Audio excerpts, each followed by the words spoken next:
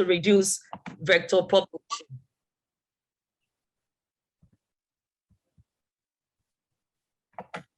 Now, the next is to look at the various human intervention initiatives where these control tools have been applied. There are a number of them. Many countries, geographical areas where some of these diseases are endemic have launched many elimination programs. Even international organizations like WHO have launched global eradication programs targeted against the diseases transmitted by these vectors. Well, so when you look at the screen, you see a number of them. But there is something I want us to observe here.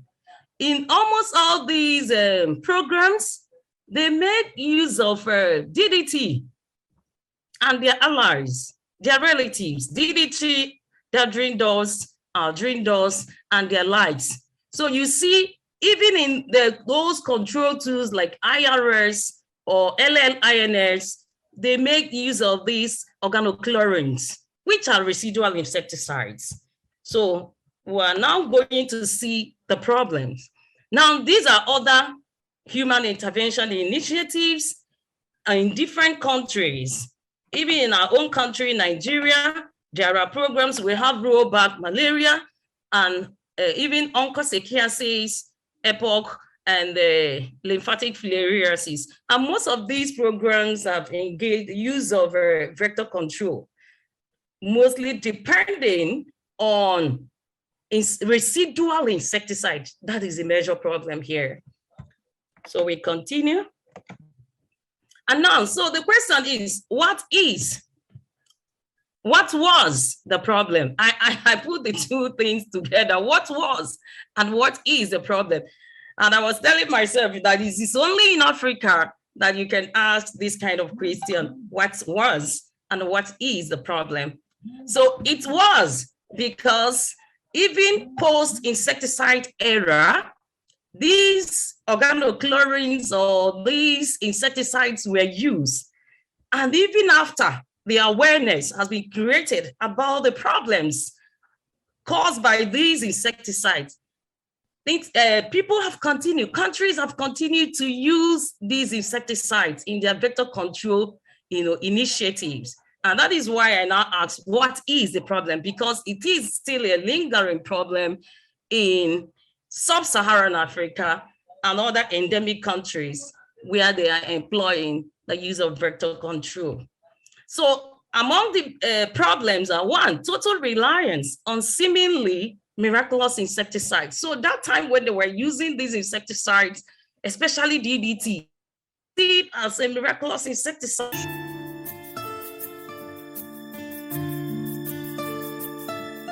I think we have a network problem, so I suggest we wait for her for a few minutes, maybe 1 or 2 minutes. If she doesn't come back, then we move to another presentation, and we wait for, and we continue her presentation at another time.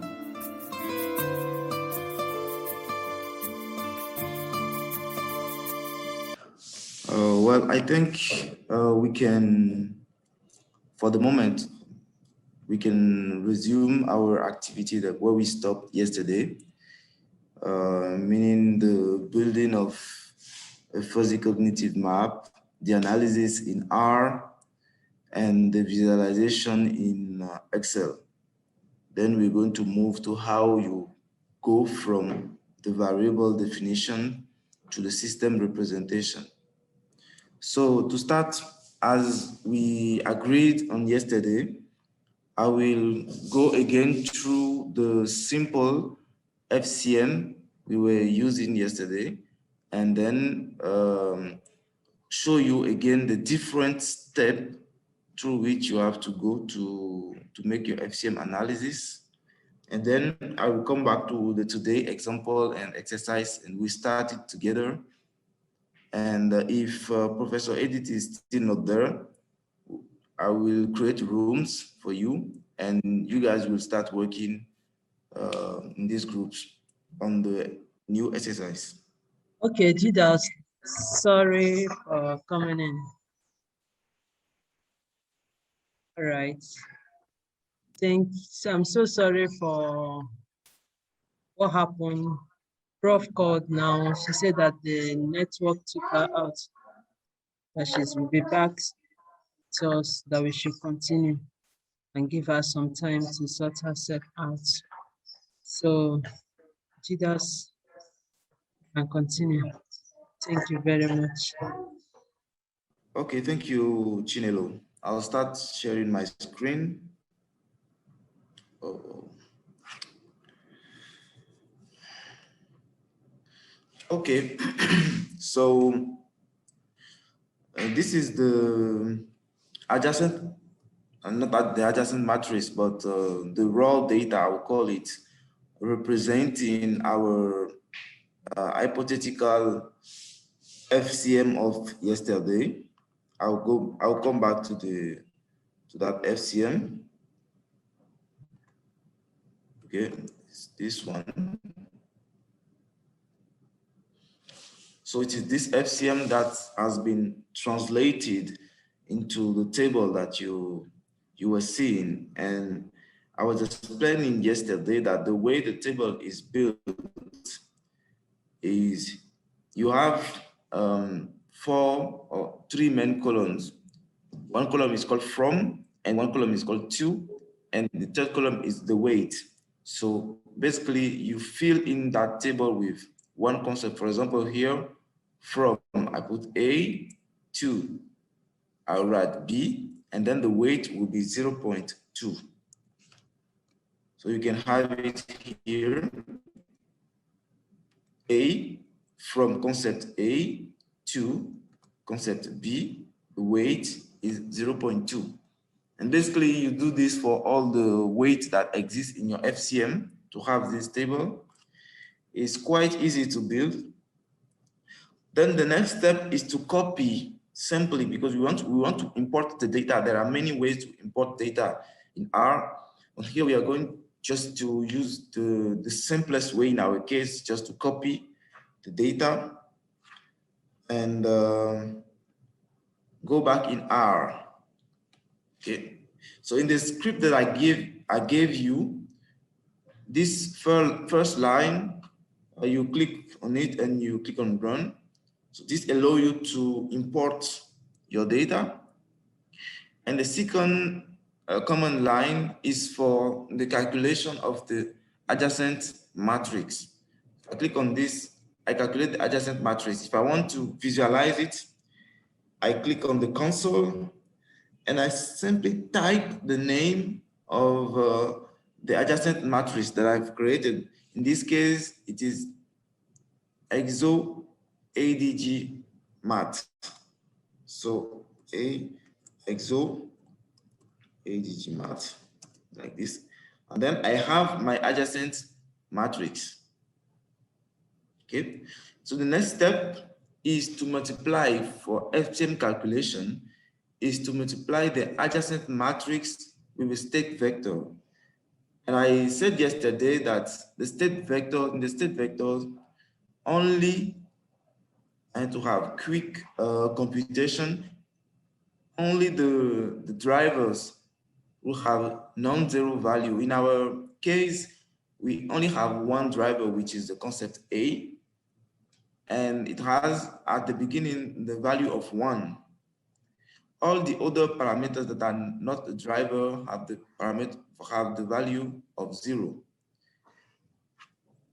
I execute the line. Okay.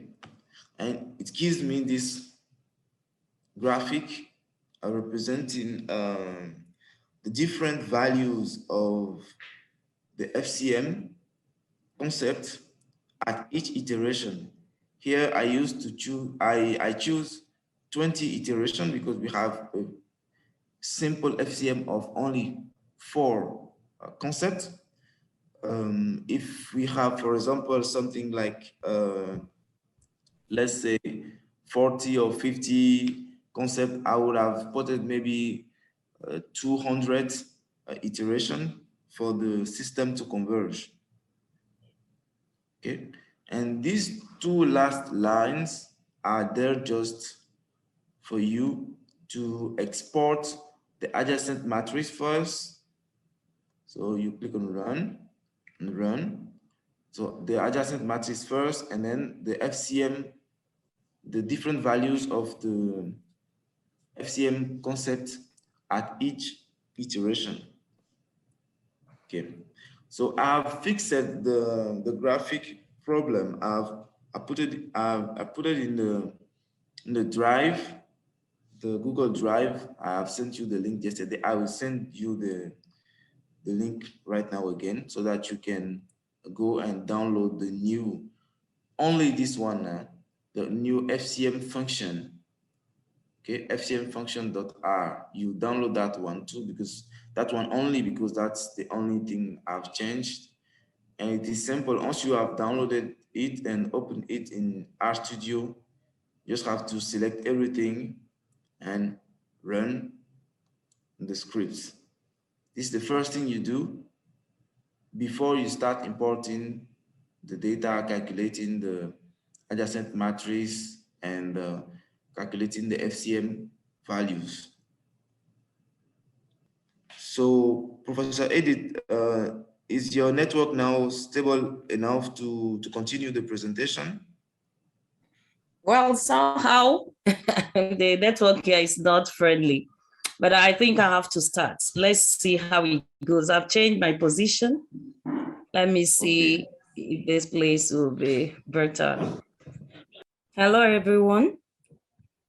I don't need to start from the scratch again. Maybe I will start from the question I was asking, what was or is the problem? And I said that the first is the total reliance on miraculous insecticides, so to say DDT and its relatives, upsetting the balance of nature. And that led to upsurge and even resistance in some vectors of diseases. And there was blanket application of these chemical insecticides without identifying the major environmental factors. Like I said, looking at the ecosystem as a functional unit, there was no due consideration of our other organisms in the ecosystem interacting with these vectors, especially the natural enemies that are keeping the vectors in check. And so there was a problem. And then there was also absence of simple and reliable monitoring and forecasting methodologies, and even conducting surveillance in order to get updates. Above all is a policy decision failure. This is the hallmark. And this one, I call it the father of all the problems. Because once there is failure in taking decision, in policy decision, when there is failure in political commitment and will to do the needful, to train manpower, resource persons that will carry out effective monitoring of the situation, then every other public health program will collapse. Then the next is the problem. That is the problem. See, all that we have said is, they are all, taking us to what the problem is, which is resistance and resurgence. So according to WHO, resistance is probably the biggest single obstacle in the struggle against vector-borne diseases. And the resistance and resurgence are considered as ecological backlash. Just like what I've said, they are counter responses of this vector population, because, in trying to apply this pesticide, we impose what I call mortality burden on these vectors, thereby, so that eventually they now overcome to survive, and making or rendering our insecticides useless, insensitive, that they're no longer effective in killing them. So according to Iraq, insecticide resistance can be defined as heritable change. It's a genetic change, in the sensitivity of insect species that is not to achieve expected level of control when used. So that resistance can be caused by mutation, change in the vector species as a result of repeated failure of insecticide products to achieve expected level of control. Then we also see the definition of WHO. It is also a change. I highlighted it to tell us that it's a change in an insect that increases its ability to withstand. So there is always a physiological or morphological change in these vectors as a result of, mortality we impose on them as we apply these pesticides. There are reports that the number of species of arthropods, that have developed resistant strains are quite increasing, and up to 57 countries have reported cases of resistance. Now, what is the principle that governs resistance in this vector evolution by natural selection, or Darwinian law of natural selection, which is the selection of fittest individual? The same principle also governs insecticide resistance in vector population. And according to Darwin, this selection usually leads to physiological and morphological changes. When we were defining according to WHO and Iraq, I highlighted heritable changes. WHO also mentioned changes. So we can see the physiological and morphological changes in these vectors, which has allowed their persistence for a long period of time, despite unusual and sometimes violent changes that happen in their environment. So just as nature selects for well-adapted individual, just like Darwin has stated, we do so when we apply vector control tactics, when we apply pesticide to control these vectors. And we do that unwittingly by imposing mortality burden on these vector population. So we actually the cause of the problem. We are talking about resistance as a single greatest obstacle in achieving a sustainable vector control, So you can see that we are the cause of this problem. Now, how do these vectors develop resistance?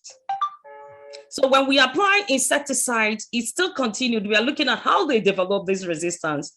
When we apply insecticide or pesticides to kill these vectors, not all the individuals in the population are killed. If you look at this first population here, you see that resistance is rare here. We have only 10%, only 10% of the entire individuals in this population that is resistant. The rest are susceptible. So when you apply, it kills some, but some will survive. So these survivors will reproduce. When they reproduce, we'll see them producing both susceptible and resistant individuals. And you can see resistant individuals have increased from 10% to 30% here. So further exposure to same insecticides, you see, further exposure that I want us to know this, further exposure is just like Oliver Twist. When we apply and we feel we are, achieving our target or our getting 100% mortality, we feel we will have to apply more. So when you apply further insecticide, these survivors also will reproduce. And you can see in this population, the resistant individual or resistant strains now have increased to 80%. And gradually, even further exposure result to up to 90% mortality. And that is the problem. We cause the problem because we do blanket application. We apply without considering other organisms in the ecosystem. We tend to impose mortality burden on these vectors. The question is, are there evidences of insecticide resistance? Do we have evidence that there is or that there are insecticide resistance in our generation, in our world?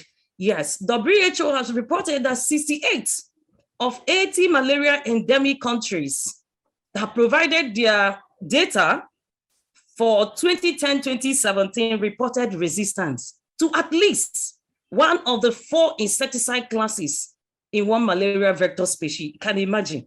Also, 57 countries have reported resistance to 2 or more insecticide classes. We know the insecticide classes, the organochlorines, the organophosphates, carbamates, and the pyrethroids. So you can imagine 57 countries reporting resistance to 2 or more insecticide classes. There are detections of insecticide resistance to pyrethroids in bed nets. You know, the LLINS that we use today, you know, is impregnated with pyrethroids, solely pyrethroid, up to today, even when there are reports of resistance to pyrethroids in these tools. Yet, we have not developed alternative, no new innovations in this regard. So insecticide resistance genes are being dispersed widely around the world in most vector populations. So that is a problem. It is still a problem that we are encountering now in sub-Saharan Africa. Other countries are improving. At least we have a case of China. It's a recent event, you know, that was certified malaria-free. We'll still get to that. What are the possible causes of resistance? One of the major sources is intensive use. I want us to note this, intensive. It's not that the insecticides themselves are not good, but the manner of application, abuses, and all that, and misuse of these insecticides, you know, that is actually causing the problem. So intensive use of pesticides in public health and agriculture. We have seen that in LLI nets, the mosquito nets that we are using solely is dependent on pyrethroids. Whereas the insecticide residual spraying that we do, also we have pyrethroids and other classes of insecticides used there. The truth is that we don't have new insecticides to replace these ones, in spite of reports of insecticide resistance in these tools. There is also a problem of coverage, you know, and then heavy reliance on donor-funded program. That is a problem of Africa. It is our problem. We depend so much on these donor agencies. We don't have internal mechanism, local ways of generating our own funds, so that when these international organizations withdraw their funds, there we are. We will slack back in our control options. And so mosquitoes and other vectors will continue to multiply. We don't have any internally generated revenue to solve our problem. And the most important thing about this is that most often these international organizations, their agenda is usually when they launch a program against a particular disease, they don't usually give funds for operational research. They don't give funds for evaluation or monitoring. It's supposed to be the endemic countries that will conduct these ones. But in most cases, we depend totally on international organizations. So when they withdraw, there we are, still fresh in our problems. So what are the mechanisms of these vectors used in resisting our insecticides? The first one is target sites. In this mechanism, there is alteration at the target site. Every insecticide, each insecticide has a target site. I'll give you an example. The organophosphates and carbamates are synaptic poisons. What is this enzyme? It is enzyme in insects or these vectors that they use to convert acetylcholine. Acetylcholine is a neurotransmitter. They convert acetylcholine to acetic acid and choline. So what happens is that in insects to resist, what they do is they undergo what they call structural modification of this enzyme. It's just like lock and key in chemistry. You have your key and you have the lock. Once you modify the lock, the structure of the lock, their same key will not enter that lock or open that lock. So that is the situation here. The insects tend to modify this enzyme so that rendering this target site insensitive. So when these insecticides are applied, they won't be able to recognize the target site. Another one is what we call KDR, knockdown resistance. In this case, it is also, they also render the target site insensitive, but what they do is there is always reduction in the number of target site receptors, making the nerve sheets less sensitive to the insecticide. The second mechanism they use is morphological resistance. In this case, there is decreased penetration of insecticide through the body wall. How? This insecticide, what they do is they increase the wax cells in their cuticle. When they increase the wax cells, it thickens, thereby blocking their openings from where the insecticide will penetrate the body wall, thereby rendering the insecticide useless. Another mechanism is metabolic resistance. This is also a form of biochemical resistance. In this case, there are some enzymes, some enzyme molecules that enhances the ability to detoxify, to sequestrate. In the sequestration, detoxification is that, insecticide is supposed to be toxic. So there are a number of enzymes that will, detoxify the insecticide so that they will no longer be toxic to the insects. And so these enzymes in the body of insects also sequestrate. What do I mean by that? These insecticides are deposited in the fat tissues of these insects, and then they will be shielded from getting to the target sites, and eventually they are excreted, preventing the insecticide from reaching the site of action. Examples of such enzymes are cytochrome P40, we have MFOs, mixed function oxidases, and the esterases and all this. Then we have behavioral resistance. These are usually called escape resistance. In this one, mostly philic mosquitoes, that is the indoor mosquitoes, will begin to change. They move because of long-term exposure to such insecticides. They will change their behavior to becoming exophilic.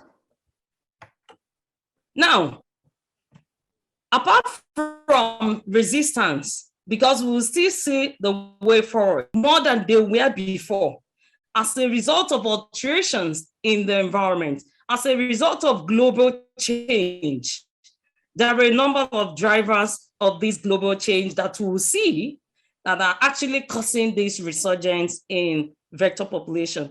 So it is defined as rapid reappearance. I want us to know this. Rapid reappearance of a species or vector population in injurious number. That means they were existing probably in insignificant number, but certain things trigger them. Things in our environment, I mentioned global change. They are part of the things that can trigger them. As we're just talking about vector resurgence, is not an ecological aberration. Why? Because in natural established, but when humans begin to interrupt the system, what happens? We'll see exceptional forces trying to restore the status quo. So most often you see that outbreak is not an aberration. It's not that these insects actually want to increase in number, but they're trying to restore the status quo. So a number of vectors of diseases have re-emerged in the 70s, and they are still, re-emerging up to today. What are the possible causes of resurgence? The first one is public health policy decision failure. I think I've mentioned that when we are talking about resistance. And I said this is the father of all the problems. And that was why I placed it here, as the first possible cause of resurgence. And you see below that, you see that once there is policy failure, it will result to decrease in resources for surveillance and control. of these vector population. And it may even result in discontinuation or merger of programs. Just like I said, that we don't have mechanism of generating local funds. So we can end up merging programs because we don't have resources. There is also, it may also lead to dramatic decrease in training program, training skilled workers, that will carry out some of these, or that will carry out implementation of these control initiatives. And finally, absence of mechanism, internal ways of generating funds to foster vector control efforts. Now, the second problem is global demographic and societal change. These will be under global change. Under global change, I call all of these as drivers of this global change. Here we have unplanned and uncontrolled urbanization. And once there is urbanization, movement of people from rural areas to urban areas in search of better life and all that. Because of increase in population, you see that there will be inadequate housing, deteriorating water, sewage, waste management system. They will all be deteriorated, resulting in proliferation of vector populations. And then there are some other agricultural practices like deforestation, irrigation system, construction of dam, and then ultimately climate change. They are all drivers of these resurgence. As a result of these, there is proliferation of these vectors within our population. And then we also have consumer products. These products packaged in non-biodegradable plastics, cellophane. Here in Nigeria, we have sachets of pure water. When we take them, we throw them, on the streets without disposing them very well. And we have discarded automobile tires. These will create, using these ones, we create ideal breeding sites for these vectors. Now, I also asked, are there evidence of these resurgence of vector-borne diseases in our communities, in our countries, in our world? Yes. The resurgence of malaria, for instance, there are other diseases. In Asia, in the late 1960s and early 1970s, provided a dramatic example how quickly vector-borne diseases trend can change. Even in sub-Saharan Africa, there are so many cases of vector-borne diseases emerging and re-emerging and resurging. In Brazil, I think in 2015, there were cases of resurgence of Zika virus. There are also cases of chikungunya and other arbovirus diseases. So we have evidence that these vectors are emerging and re-emerging. So now, what is the way forward? The way forward, as I mentioned before, is that we must return to vector control approach of the past. What is that? Considering the ecosystem, taking the ecosystem as an entity, a functional unit that harbors both biotic and abiotic factors, all the organisms interacting. Okay, so once we don't consider other organisms, without having knowledge of their ecology, we need to understand the knowledge of biology and the ways of integrating approaches in order to achieve a sustainable vector control initiative. Then the problem will continue. We also need to engage in environmentally safe insecticides. Using environmentally safe insecticides, we have alternatives. We have botanical insecticides and other type of insecticide. And then these endemic communities should encourage research on other alternative approaches when needed. There is also need to develop novel vector control tools like use of genetic manipulation, EVEs, insecticide tubes, spatial repellents, even Umuahia, use of bacteria, in killing these vector species. They will serve as alternative so that we will now deviate from sole or total dependence on insecticides. Also, countries need to create a national insecticide resistant data. That is what we are lacking, especially in sub-Saharan Africa. We don't even have records of the level of resistance in our countries, in our geographical areas. So we need to create national insecticide resistant data to enable us gather data that will help us in decision making. Then there should also be implementation of resistance management options that we have, as recommended by WHO. There are use of mixture of insecticides, putting 2 insecticides of maybe different mode of actions, or in formulation, or in insecticide products, and then using them together so that when one insecticide with one mode of action is killing the pest, the other one with a different mode of action will finish the work.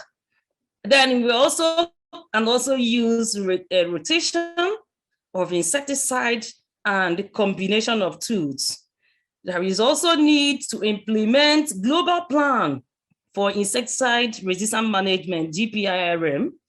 This global plan of action was called for in 2012 by WHO in most endemic countries to make use of this plan of action. They have 5 pillars so that the problem of resistance will be a thing of the past in Africa.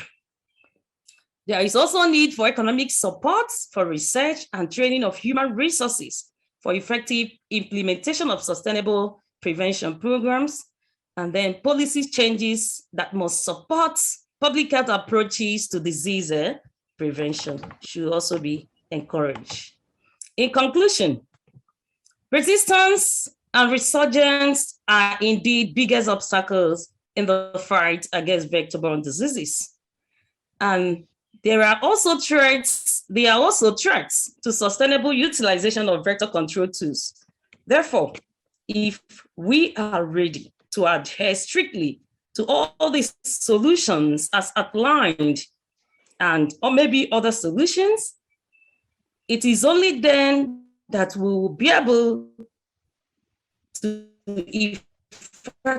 effectively reverse the current trend of resistance and resurgence. But before I end it, I would like you to join me and for us to join the world in congratulating China on their certification by WHO as a malaria-free country from 30 million cases to 0 on the 30th of June, 2021.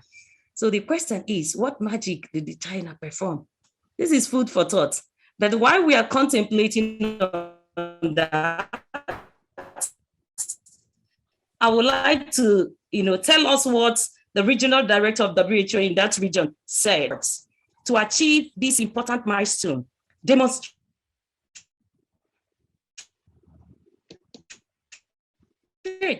how strong political commitment can result in elimination of a disease that was once a major public health problem. Why did I bring this here? For us to see, especially we in sub-Saharan Africa, that elimination is achievable. China didn't do any magic, they didn't perform any magic. If you read that report, you will see that there was, political commitment, and there is they continued. There is political commitment in strengthening national health system. And that is one of the problems, the points we mentioned here. Policy decision failure, political will to implement the right, control options or interventions, so that in the end you achieve elimination. When you read that report, you see that there was no magic done in China, only that they gave their people free health packages. They gave them free health packages, which cannot happen in Africa. Another thing is that there was a collaboration, multi-sectorial collaboration. so that all the 13 ministries in China, they pulled forces together to end malaria in China. Another thing is that China, just like every other country, they were receiving international funding, but they have their own internal mechanism. They stepped up their staffing, their training programs, malaria control, using mosquito control interventions. They stepped up even their laboratories. They also use a strategy that they call 137 strategy. That strategy is wonderful. And I would like to read that strategy. First, they said in this strategy, the one there signifies 1 day deadline for health facilities to report a malaria diagnosis. The 3 day there is the health authorities are required to confirm a case within 3 days after diagnosis. And then within 7 days, appropriate measures must be taken to prevent further spread of diseases. So we can see it's all about commitments, political will, political commitments.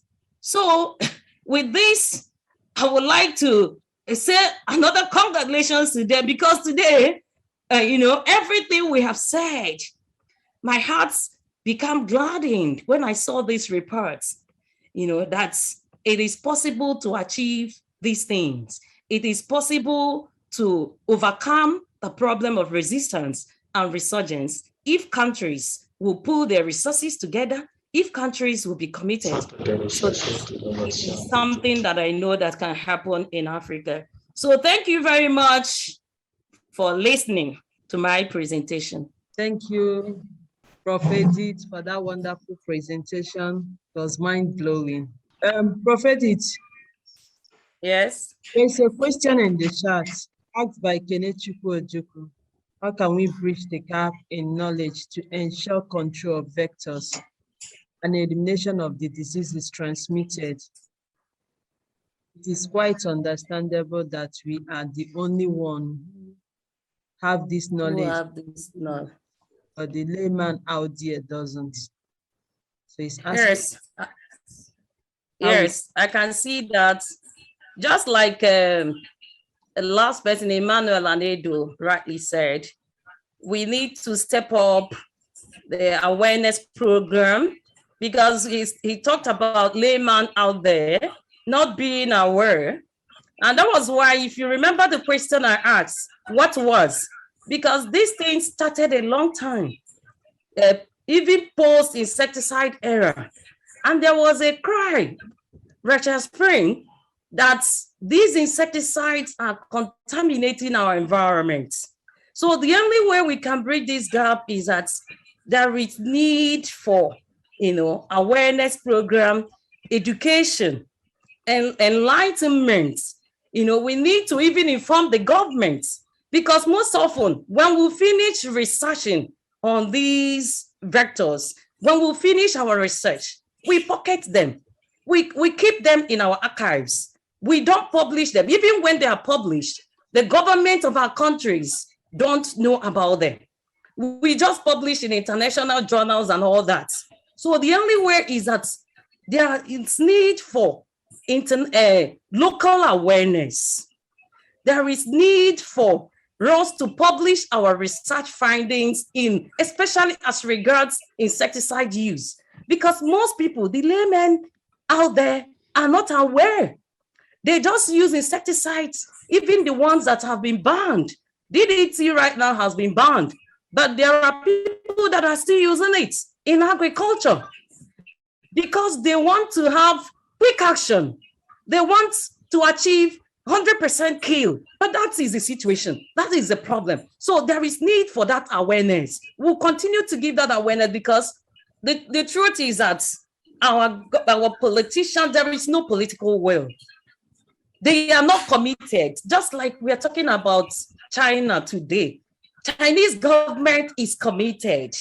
They are working. They are passionate about the health system in China. which in Africa, you don't see such commitment. You don't see that political will. So, but we, in institutions of higher learning, in research institutions, should come up and also begin to create awareness in our own localities, in our own small way. We must not get international funds for us to do that. We can go out and sensitize the public on the need to carry out little things, sanitation. All these sachets of pure water, when we take them, we throw them out there, and they form ideal breeding habitats for mosquitoes. Honestly, these problems of vector resistance and resurgence and the possibility of achieving elimination in most endemic countries in Africa will be a reality. Thank you. All right, thank you, Prof. Okay, anyway, I said apart from questions, people can give their comments. They can make their contributions, please. Because it calls for discussion, especially these feats, these milestone achievements by China. So the question is, in Africa, what can we do? Having looked at the key to success of these milestone achievements in China, how can we emulate them? What can we do in Africa? Okay, I think the feats attained by China because of their commitment to implementing research outputs, and then coming to the side of African countries, I think we lack. It's not as if we don't know what to do. It's not as if we don't have scientists, and it's not as if we don't publish. But it's all about political will to do what is right and then implement the outcome of research. Secondly, we don't really fund research here, real research. And again, that sensitization is still another thing. So if Africa can just step up the way, change the narrative, change the way we see things, I think we will get to where China is, but it will take us some time because of some reasons we all know.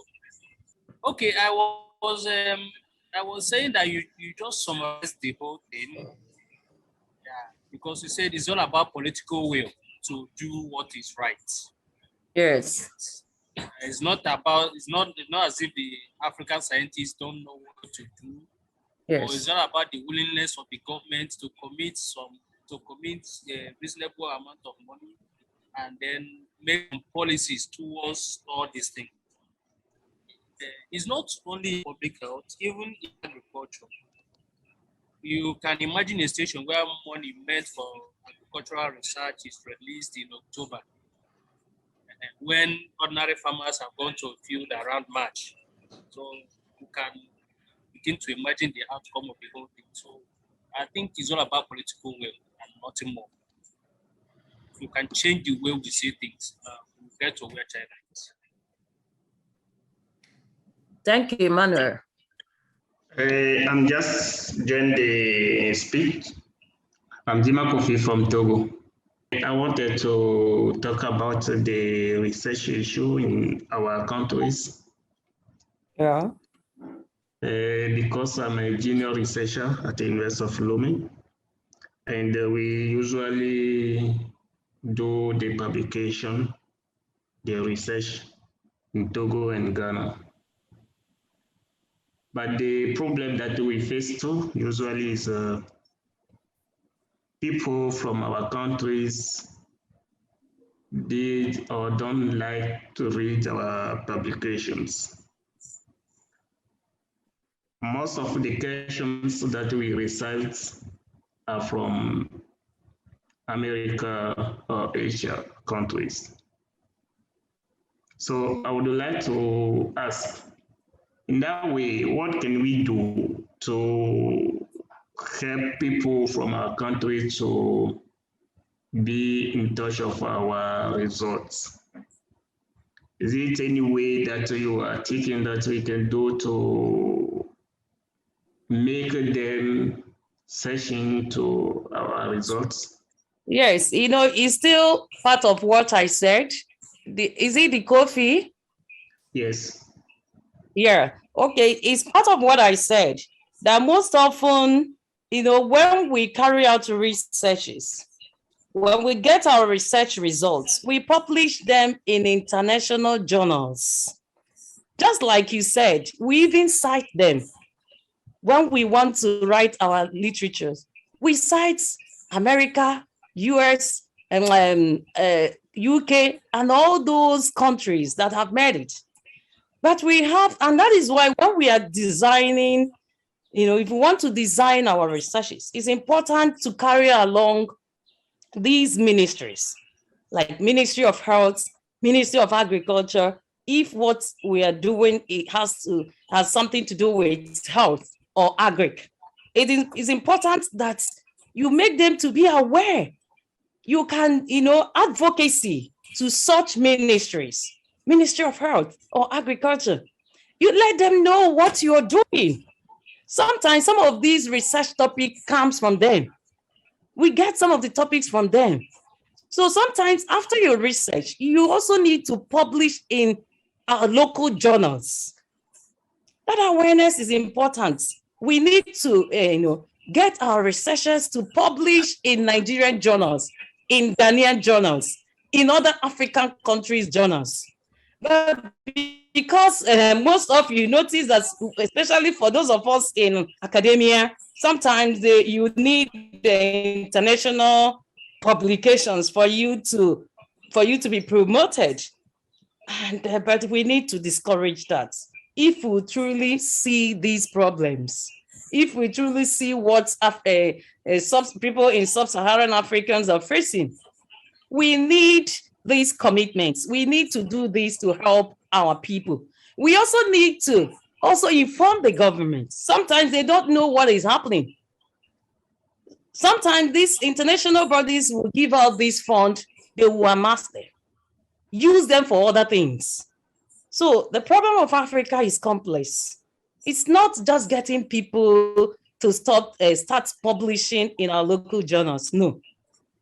It's a holistic. This is what I wanted to say, because you just said that we need to aware them about what we are doing. Of course, yes. We try to go to those ministers to let them know about what is ongoing as a research. Mm-hmm. But what I conclude is that if there is no money about what you are telling them, they don't care. That is the political will. It's not there. So that is the problem, I think. So even when you publish in even the national journals, they still don't care about the problem. So they are not even passionate about to them. We want to go to them to speak, to have a discussion with them. They don't care. That is a problem. Yeah. That is a problem of Africa. I don't know what is happening in Nigeria or in other countries that I don't know. I don't know what is happening there, but in Togo, in Ghana, the problem we, is the younger generation, to make a change. Them, they don't care. Okay. This is why I'm so asking, that is why. What can we do in that situation? Hello. That is why we need to make a change. Maybe I should come in here with a little suggestion. Okay, thank you, Peter. Okay, the issue of lack of political will in Africa, it's something that has long been debated over and over again. But you see, some of these countries that have made headway, at some point in time, had to make the necessary sacrifice as regards, especially those in research and the academia, where we see the international bodies are really interested in funding some of these control programs in Africa. whilst most of them have the resources to do the funding, most of them are basically interested in the results and the findings. And when we are not ready to tailor our proposals for grants to address the problem on ground, we are left with nothing but to go ahead with what they have to offer. Most times, researchers within Africa tailor their grants to what is obtainable out there. But you see, the earlier we start looking at indigenous problems with respect to vector control, see how much we can tailor our proposals. When we do this with the grants that come from them, we present results that the government become interested to follow ahead with. The truth is that every society that has survived issues like this, the revolution began with the elites, the researchers, even in the US, in the UK, where we go to. You see, recently, UK had to change some of their policies that weren't favoring the advancement of science. It became obvious that they were being relegated to the background when it comes to science, as America took the lead way. So they went back home and consulted the researchers and came up with government policies that brought them back to the map in terms of innovation in sciences. So you see that we in the academia, while we keep crying foul that the government is not paying attention to us, the truth is that they have little or no idea about what we are talking about, because most of them are not scientists, these are politicians. And most times, all they are looking for is result out. But most times we come with basic science. They are looking for applied results. When we do the basic science, they don't understand what we are talking about. So when we seek grants, I think it becomes important that we look for problems. I think I noticed something like that in Ghana recently, the pilot program that was launched about 4 years ago in the use of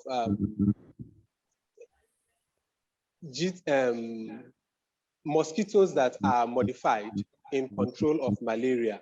It was a pilot program that was anchored by researchers within the University of Ghana without government support.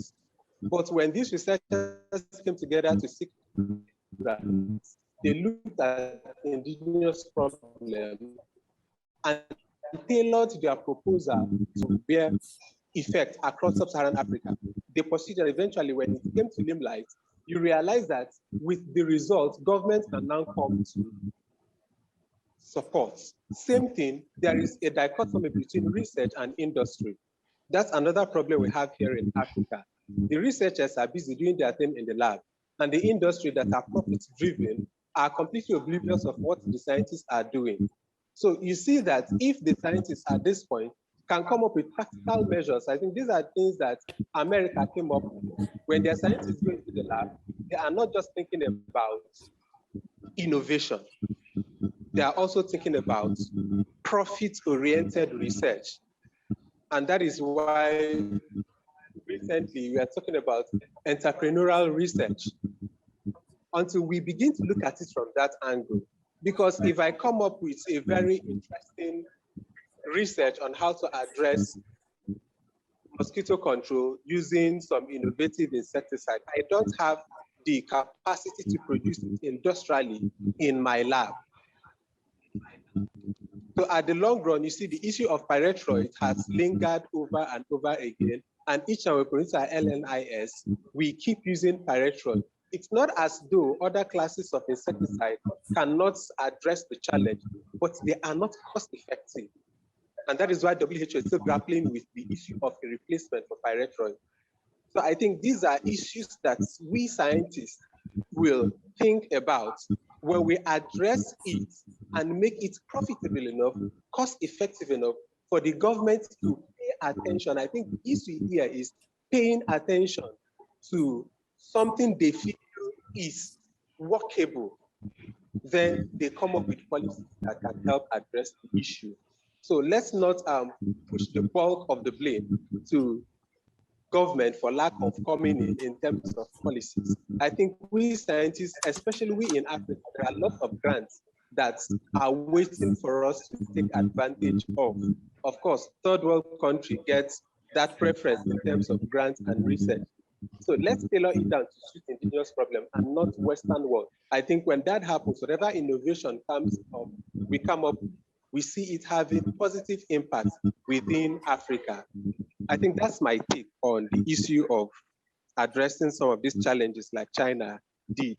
They thought China first and not as it was in the past, where they look at competing with European scientists and making Nobel Prizes. No, they didn't think of that. They thought China, from February this year, they were declared having successfully eliminated poverty. And then this is yet another milestone, eliminating malaria. So you see, these countries are thinking home first. Maybe we should begin to think home and not just about the profit we amass. You know, we are writing grants, we are looking at what sells so that we can make lots of profits from it. No, that which is addressing indigenous problems might not give us so much to take up at the end of the day, but it's going to address a problem. And when we begin to think that we are scientists, I think we are really going to make headway. Thank you. Thank you very much, Peter. I quite agree with you. Your contributions are okay. But as far as I do know, we will continue to blame African politicians. Yes, the scientists in Africa, they are working so hard. They are working as seriously, doing their research. Some are getting funding you are talking about. There are funds here and there, and they are utilizing them. But the major problem with these Africans, our politicians, is that sometimes they tend to manipulate even the results of researches because they want to present something juicy to the funding agencies, all in the name of getting funds. So the problem is a serious problem, honestly, serious one. So even the researchers are also trying to get funds from these international organizations. Yes, the funding, they are there, but in most cases, when you apply, do you usually get? That is the question. When you apply for this funding, do you get them? Even when you get these funds, you conclude the research, you want to publish the true situation, as it were, you will be asked to doctor the result, manipulate the result, so that you present something juicy to the international organization or the donor agencies. So I think we have our serious problem in Africa. Why are we also blaming the researchers? The government should take 80% of the whole blame. Because if you read the report of this China's elimination, you see they are talking about government. What government did for the people? Their commitments.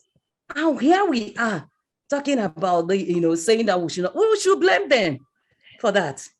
Please, we need more contributions on this. Thank you, Peter. Okay, I want just to thank Mr. Peter for what he says. We usually try to find out the solution to all these problems that we are facing in Africa. But I think there is a lack of education, basic education, that we have to look at. Peter talked about the applied research. Of course, we tend to do the basic research at the level that we are now. We are all trying to face to the applied research, and this is what we are doing, for example, in Togo. But the problem remains the same. It is like we are working actually on the storage base, and we have the parasite to it. You know, it's not easy to use the biological control for storage products.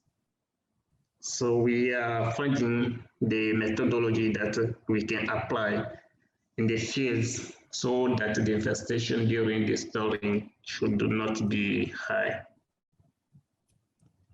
But where can we find the funds to achieve this? We go through our national institutions, but nothing. We try to go to the international funding, but as it is not their priority, we don't know, we just waiting for them. In that case, we try to find our own money to do something, to start something.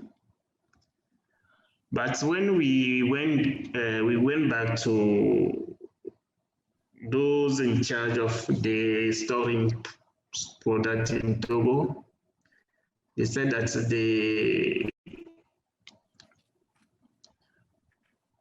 they are not able to apply this system that we bring it to them, because it is too easy for them to buy the insecticide and apply them. So maybe we have to continue to think about the problem and see how can we resolve them. Thank you. Okay, thank you everyone for your contribution to this really interesting discussion about the resurgence of and resistance of vectors, and mainly also about the management of these vectors so that we can make progress just like the other developed countries like China. We like the example of China that we've talked about. I think now that we are going to move to the next step, which is the building of your own physical cognitive map. But first, we are going to do, I will present you the exercise again, and then I show you how you're going to proceed.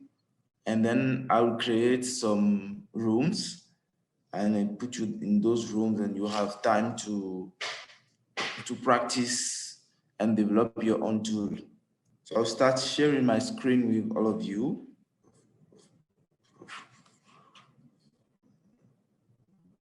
Okay.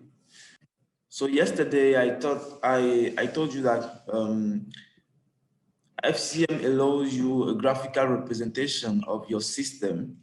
And then you have to come up with something like this. Even if in this example that I give here, I didn't include a lot of concept for the system, but you can already see that given the number of connections that you have between the different parameters or variables of the system that we call concept, the graphic or the mind map, if you want, quickly becomes fuzzy. That's why we call the approach fuzzy cognitive mapping.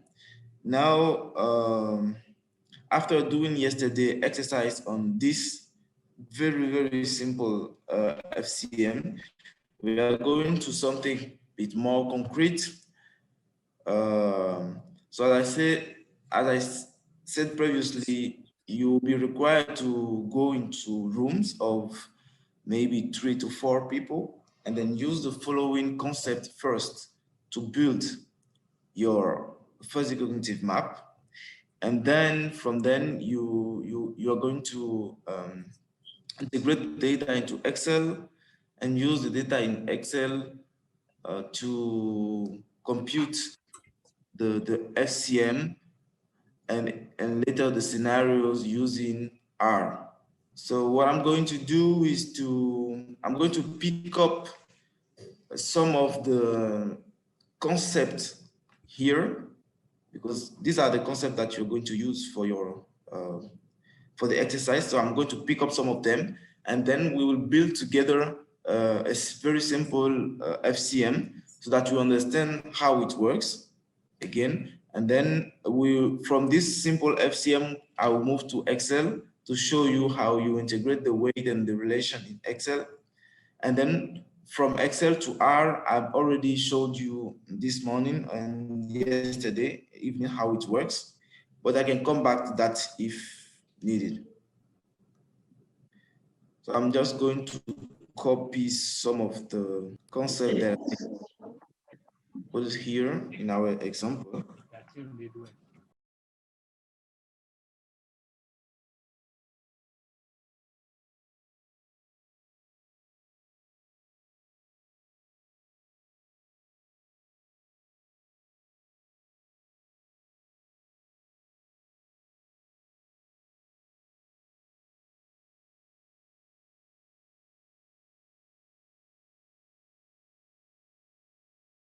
So it is very simple the way it works.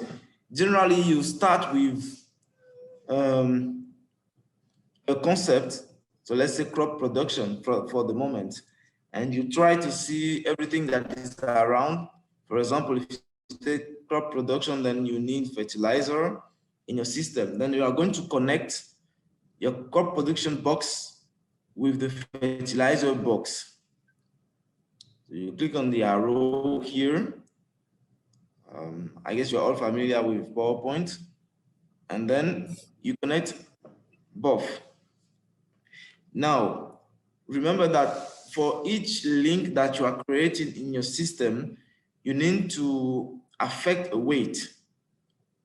That weight should be between -1 and 1. So 1 meaning very, very positive impact of one concept over another, and -1 meaning a very negative impact. So in my example here of crop production and fertilizer, let's say I give 0.4 in our sub-Saharan system because people cannot really afford then buying a fertilizer.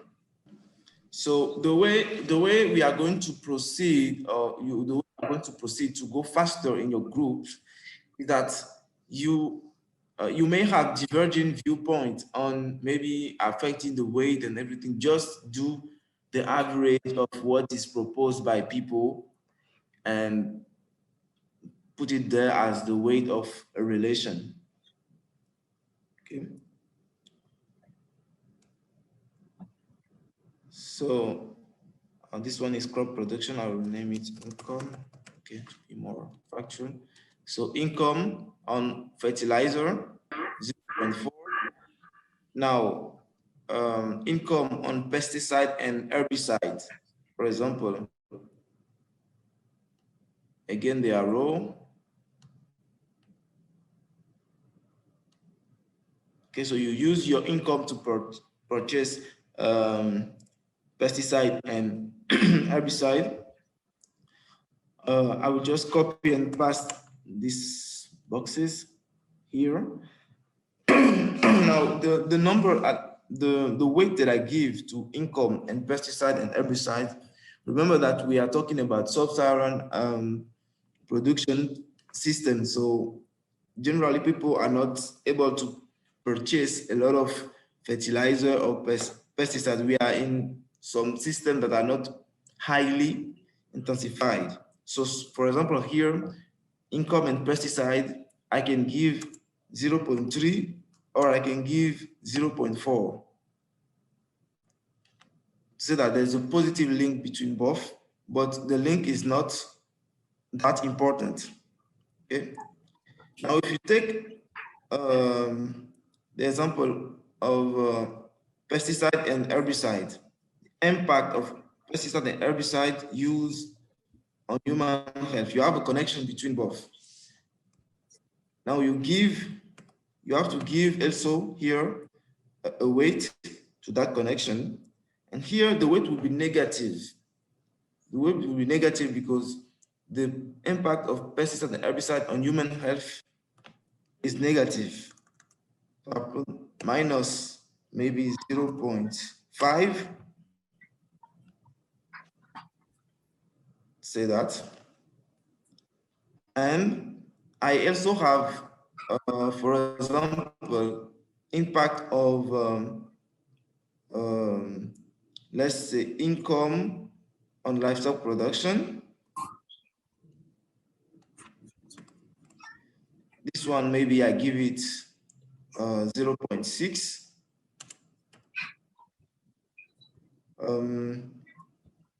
I have the box biodiversity here that I know that I can connect with pesticide and herbicide. And you know that the impact or the influence of pesticide and herbicide on biodiversity is negative. So I'm just going to give a negative weight to that relation. Now, the absolute value of the weight depends on the strength of the relationship that you have between the two concepts. Okay, so here, I can put, for example, minus 0.6. Again, here from livestock production, you may have some greenhouse gas emission from manure decomposition. I will give a positive weight because this livestock production contributes to the greenhouse gas emission, but the amount of gas emission that is emitted in our system in Southern Africa is not that much. So I'll give something like maybe 0.2 or 0.3, depends. Now here I have, for example, irrigation water. Irrigation water, well, we have most often systems in West Africa that are rainfall. So you either put 0 or the minimum 0.2 so that the investment into irrigation is not that much. So this is how you start building your FCM. Is there any question? Between, say, linking something like livestock production and fertilizer, which may possibly should be negative, kind of. Can such thing be? Can we just do something like that, or maybe greenhouse emission and human health? Yes, you can do that. I mean, this is really your representation of your system. Here in our example, again, it's an example. I have already prepared some, let's say, concept of variable of a system, mixing agricultural production factors and human health. Okay, I try to not put a lot of concept or parameter into the modeling to make it easier. Here in this example, I just want, because I didn't bring all the concept here, I just wanted to show you how you connect the different, let's say, different concept or different variable of your system, how you connect them. You can put connection with everything you want here, greenhouse gas emission, human health, livestock production, fertilizer, and so on. You can put, it just has to make sense to you. Otherwise, when we start computing the FCM and when we start the modeling process, you will see the behavior of your system will not be the same as what you are observing. This means that there's a mistake, there are mistakes in your mind map or in your representation of your system. Okay. Please, I have a question. Yes.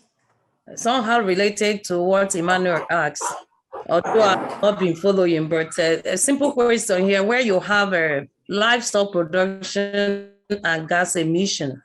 Yeah. And you said it's positive, 0.2 positive. And I'm thinking, well, how is emissions from this livestock positive? I just want to know if gas emission in the environment, in the climate, is positive. If the emission in the climate is positive. Yes, when there are emissions from livestock here, what you have is 0.2, that's positive. But that's positive. Just like here, where you have pesticides and herbicides, the impact is negative as regards to biodiversity, minus 0.6. But here, I'm wondering how emissions from the livestock production is positive. Okay, thank you for your questions. Livestock production contributes to greenhouse gas emission, especially through the manure that they produce. The composition of that manure produced a greenhouse gas such as methane or some gas associated to nitrogen. So this is the kind of thing that usually happen more more and more in intensive system, and that's why I put 0.2, and less in extensive system as we observed here in West Africa. So, sorry, my question is, are those emissions good? Because I think you're tagging negative and positive too. If it's something, that is bad, like where you have the impact of pesticides on biodiversity and you're tagged it minus. So I'm wondering if these gas emitted from livestock production, okay in the environment, because you talked about nitrogen gas. Yes. And other ones. So the question is just, why is it positive and not negative? Okay, perfect. It is positive because livestock production contributes to greenhouse gas emission. And it contributes positively to greenhouse gas emission, which means that there's a positive correlation between livestock production and greenhouse gas emission.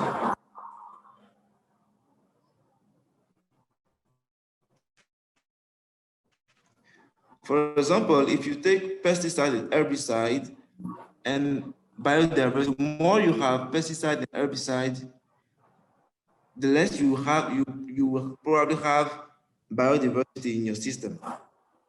Same thing for pesticide and herbicide impact on human health.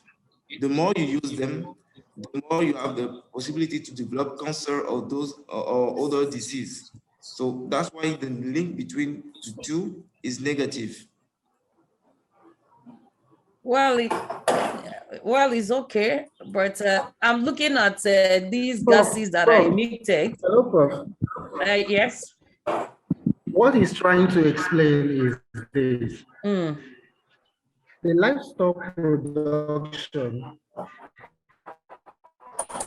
is adding to the emission. The more livestock you are having more gas. That is why it has a positive correlation. I understand the relationship. The positive relationship between them, but I'm looking at the gas emission. Probably now, having... If you're having an arrow to human health from GHG emission, that's when it will not have a negative. Okay, it's okay. Figure. It's okay. Thank you. Okay. Okay. So to make it a bit more explicit, I can draw another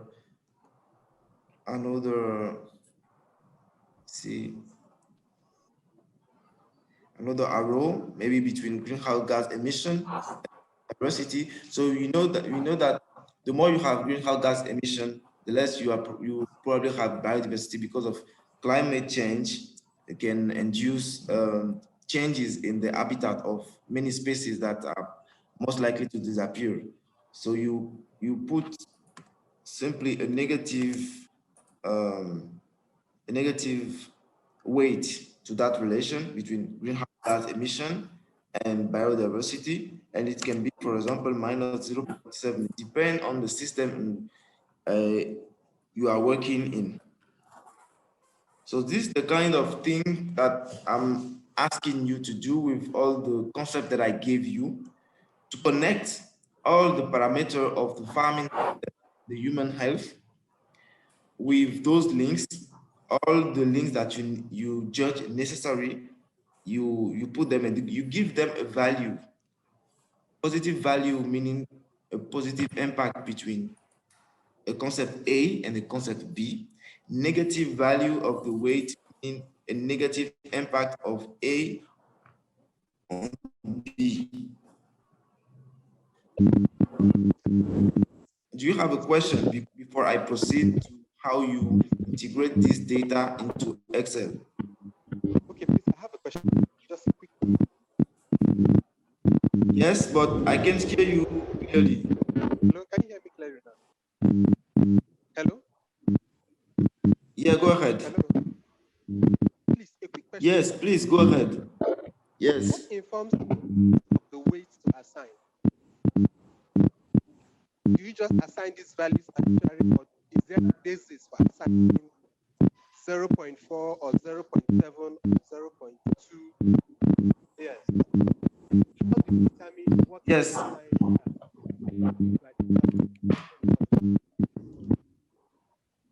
Okay, if I understand your question, you want to know what inform the weight assignment. That is his question, whether you assign these values at random or there is a particular value that you assign. That's the weight here. If I don't know if that's what you're asking. Yes. Thank you. Okay, thank you. So when I was presenting yesterday the theoretical framework of FCM, I said that the first step that you need to achieve before starting building the FCM is to gather knowledge about the system that you are studying. So you can gather this knowledge through literature reviews, through experiment fields,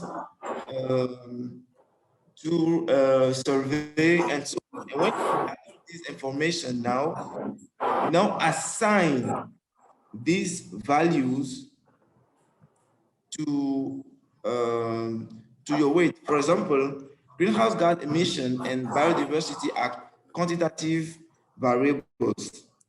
So if you have your study, if you read in a study, of you do your own study and you realize that, okay, if the greenhouse gas emission increase by 1 unit, then the biodiversity is going to increase by 2, to decrease by 2 unit, then you here a minus 0.2 to the relation between both. So this weight assignment really depends on your knowledge of the system.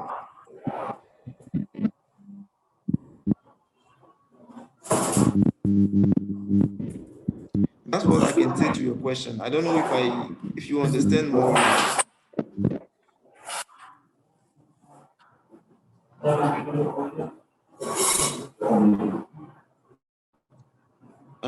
Hello?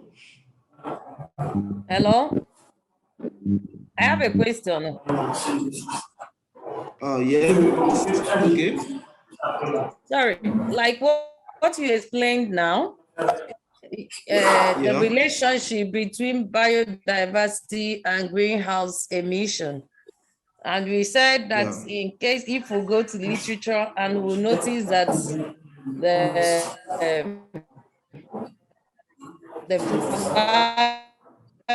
value, I don't know which value is that, and that of biodiversity is 2. I need to know which value you are talking about, and which of those 2 values will you assign? If biodiversity is 2 and the greenhouse emission is 1, and you say it's 0.2, how do you come about that? If the biodiversity is how much? I don't know. The major question is how do you get those values, the weights? That's what I'm saying. The weight that you get depends on your knowledge of the system. For example, because we are working in a semi-quantitative system. So because it's a semi-quantitative system, you can put together qualitative and quantitative parameters. But now what you affect as a weight is kind of the correlation that you have between the 2 parameters. If you have a negative correlation, we know that you have a negative correlation between greenhouse gas emission and biodiversity.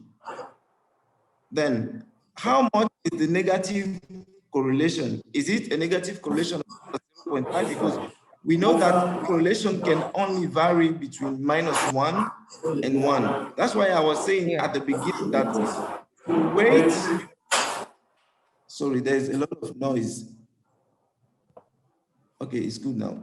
So the weight that you assign to the FCM between the parameters represent the correlation that you have between the 2 parameters.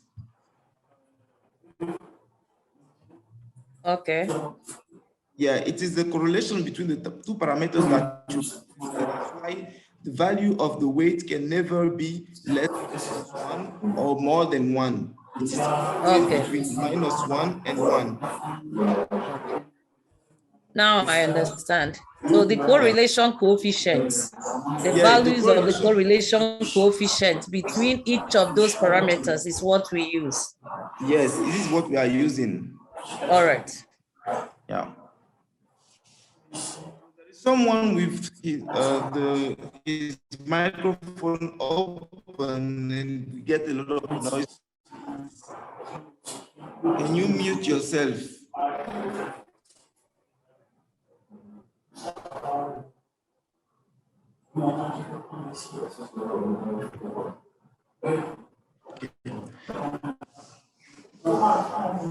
So I will continue now to the Excel file.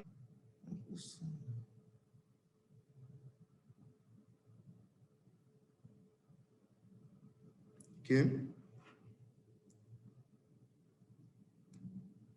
So we continue to Excel.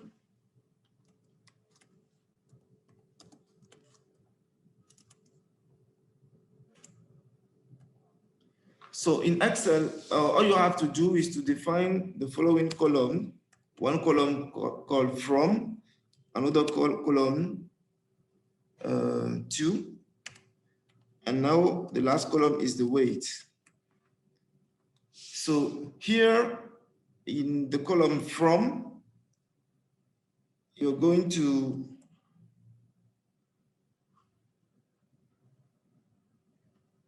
extract the data that you have here. For example, if I take the central concept that is here, which is the income, you have the income and fertilizer, and the income from income to fertilizer, that weight is 0.4. So I'm simply going back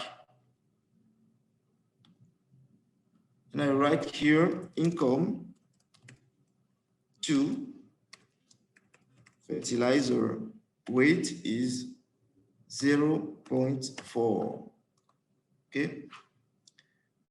Then again, from the income to livestock production, I've assigned a link of 0.6. So if I go back to my Excel, income to livestock production, the weight is 0.6. And I continue from the income to pesticide and herbicide.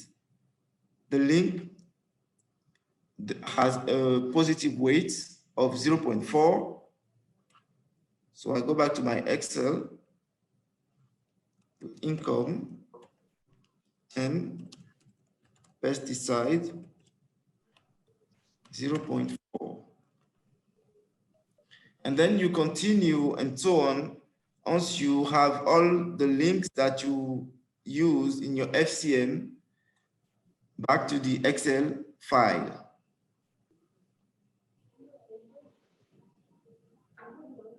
Any question?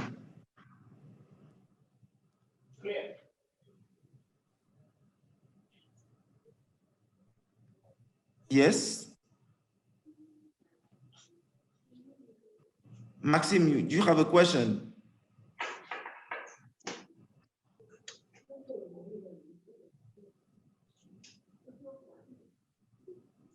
Okay. No question, I'll continue. So if I go back to the example that we used yesterday, it's pretty much the same table.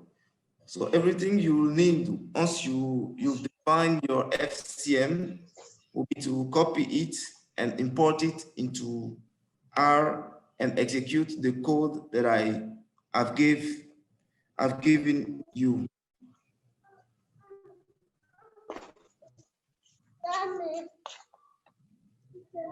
So now I think that I will I will share again the FCM slides presentation with you.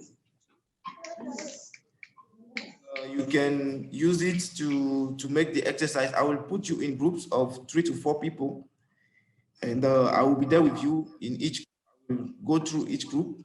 If you have some difficulties or some problem in building the FCM first, I'll help you. Then we move from the FCM to Excel, and from Excel to R for the analysis.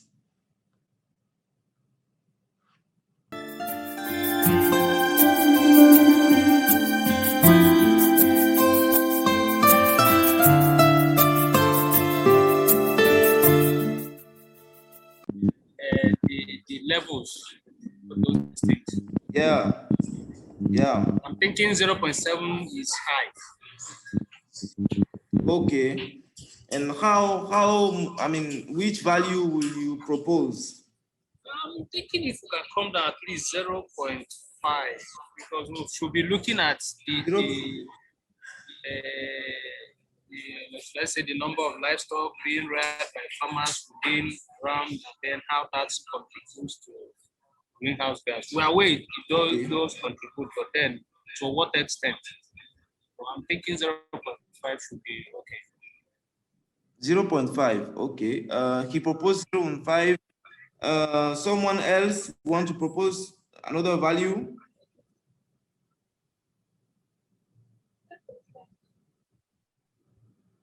Please don't be shy and say what you think. You said 0.5 is good. Yes. Okay, perfect. So we go for 0. My friend, normally we do a kind of average, but there's 2 0.5 and 0.7, 1 0.7, so we go for 0.5. Okay, so the next link, the next connection.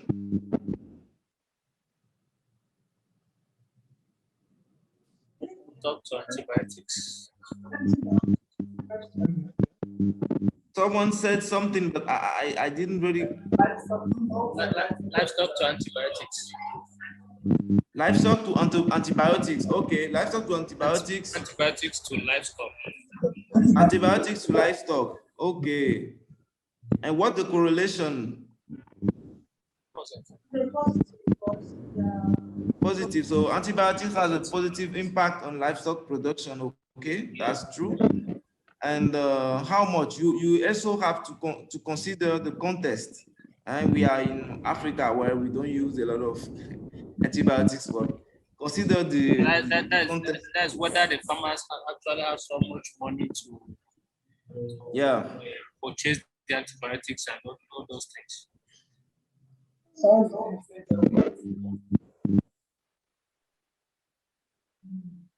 You can propose some values. 0.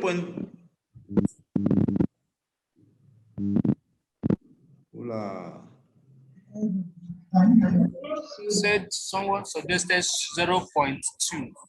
0.2. Okay. Do you all agree that we should go for 0.2? If you don't agree, please, this is a collective exercise. Just tell your number and then we'll try to see if it fits or not.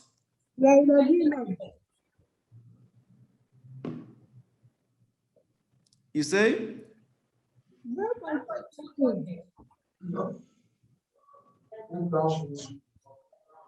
I cannot hear clearly what.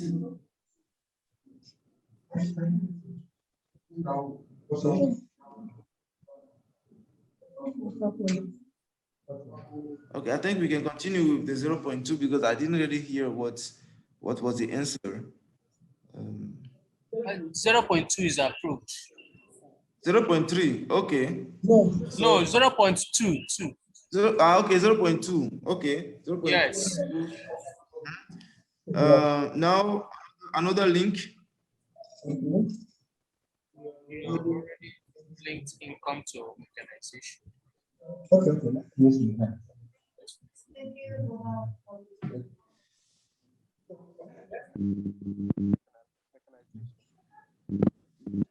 Okay, which link do we choose? Is it income and mechanization?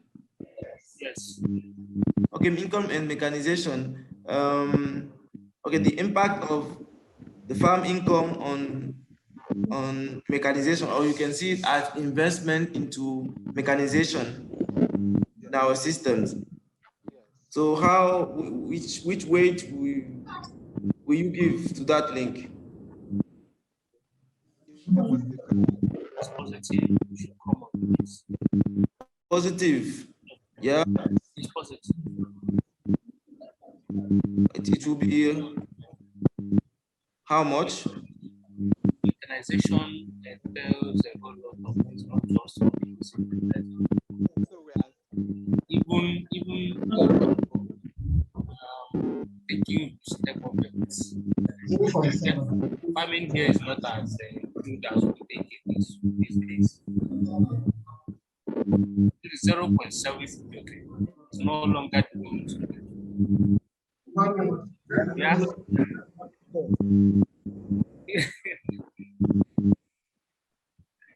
Okay, someone proposed 0.7. Yes. Do you all agree? Yes, it's okay. Okay, then we continue. I find this value a bit high, yeah? Okay, can you give us some insights, at least? Because the level of mechanization or the impact of farm income generally on mechanization in our system in West Africa is low, so I would have given maybe a 0.3 or 0.4 maximum to that link. Okay. But that will be me. Okay. It's okay. Agreed. Let's go for that.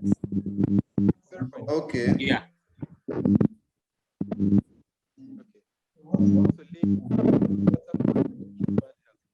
So we go for another link.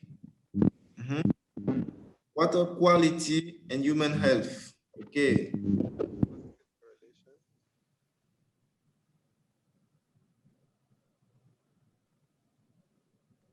So water quality and health. How much do you think this link deserves? I would even want to ask, who do we have in mind discussing this water quality development? Is it the farmers in the village or just everybody in West Africa, whether in the city?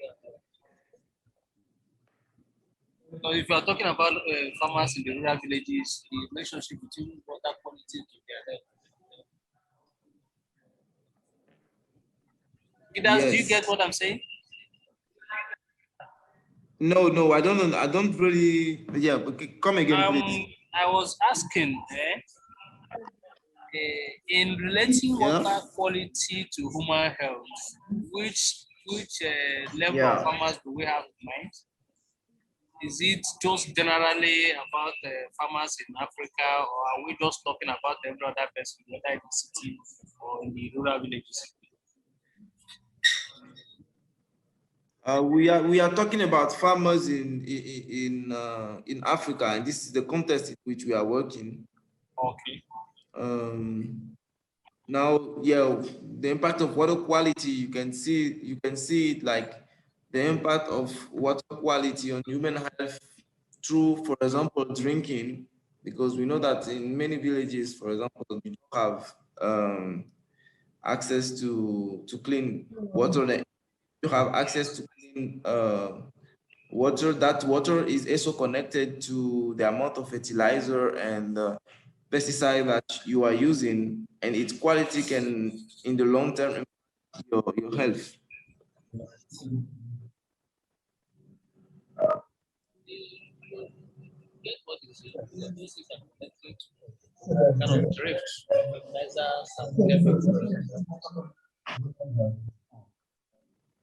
Okay, 0.7. Do you agree? Yeah. I'll start calling people to see those who are there and those who are not there. Mr.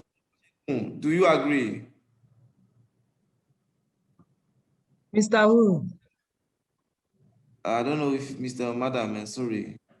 Olushe Oladende. Sorry for the presentation, for the pronunciation. Olusegun Oladeni. Oladeni. Do you agree? Certainly, I've been following. I agree with it in terms of the positive side of it. I think, again, we are in Africa. There's a need to continue to improve on the water supply, quality water supply for the purpose of human health, especially the farmers. And I think that is where irrigation water is coming in. Okay. Farmers in rural areas are no more depending on streams or rivers for the purpose of farming their crops. So the irrigation water is also very important as part of contributing to water quality and their human health. Okay. I think the value is all right in terms of. Okay. Thank you very much. Thank you for your contribution. Well, so water quality, human health. Okay, we go for another link. Okay. Forage and livestock production. That's very important. So, how much? Highly positive, yes, I agree. How much do we give? Let's bring it to 0.8. 0.8. I agree. Professor Edith.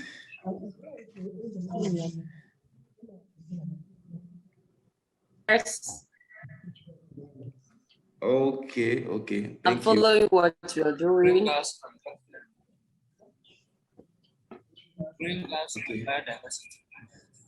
Thank you.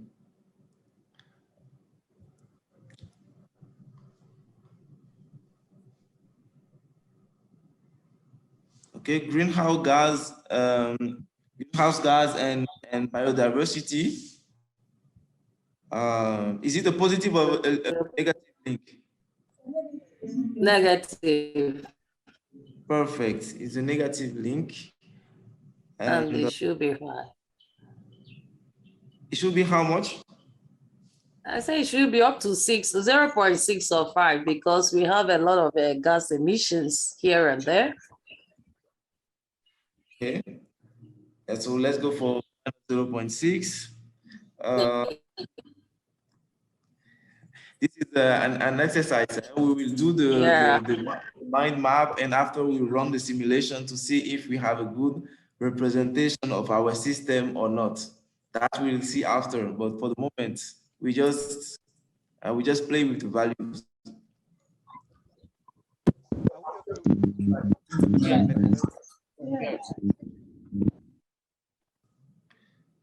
Okay, so the next link is pesticide and herbicide and water quality.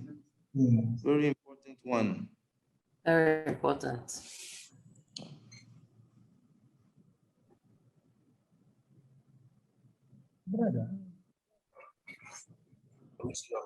So how much do we give to this relation? Pesticide and herbicide and water quality. This should also be high. It's part of what we discussed. Yes, it's part of what we've discussed today, actually. So today, big pesticides and human health. Yeah. When these pesticides and herbicides are used on crops and they tend to contaminate the water. Yes, of course. So yeah, minus 0.7. It's good. Yeah. Yes. An observation here. If we have the negative implication of pesticide and herbicide on water quality, wouldn't it affect negatively the quality of water for human health? Yes, of course. It will, when we run the simulation, then you see that normally water quality is positively correlated to human health. But if the water quality becomes negative, then you consider it to be kind of multiplication between, then that impact will be negative. When we run the simulation, the impact will become negative if there's too much pesticide in the system. Yeah, that's what I'm trying to point out. Yeah. I understand what Alumni is asking. The value, the way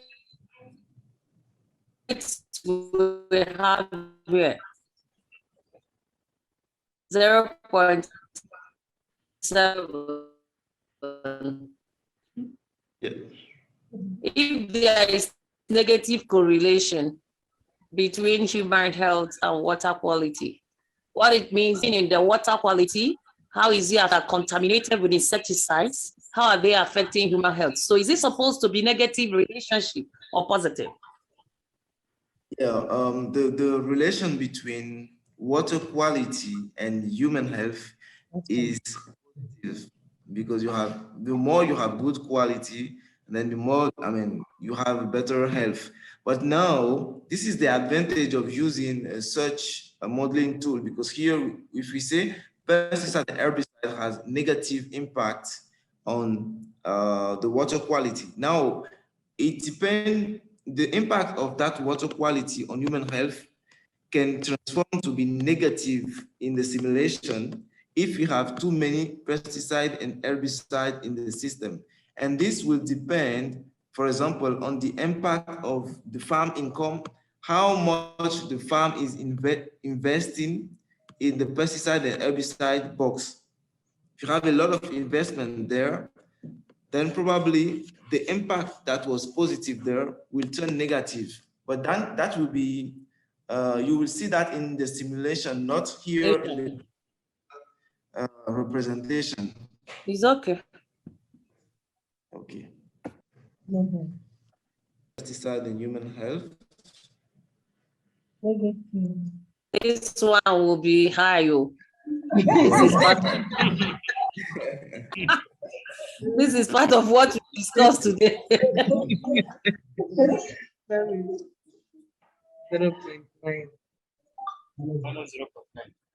0.8, in fact. It can also link infrastructure and human health. Infrastructure and human health. Infrastructure and human health, that's true.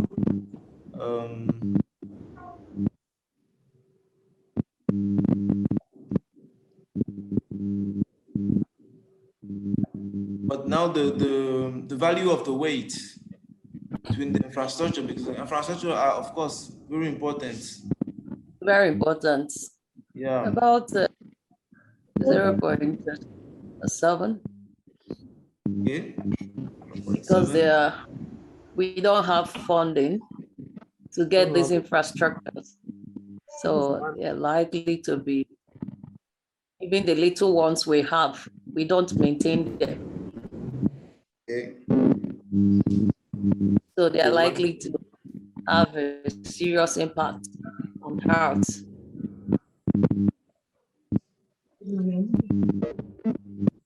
I think that should be more than 0.5 for Africa anyway.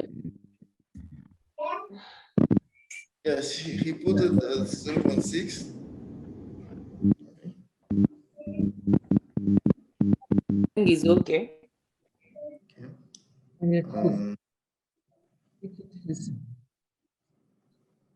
Now another link is between what? Mechanization and irrigation water.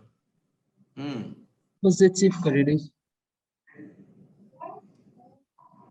Yes, but I'm not really seeing the connection between both, between the machine and the pipe. And irrigation. Honestly, there is no. But instead, we can look at antibiotics and human health. Just like the way mechanization and irrigation water. I'm looking at the relationship. If you have a better mechanization, I think if you've been to some of these large farms in different Nigeria, for example, there are some farms in Lagos and Ogun State that are operating at lots of mechanization. So I think even though the correlation might be low, but I still feel there is a positive correlation. No, we are not saying there is no correlation, or positive or negative, but what we're saying is, how do you link mechanization? We're not talking about using machine in crop farming and all that. That's irrigation. Yes, I'm talking about the irrigation system has been mechanized such that most of them are automated. Okay. Anyway, the relationship must be very small. Yes, that's right. 0.3. it's low. No, it's about 0.1. I don't think, because this doesn't happen in so many places. You know, if it has been mechanized, I'm sure it's few places in Africa.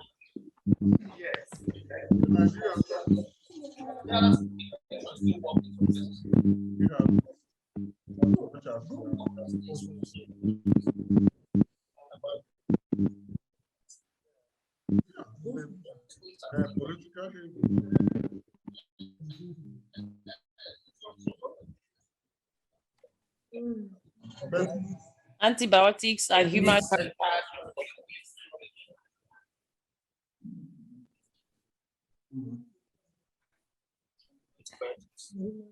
And this one is also important. Pesticide.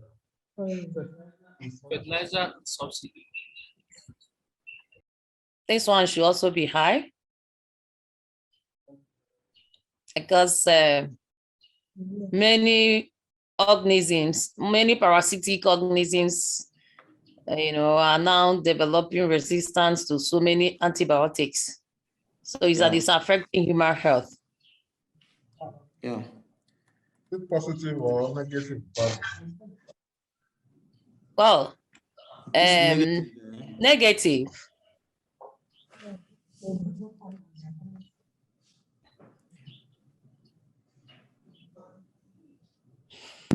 I think it should be with better. Okay, someone to propose the value of that negative link. Is it for antibiotic and human? Is antibiotic, I mean, the impact that these antibiotics are, have on human health. And here it's more about, in the context of our workshop, it's more about antibiotic resistance, I would say. Yes, that's the area we're talking about, antibiotic resistance. Yeah. That these parasitic organisms, you know, when people take antibiotics, sometimes they don't adhere to doses, you know, and most often there are always cases of resistance. Yeah. So it should be high, and it's affecting human health. Okay. Okay. We have less than Bacterial infections and all that. for lunch break. So in 2 minutes time, we'll go on a break for 1 hour. And we'll be back by 2 o'clock. So we have 2 minutes.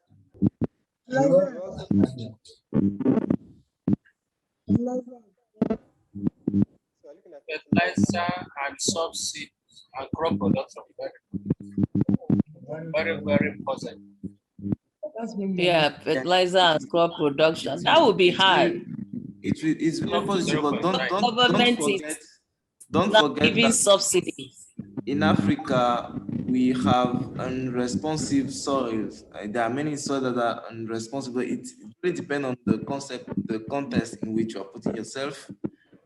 Because first, we don't apply a lot of fertilizer, and second, the response of our soil to fertilizer are not best there in the world. But because there are a lot of soil that we have that lacks micronutrients. So I'll propose something like 0.6, even if I think that some will go maybe higher. Do you have higher value to propose? Let me say, it depends on the angle we're coming. Fertilizers is a kind of a general term, which to an extent includes the organic matters. So it depends on the extent the farmers use it, and I'm aware, just like you said, that our soil does not respond to, most of them are low in inherent nutrients. So it depends on the context, but I think the relationship between fertilizer and crop production is be positive. Apart from it's positive, but apart from that positive aspect, we may also be looking at some fertilizers when they are not applied well to the crops. They may cause phytotoxicity. They will burn, cause burning of crops when they are not properly applied. So apart from the positivity there, we also, I think the value the weight you gave it, 0.6 is okay.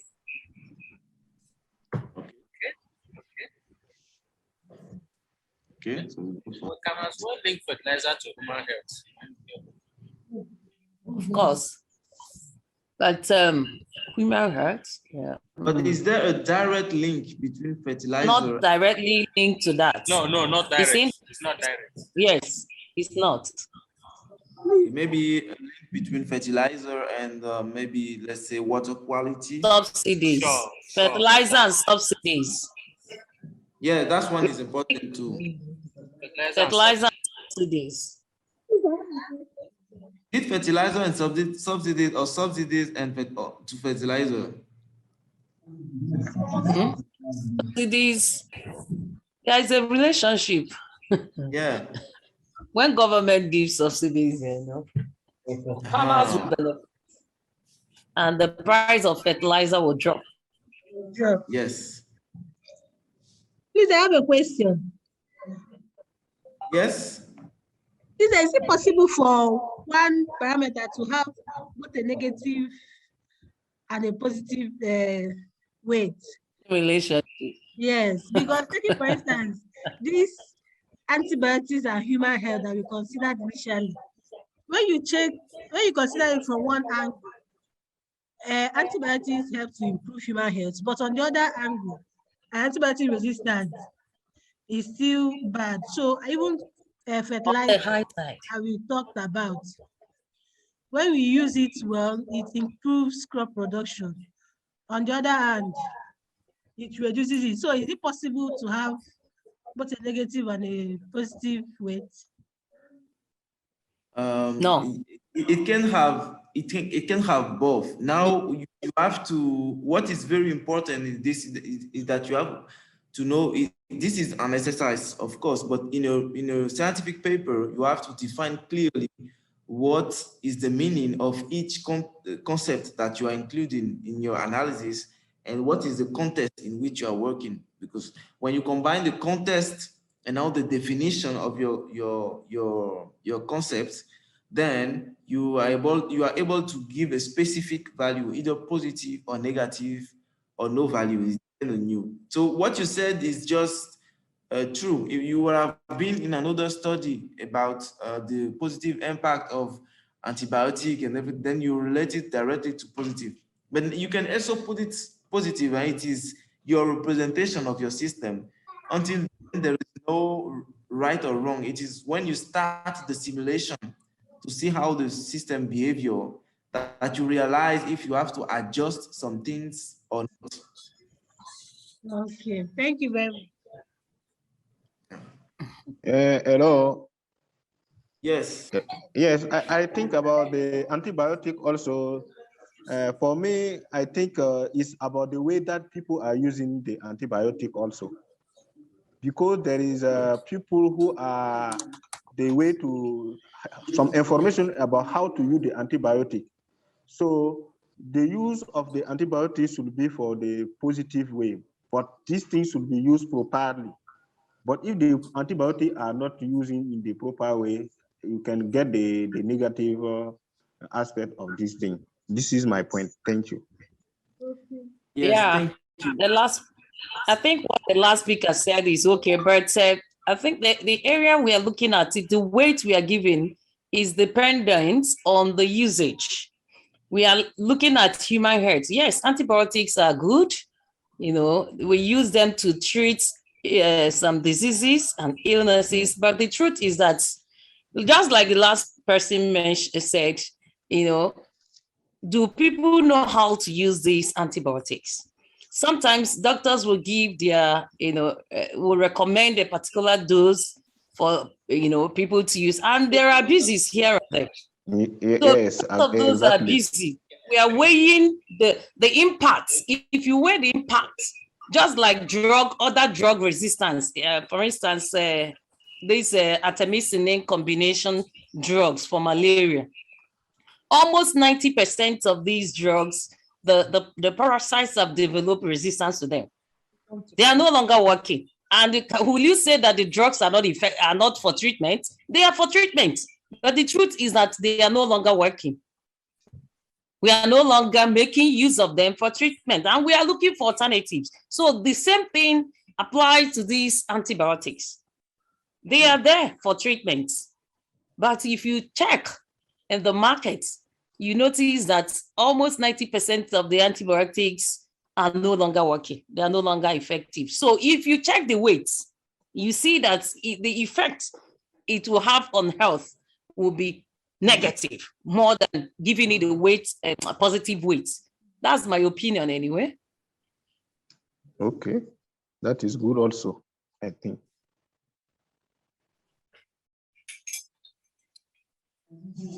All right. Another link. Oh, they said that we should complete this thing before we go on a break. Do we all agree to that? We're almost done. Okay. We're almost concluding. Right. So let's conclude and leave. Okay.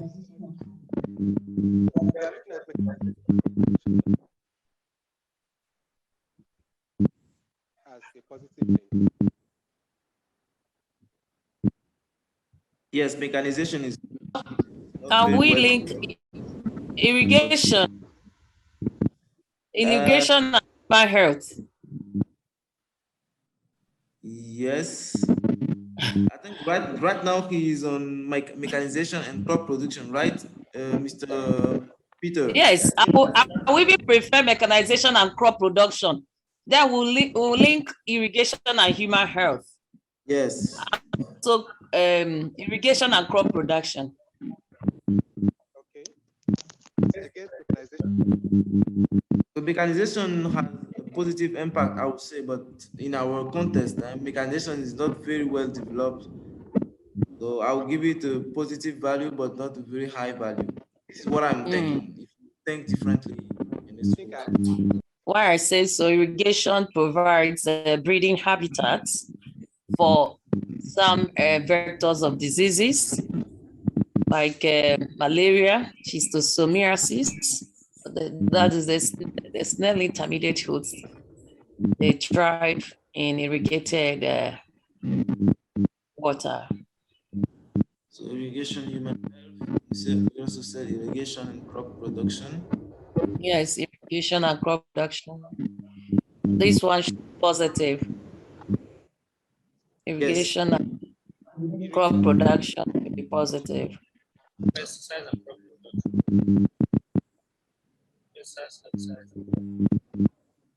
Okay, let's go irrigation and crop production. Biodiversity. I think pesticides and biodiversity. Yeah.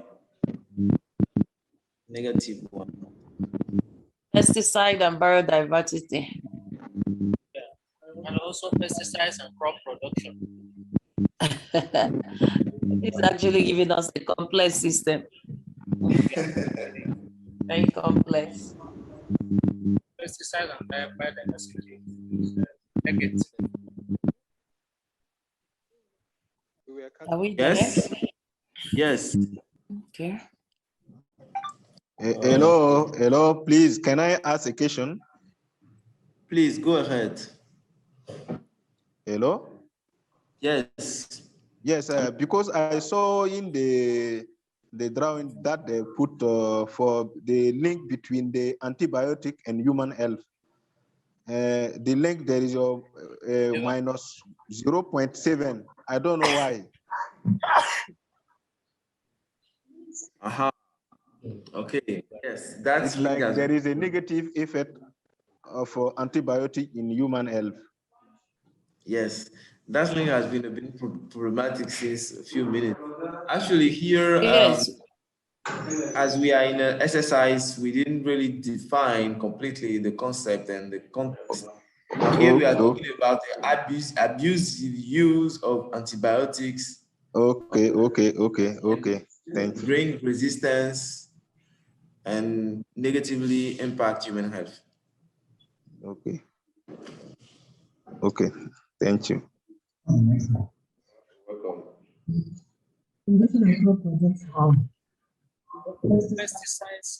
Pesticides, biodiversity.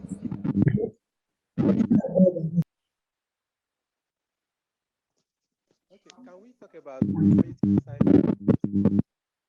pesticides? Please, can you talk louder because I can't hear you.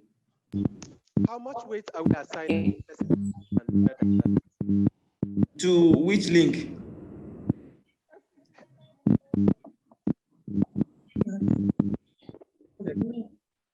Pesticide and biodiversity. Pesticide and biodiversity, that's negative one. Yes, that's negative one. It has effects on organisms in the environment, herbicides. In fact, highly negative.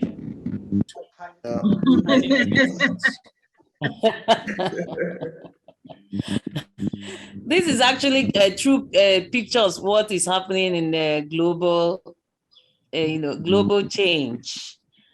This is more or less, I don't know, you are relating this to farming system, but the way I'm seeing this, I'm just thinking about global change biology, how different drivers of this global change, interrelates to each other, the relationship and the interactions going on in the system, how they affect human health, how they affect animal health. I don't know. Yes, you're right. You're right. The presenter.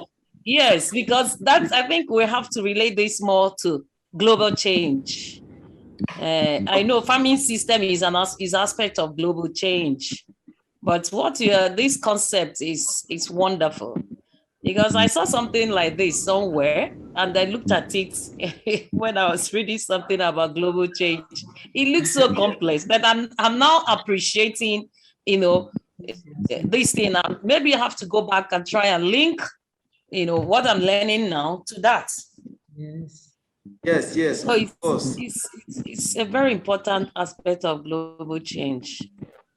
It's wonderful. Of course, and also because it is, we only have 2 or 3 days for the exercise. I decided to limit the scale of a farm because we would have taken a big ecosystem, but it would have been very difficult for us to finish in time. Yeah, it's okay. Time is a factor. We have 2 days. Today is the final. But so far, so good. What we have now, this concept is okay. With this, we can expand. Yeah.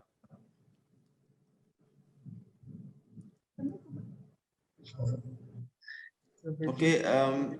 Please draw a link between crop production and forage. Yeah, crop production and forage. That's positive and high. Yeah, that's positive and high.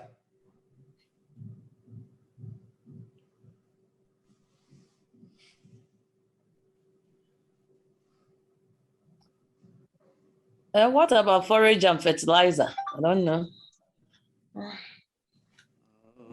I don't really see a direct link, but if you do, please. Forage. Yeah.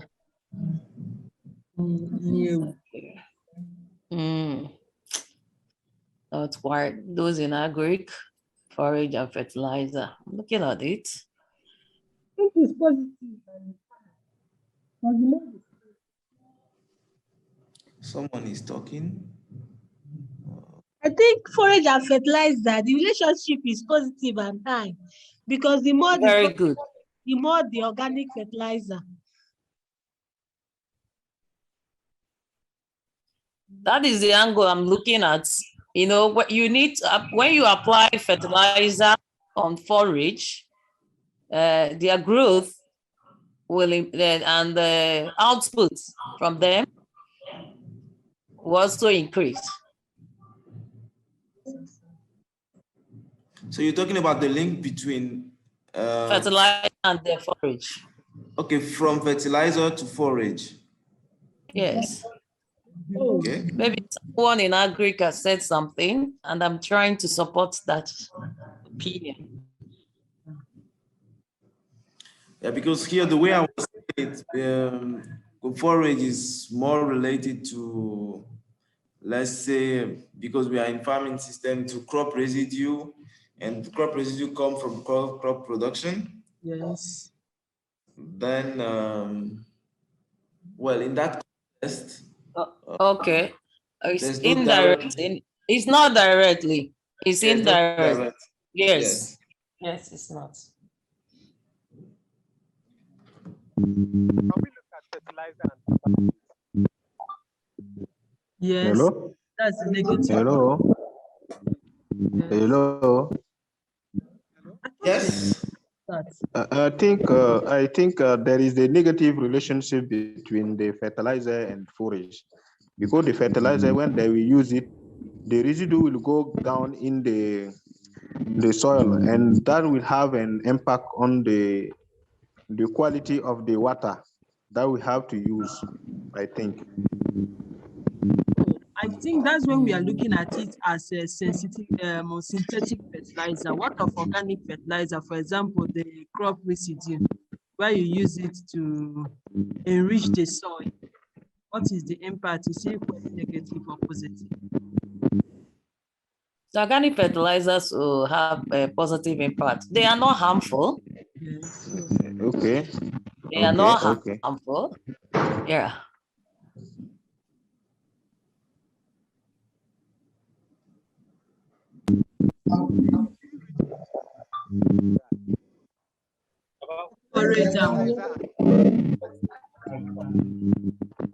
And foliage. I think it's Hello. Fertilizer. Yes. You're looking at fertilizer forage. From that, fertilizer to water quality. Negative, but fertilizer to forage production.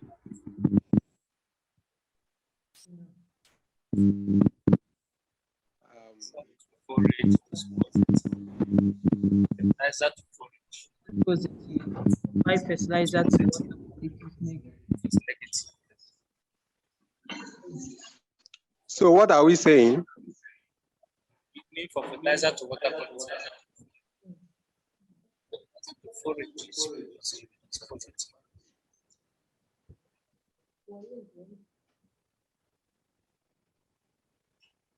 How much weight are we assigning to it? To which link? 0.5. Fertilizer to forage. 0.5. It's going to be small. The weight will not be much. Okay, if the relationship is direct, then weight, I don't think it should even reach 0.5.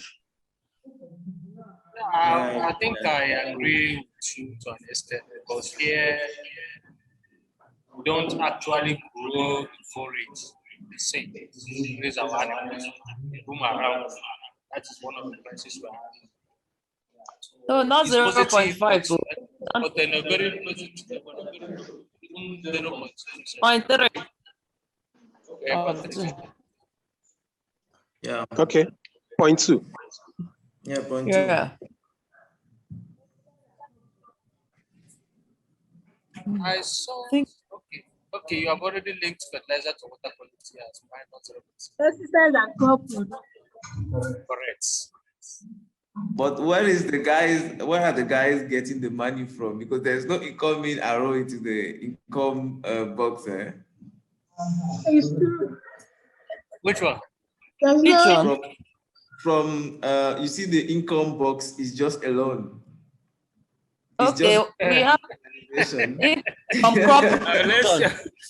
Crop Where are you getting the production, money from? livestock production and income, Yes, yes, true. crop production and income, This is livestock very, production very and income. Yes. Income will lead to. We've not assigned weights to income and crop production. So how much weight are we assigning to it? Yes. It's going to be high now, positive high. Yes, but is it from income to crop production or from crop production to income? No, from crop production to income. When you sell crops, you generate money. Income. Yeah. You need money to money to produce also, so income to crop production. But the weight, I would say to fertilizer, and maybe yes, to crop production too, because there are other factors like labor. Okay. Seeds that you have to buy. So it should be income to crop production. not only that, you can also sell and anyway, more of income to crop production.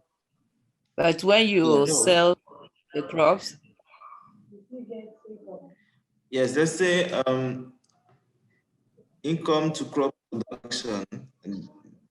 Yeah, and then crop production to income too, and that one should be strong.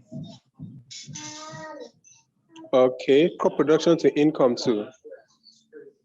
Yes. Okay, so let's use a reversible arrow. You are getting so money it means you are assigning weights, 2 weights. So it has to go this way again. Okay. So is 0.7 good for this? Income to crop production. Income to crop production. Maybe income to crop production. Is it negative or positive? It's positive. It's positive. They're investing in the crop production. When you spend money to produce. Mm-hmm. The higher the money you spend, the better your products. That's the assumption. That's the assumption. Does it go? Yeah, there's a positive correlation between initial capital investment to capital and that. It's okay. Now the level of capital investment in West Africa is not very high. 0.7, maybe something like 0.4 or 5.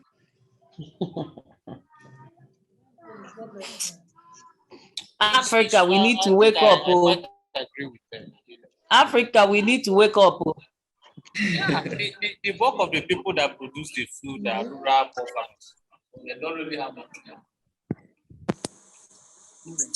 Even those people, they don't have much income. They make use of the little money they have. The resource poor farmers, not even getting subsidies from government, for their farming. So what income are we talking about? We're looking at the money they spend in crop production. Looking at almost 90% of African farmers are poor. They are poor. They don't really have that money. So, in as much as we agree that it's positive, but then the weight should be other.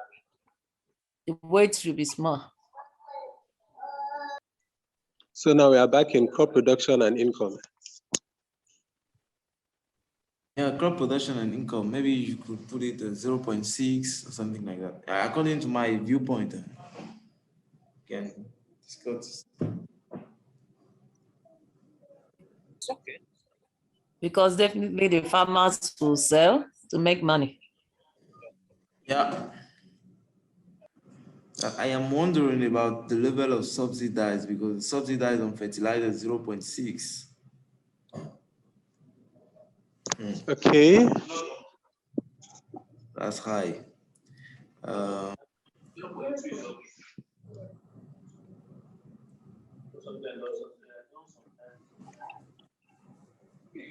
So 0.3?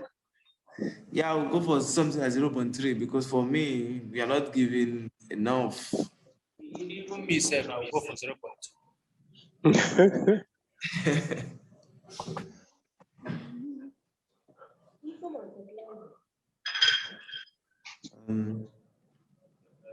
Well, again, you also use your money to purchase fertilizer and pesticide.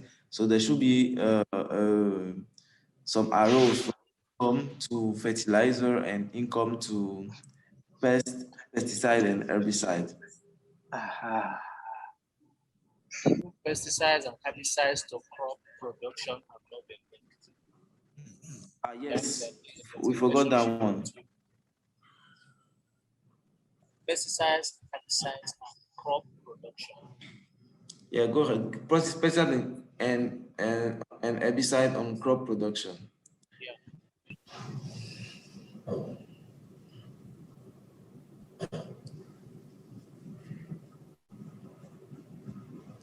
No, it's positive. We're looking at the one we link it to water quality. Looking at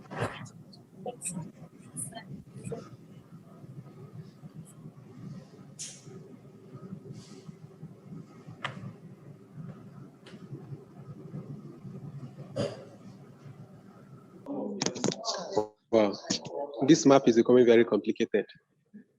That's why it is called fuzzy cognitive mapping. Oh, it's good to use this kind of thing to learn. So how much weight do we assign to it? Pesticide, herbicides, and crop production. I think there's a positive correlation between both. Yes.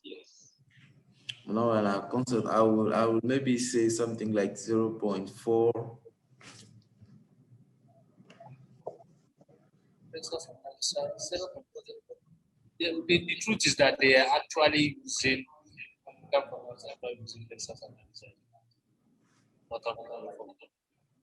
if they don't have money for fertilizer and they spend much money on herbicide. Now, if they might not have much money for this one. So I don't get that. I say they don't use pesticide and herbicide. I say they are using it extensively. Yes, exactly. The value should be stepped up. Of income on fertilizer. So 6 or 7? Let's go for 6. What of income and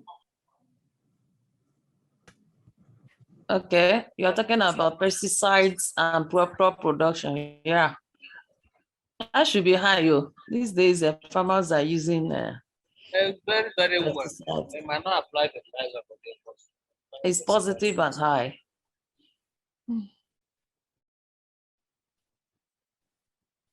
So 7 is good. Yeah. Yeah, it's okay. And we should be rounding up.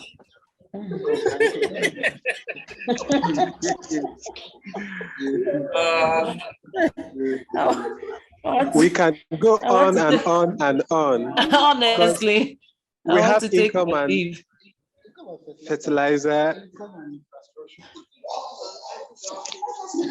income and infrastructure? Income and fertilizer. Income and fertilizer. I see. Even income and the pesticides. People there. Those in agro shops selling fertilizers and pesticides and herbicides. Are they not generating income? So if you continue to link everything here, there is a relationship. Everything, all of them are somehow directly or indirectly related. So we cannot link all of them. We already have a complex system there. That's my We really do. Yes, my we really thinking, honestly. Yeah. Mr. Peter. Yes, Mr. Gildas, I'm with you. Yeah, don't forget the link between the income and pesticide and income and fertilizer, because you use them to buy. Yeah. They sell them to get income. Pesticides and herbicide and fertilizer income. Okay, income to pesticides. I'm linking income to pesticides and herbicides. Yes. Okay.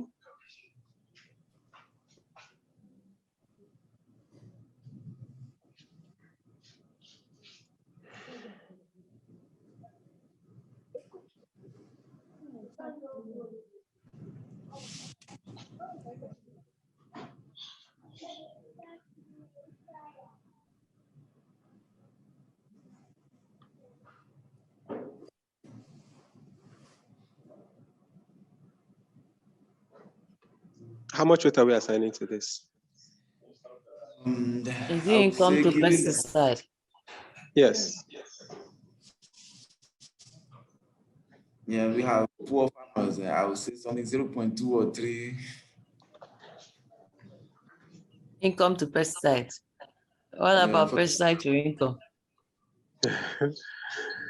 Pesticide to income, this means that the pesticide has a direct impact on income. Yeah, it doesn't have a direct impact. There's a noise. Fertilizer income.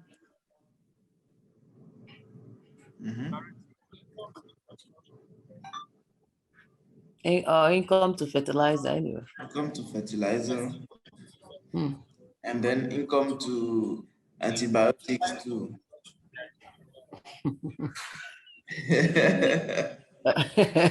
Income to antibiotics.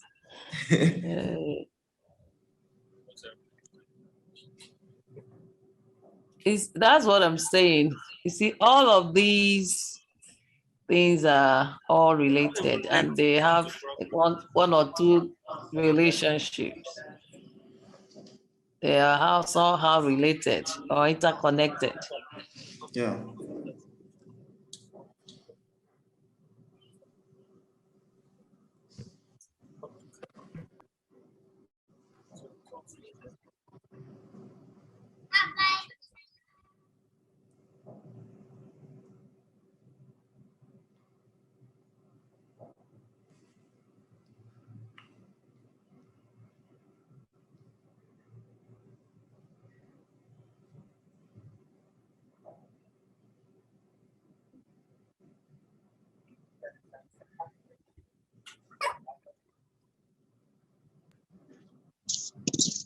We assume that the impact of the weight for income to fertilizer will be relatively low, since there is already a positive correlation to subsidy to fertilizer. That's my thoughts. The link between what? Between income and fertilizer? Yes, shouldn't be so high, assuming that there is subsidy. Yes, there is. I would say there is it is not high because of poverty, not because of the subsidies. Because if we're high, then you'll be able to purchase more and more fertilizer. But if you're giving less subsidized to fertilizer, then the price will be high, and we can assume that with our farmers being very rich, not to say they are very poor, they cannot afford buying a lot of fertilizer. Okay. Okay, do not desperate. We will add 2 links and stop, okay? I can feel you are completely tired. So the 2 links that I want to add are more linked to infrastructure and crop production, and infrastructure maybe to livestock production. Okay. Okay. And that's all. Then maybe we go to eat and then we come back to It's already 2 o'clock. That means our break is 30 minutes.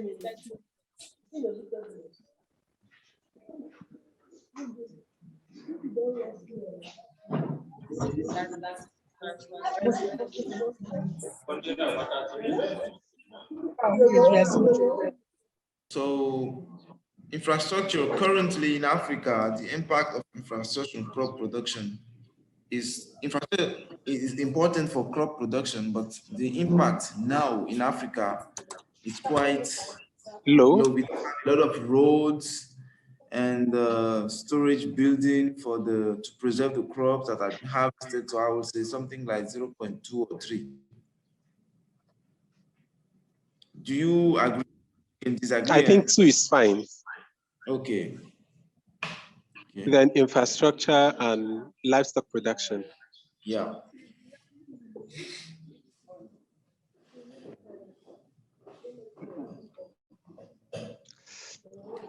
Uh-oh.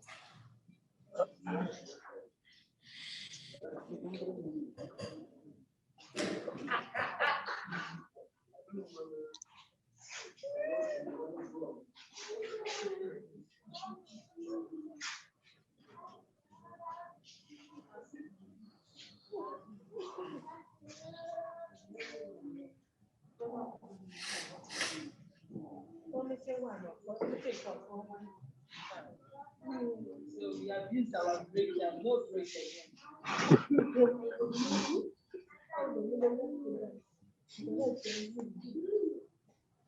Mr. Peter. Yes, sir. Yeah, we forgot the link between income and irrigation water. Income and irrigation. Okay, yes, I'll add that now. Okay, and that should be enough.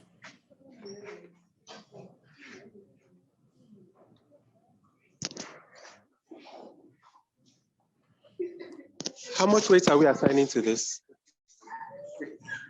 I think more or less the same, eh? Okay, 0.2.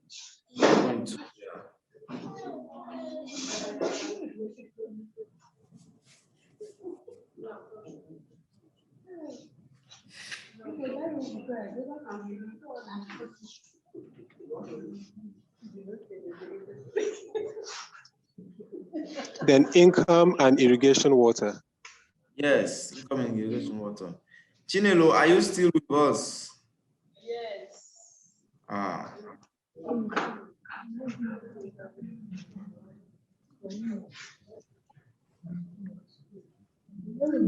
When we come back, from the lunch, we'll extract the weight from the graphic that we made, and then we go to R to perform some analysis. Okay. Okay.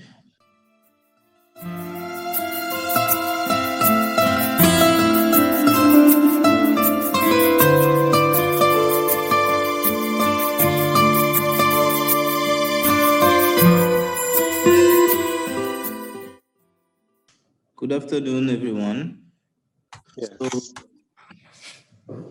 to sum up what we did now is that we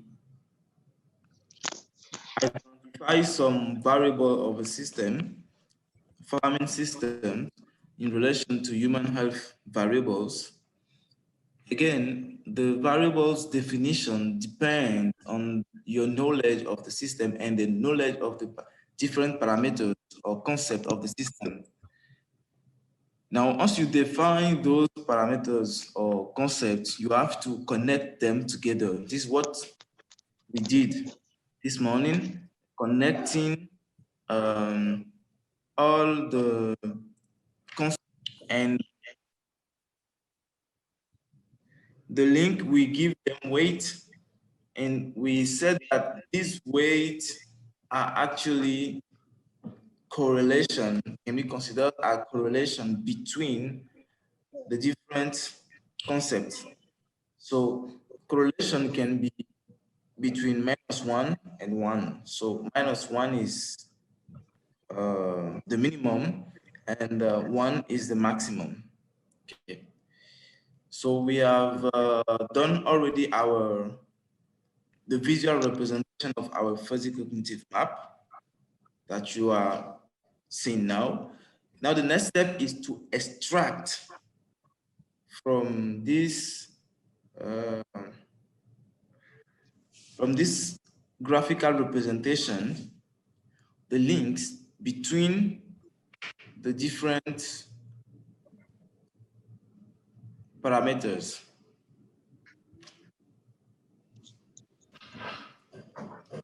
Okay. So we are going to do that in Excel. So I'll ask, maybe I will ask you, Peter, to open an Excel file.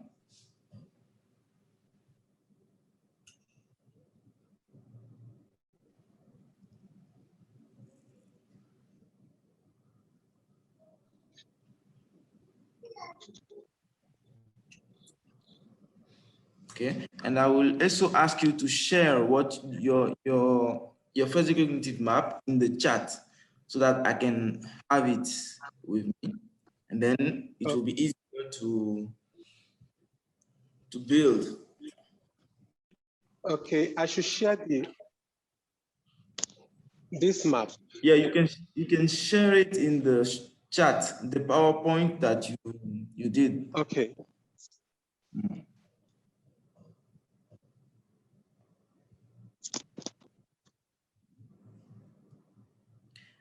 I will ask everyone I will drop the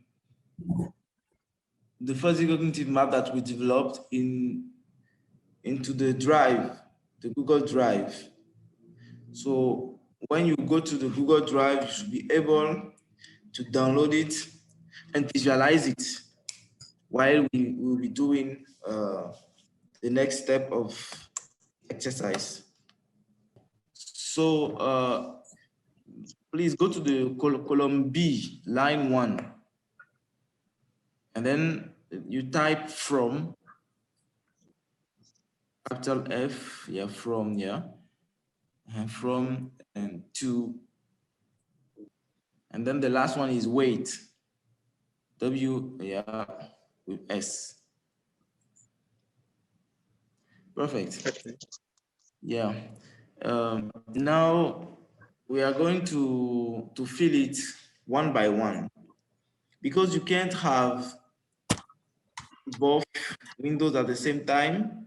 I will use the PowerPoint that we developed to help you. Okay? Okay. So the way we fill it, for those who have downloaded the PowerPoints, the second slide, we are at the second slide. The way we are going to proceed is that we take each concept and we consider everything that is moving from that concept to other concepts. That's what we're going to do. And that way we can go fast. So I will start with, let's say, pesticide and herbicide. So bottom left, pesticide and herbicide. So Mr. Peter, you write pesticide and herbicide.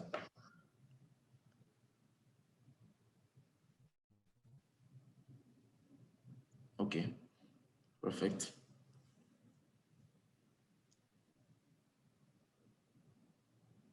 So from pesticide and herbicide to water quality. So in the column of 2, you write water quality.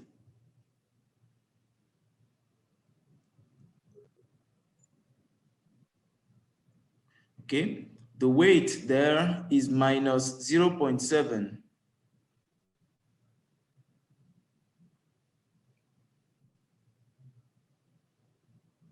Okay. Okay, still pesticide and herbicide. So from there to crop production.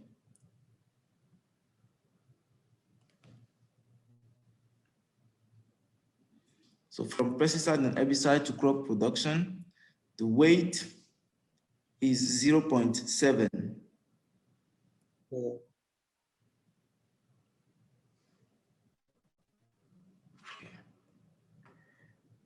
Okay, this is what is going out. Also, the last is from pesticide and herbicides. From pesticide and herbicides to biodiversity.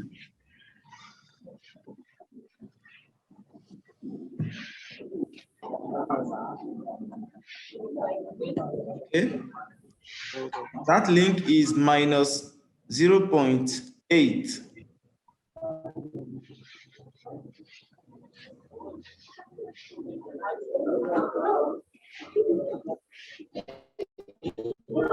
Okay.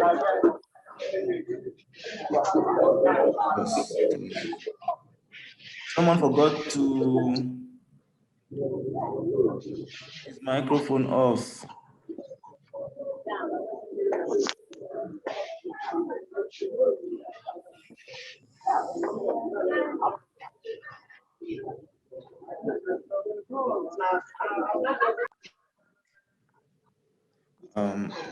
Coming. I'm just muting people. Okay, so next we're going to subsidize. So some Pesticides and human health. Oh yeah, there's a link. Thank you. There's a link between from pesticide and herbicide to human health. Yes.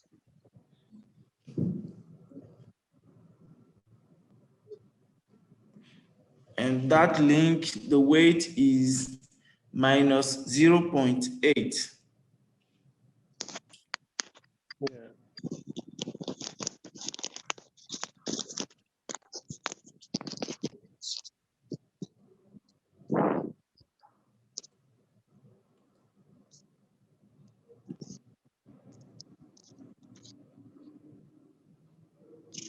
And yes, subsidize and fertilizer.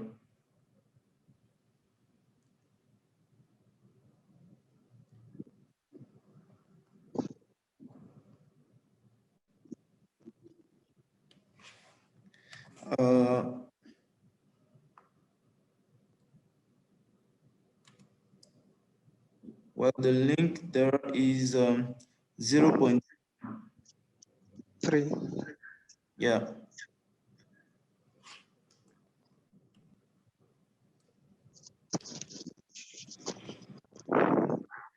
And then from water quality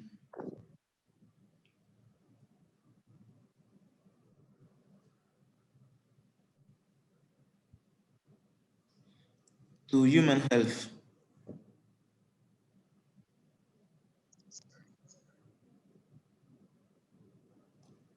Zero 0.7.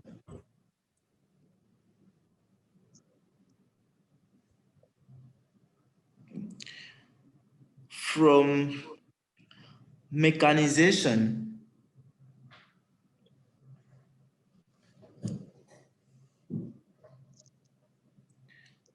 to crop production.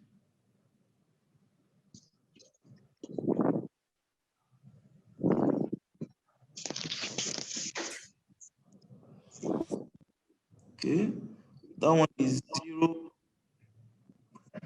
How much is it actually? 0.2. Okay, 0.2. And from mechanization again,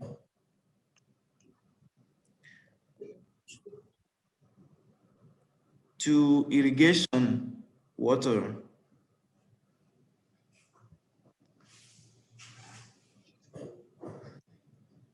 Zero 0.1.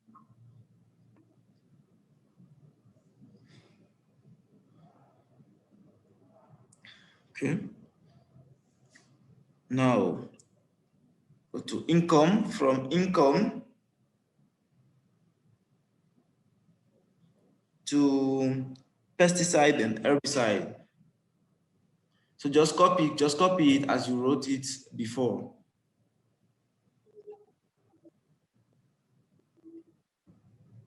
Yeah. Okay. So income and pesticide and herbicide, that link is 0.2.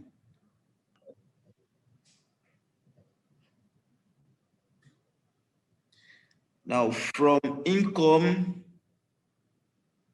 to crop production,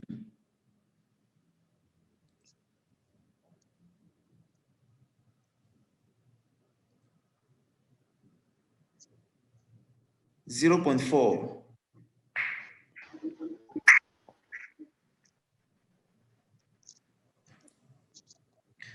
From income to fertilizer. No, I think from income to crop production. Yeah. That should be 0.3.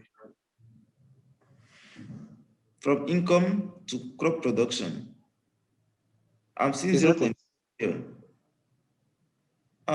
Because I see irrigation water on crop production, then 0.3.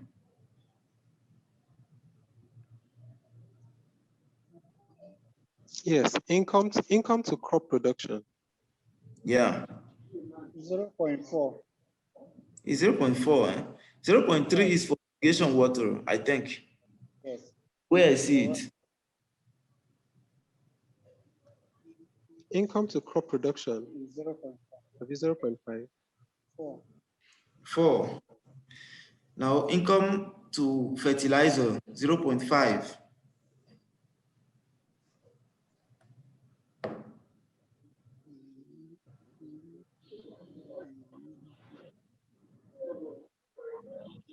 Oh.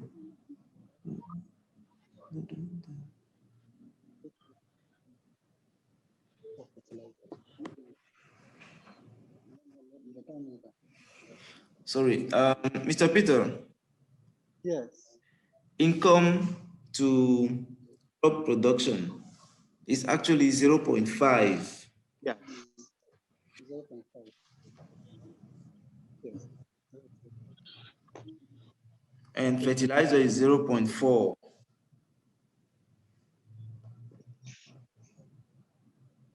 Yes. Okay. Now the link from, is there anything else? From income to mechanization.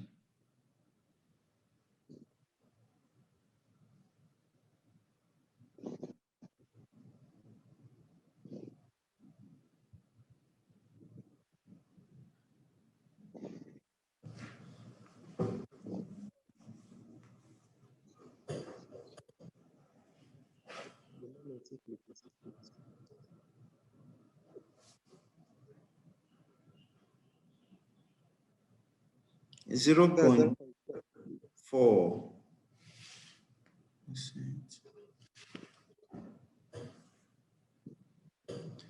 Now, income to irrigation water.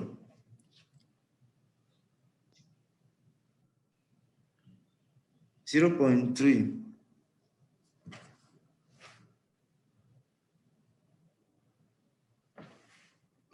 Okay, and that's all for income. Now, from irrigation water,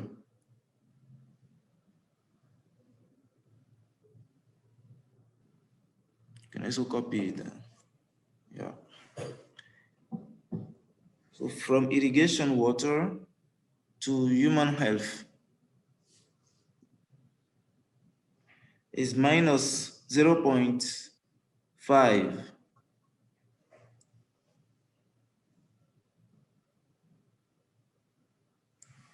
From irrigation water to crop production,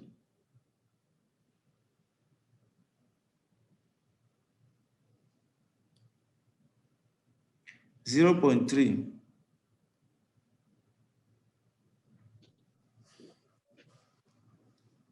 I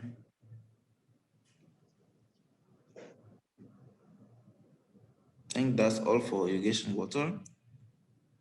Human health.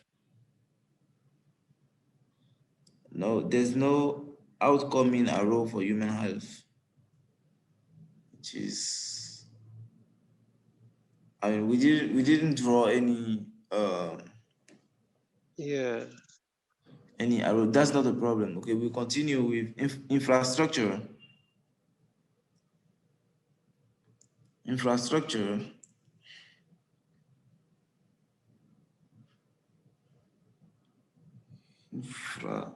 Structure.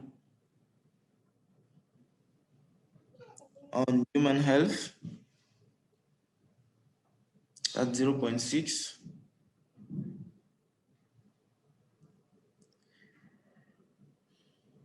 And infrastructure on crop production.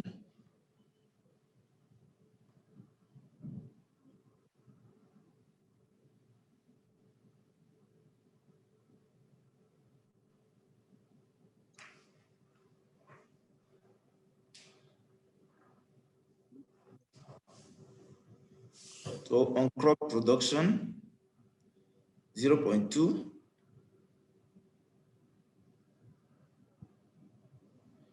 And infrastructure on livestock production,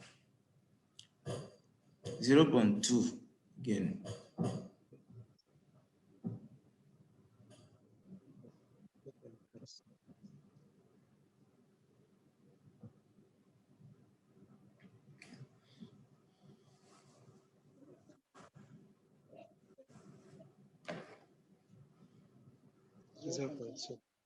Zero point two. Yeah.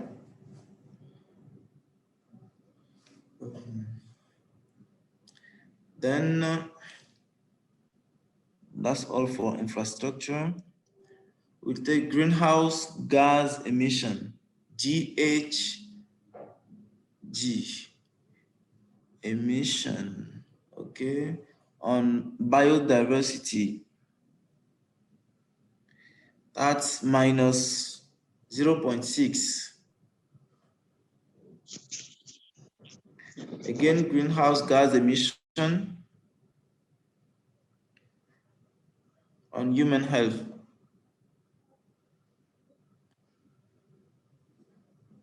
Minus 0.4,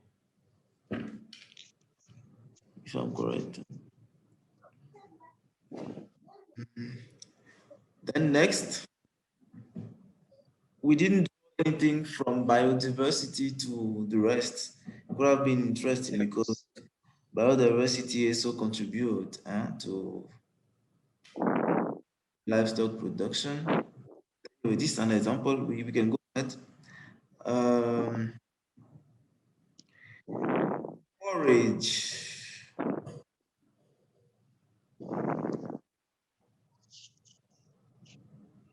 From forage to livestock production.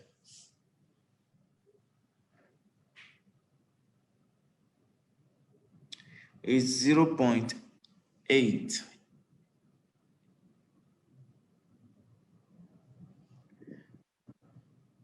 Fertilizer.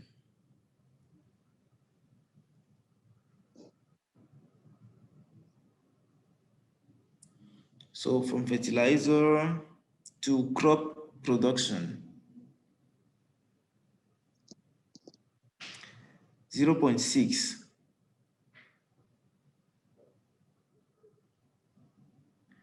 Now from fertilizer again to water quality,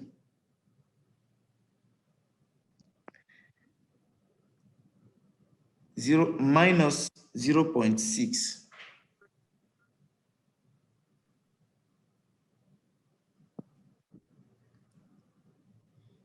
From fertilizer to forage,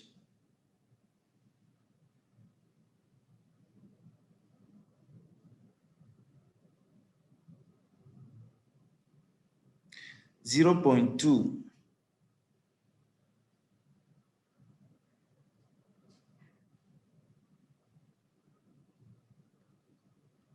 Okay. And then it's okay for fertilizer. Crop production. From crop production.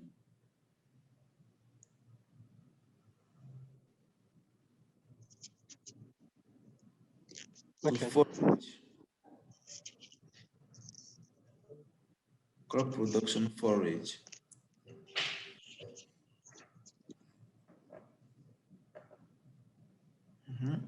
That's 0.7.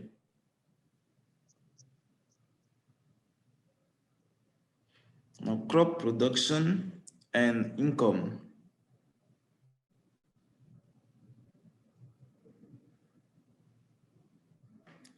.6.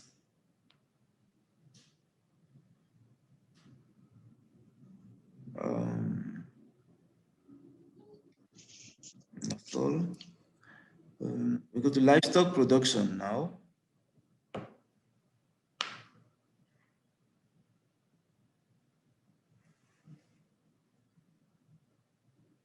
Livestock production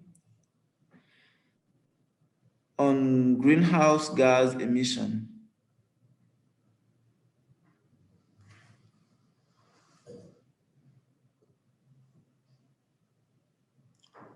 .5.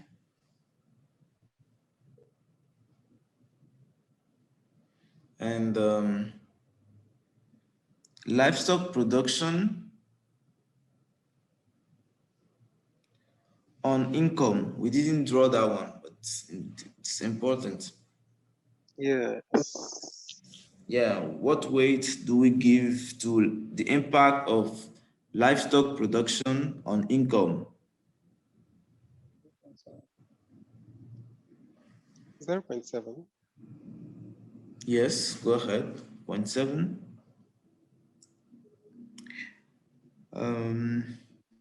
Now antibiotics. From antibiotics to human health.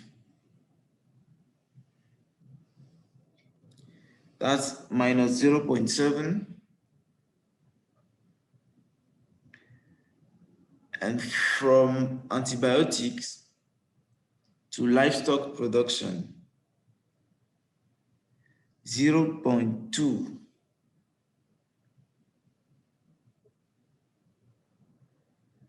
Okay. So that's for what we withdraw. I would like to add two links, the link between biodiversity and crop production and biodiversity and livestock production. Okay.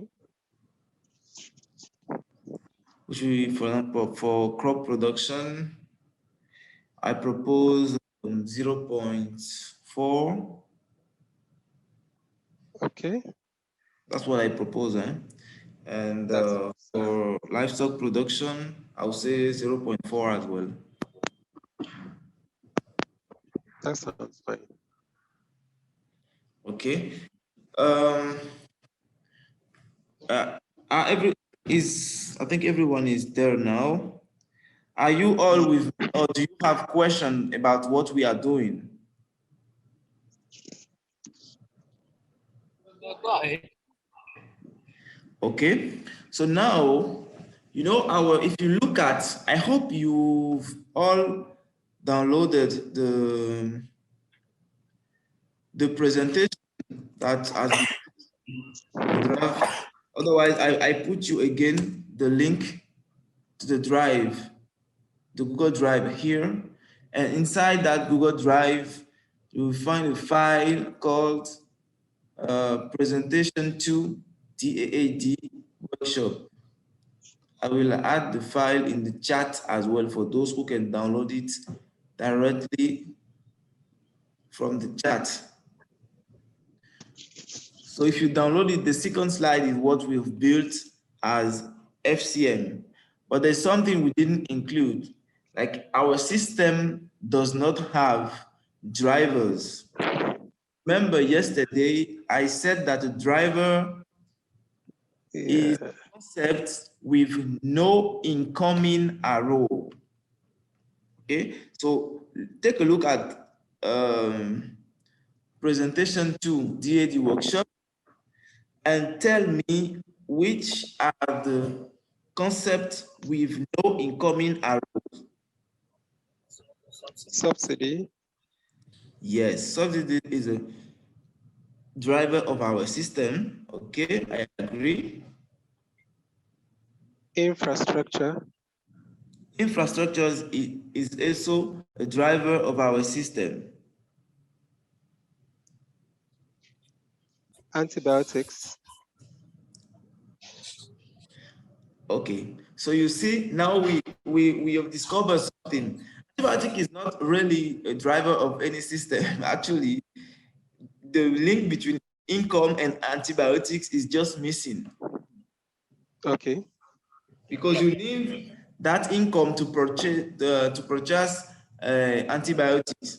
So we are going to add it directly to the Excel file, like the income and antibiotics. Okay. Income and antibiotics. I'll let you give a weight and discuss about it.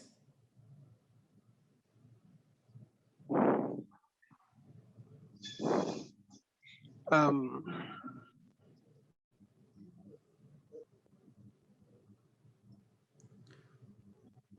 0.2, okay, I agree. Does everyone agree on 0.2? Yes. Okay, so we'll continue now. We have 2 drivers, and remember that drivers has something, not only drivers, but mainly drivers have something that we call self-reinforcement. This means that it is this self-reinforcement that drives the system. For example, for the subsidized, we can fix, generally, we fix the self-reinforcement of drivers to 1. Okay, so we are just going to write, how do you translate that into our Excel? Is like you write from subsidized to subsidize 1, because it is a driver.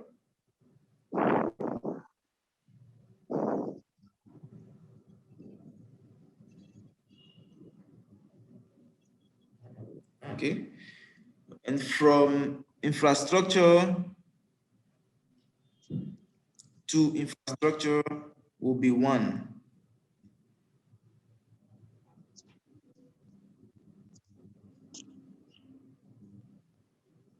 And that's all. So go back at the beginning of the table at line 1. Okay. Now, if you build something like this, you already did translation between your physical cognitive map and the extraction of the weight, the associated weight. And I found this way a very simple way to do it. You take each concept and you look at what is going from that concept to the other concept. Now, for the first column, which is A1, you're going to name that column group with capital G. I will explain why. It's because the routine that I've developed in R for FCM data analysis is meant to for different groups. For example, if you have if you're going to do an intervention in a project and you have different stakeholders, let's say 3 stakeholders, you will probably end up with 3 different FCM. Okay, so you can just put them all together, group 1, group 2, group 3, and then go to do the analysis in R. So here we only have 1 group because we all did it together. So you are just going to fill that column with 1, 1, 1, 1 till the end.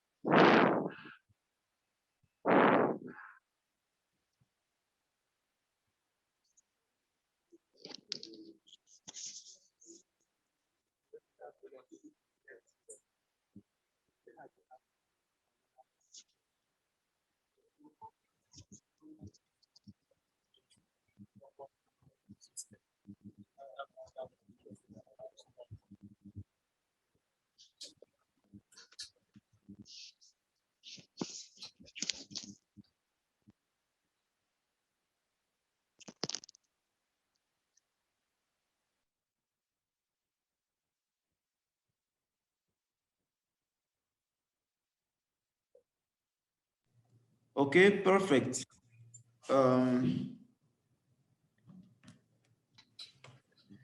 Now it's time for us to go back into R. But first, I would like Mr. Peter, first I'd like to thank you and also to ask you to save that file and share it again in the chat. Okay. Now put it in our drive so that it is everyone will have access to it, because from now we are all going to use that information in R to produce the FCM calculation, the graphics, and also make comments about it. Okay, I guess it's okay for everyone. So now the next step for us is to open RStudio.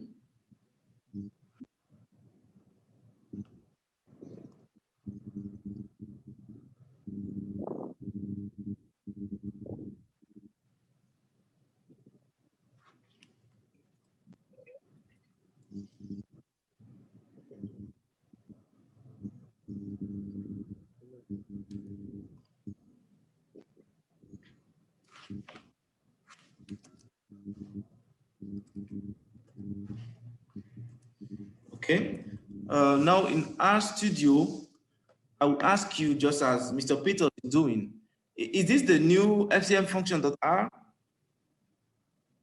Yes. Is it the new? Yes. Because we have downloaded something yesterday. Okay, the one I sent, okay, good. So the file that you downloaded, the new file, the FCM function.R that you downloaded, you will open it in R. So I'll ask Mr. Peter to show again the procedure to open a script in R. When you RStudio, at the top left, see file. You click on file. So please, Mr. Peter, okay, click on file, then click on open file. So you click on file, then you click on open file. Okay, from that moment, it will open you the Explorer, the file Explorer. So you go to the location of the file that you have downloaded, which is fcm function.r, and you click on open.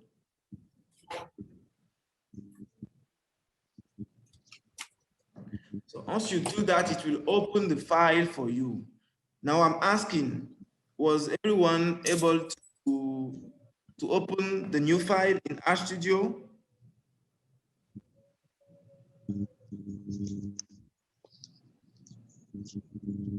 Yes. Okay, perfect. if you have a problem, please do not hesitate to tell me. Now we are going to do something simple. You select everything in the script. So yes, like that.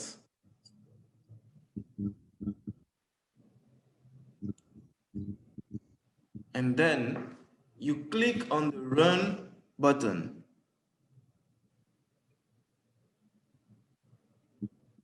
Okay. Have you all done so? I'm doing it on the process. You say? I'm trying to select everything. Okay, okay. So select everything, click on run. That's the first. It means you are loading all the functions that I developed for the FCM analysis. You are loading them into the global environment of R. Okay, done. Okay, perfect.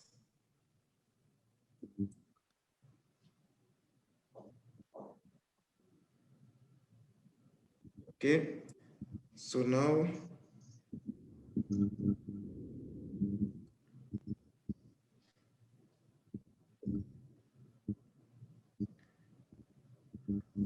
the next step for you is to open the file that is named fcm.r. So we have downloaded it. We have downloaded it yesterday. If you didn't do so, please go to the Google Drive and download the file named fcm.r. Then we go to the same process, file, open file. We go to the location where we have downloaded the file. Select the file fcm.r and click on open. Great.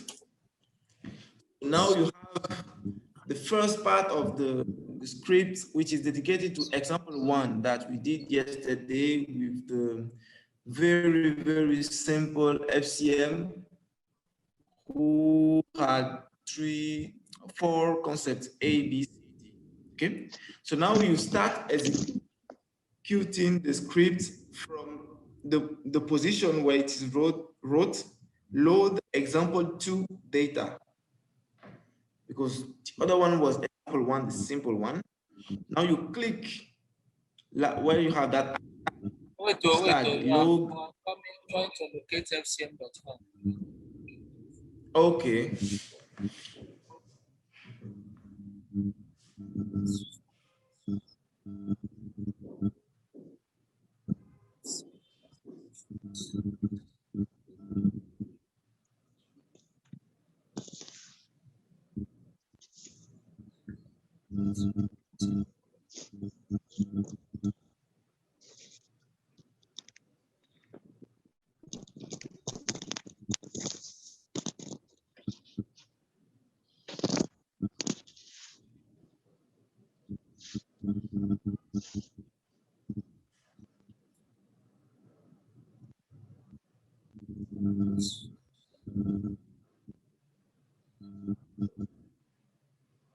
Have you located the file?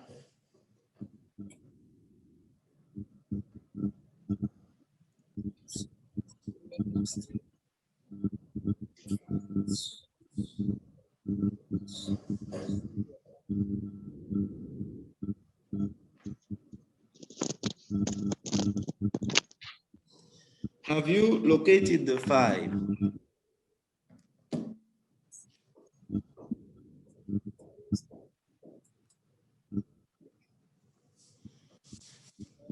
Right.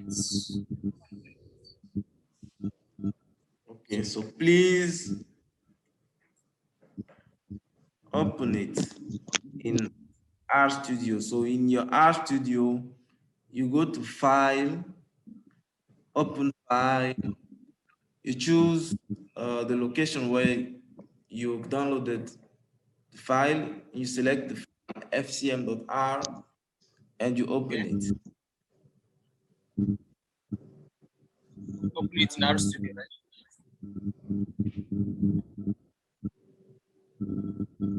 You said you are opening our studio? Yeah, it's already in our studio. Okay. Have you already, I guess you already executed the fcm function.r file that I said? Oh, I should click on it. No, I said previously that you need to open the fcm function.r file, select everything, and run. Okay, I've done it. Okay, perfect. Now, in the file name fcm.r, you will see at line 16, hashtag load example2 data. Yes. Click there. Now go to the Excel that we have developed together. The Excel that is called FCM exercise 1. So Mr. Peter, yes, okay, you also go. And you select everything, I mean, everywhere where there is data. So as we did yesterday, you select, no, yeah, okay, and continue.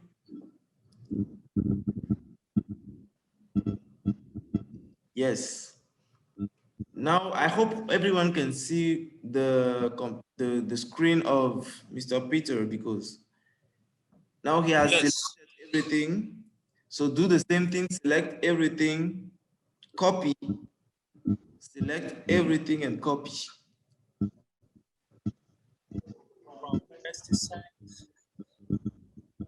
Have you copied?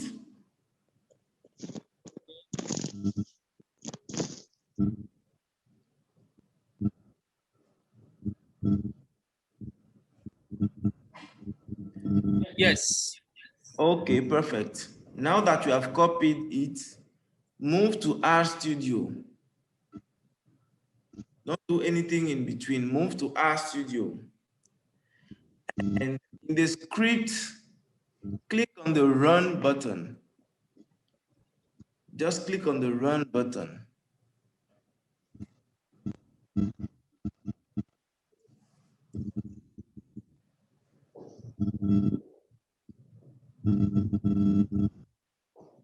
So if you click on the run button, the first line that is executed is which is exodata2 and read.delim clipboard. That line allows you to import your data that you have copied into our environment. So you should click on the line 17. You see, can you see Mr. Peter's screen? Yes. Okay, Mr. Peter, click on the first line to be execute. Just click there so that everyone see where they have to click. You see where the cursor is, line 17. Yes. You click there and you click on run, the run button.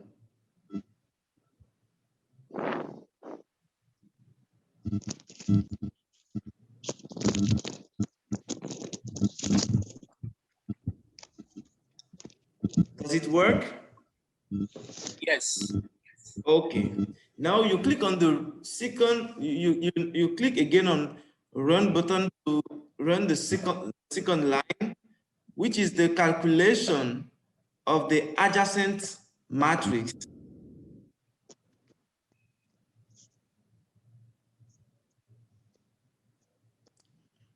So have you run the second line?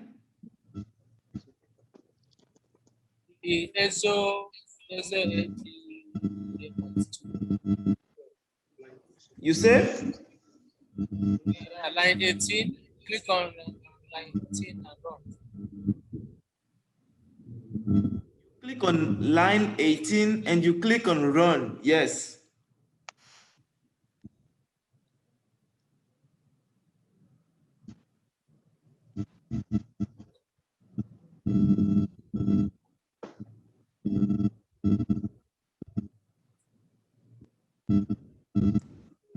You executed the line? Yes, but okay. You've seen an error message. What is written in the error message?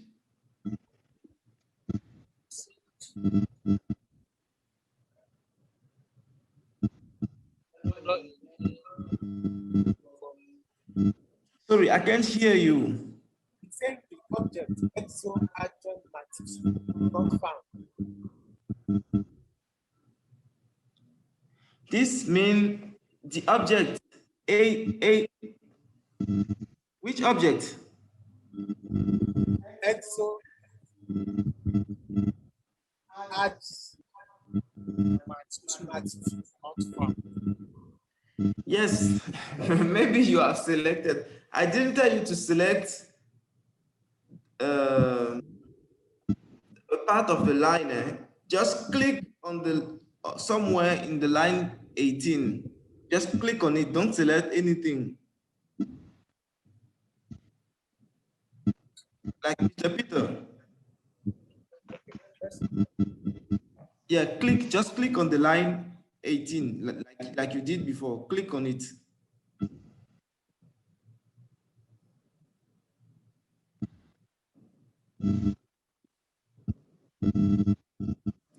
Do you understand? Click on the line, like where there is EXO ADG 2. Just click there. That's exactly what. And it's not working. You said? It's not working. It's not working. Yes, in this laptop, I don't know. You can't click. You mean you can click on your... I've clicked on it and it is still giving the same error message from this laptop. Okay, it is simple. It is simple. Can you share your screen? Mr. Peter, please stop sharing your screen. We move to the screen to see what is happening.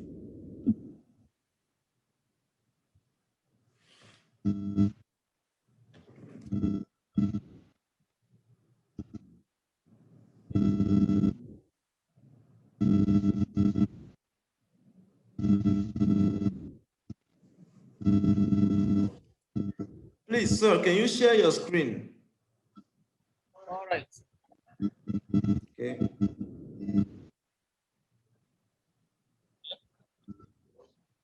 Yes. Okay, but I'm not seeing your... I think the network is poor. Okay, okay, your screen is the screen of Emmanuel Anedo. Yes. Okay, so I'll ask everyone who is looking at the picture or the Zoom This is now. At the top, you will Mr. see Gilda. Yeah? This is still my screen. I'm yet to stop. It's still loading. No, it is still loaded. Yes. I've clicked on the stop share button, but it has not gone out yet. Okay. Just a few minutes. Let's see if network will permit us. Stop sharing. Wait, I will just end it for everyone and start. Okay. Okay. So can you end it now?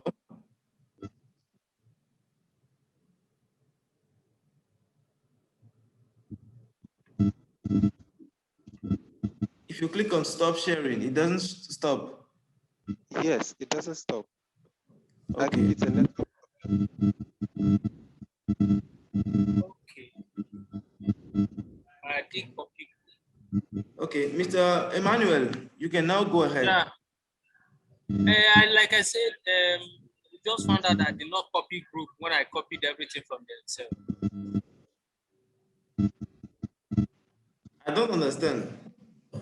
As in when I copied the data from Excel, I did not include group. Ah, okay. But is it working now? Let me just, what it means is that I have to go back and copy everything. Okay.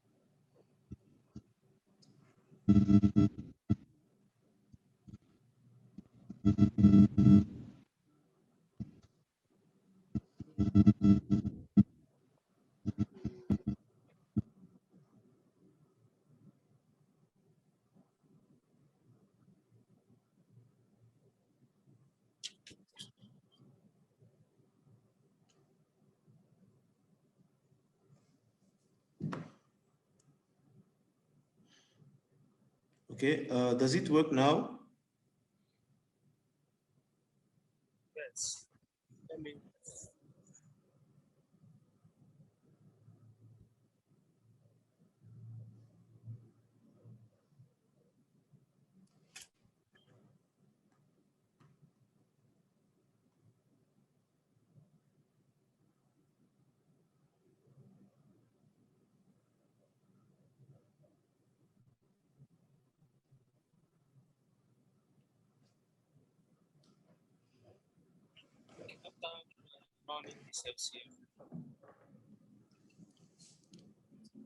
You say?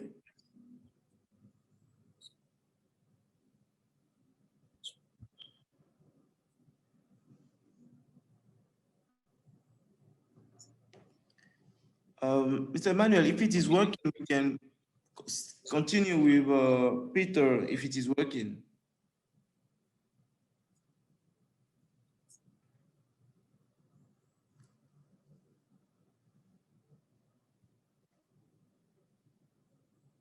Can you hear me? Yes. Okay, I said that if it is working now. Yeah, it works. Can you hear me? Yes. It works now. Okay, so we can continue. Yes. Okay. So Mr. Peter. Mr. Peter. Can you hear me? Hello, can you hear me? Yes. I'm Please, can you share your screen again?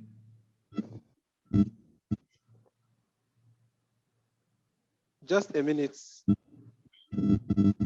Okay. Our laptop is hanging.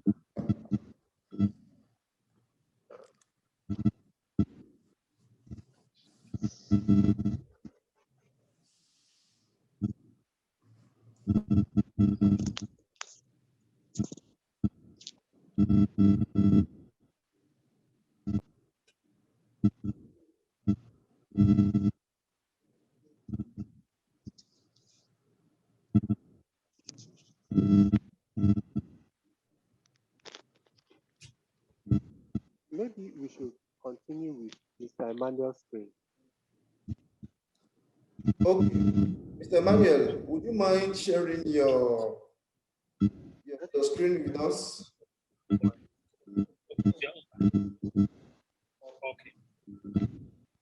Okay. Thank you.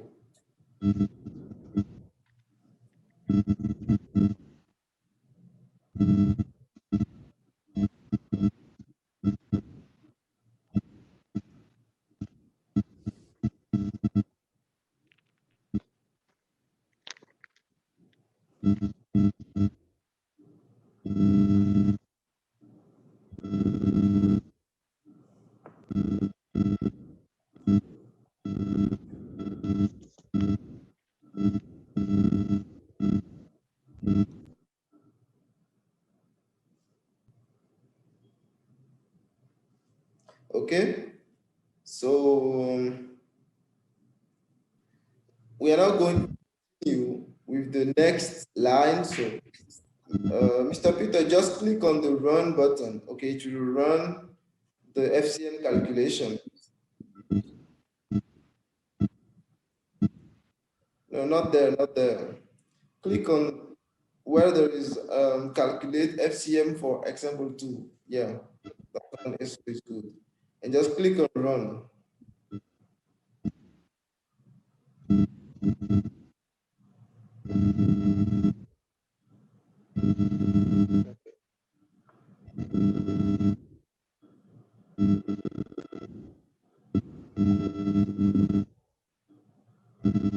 Ah, okay. Can you make your graphic section a bit bigger?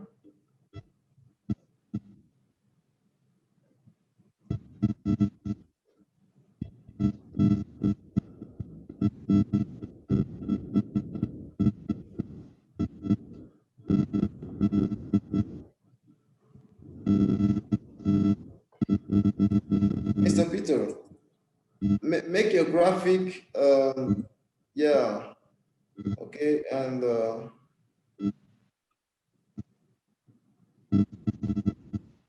then run the same line again so that the graphic is now more clear. Run the same line, XOFCM2, yeah, run it again.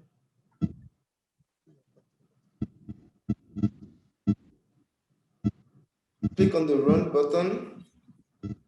Yes, okay, so can everyone see what is there?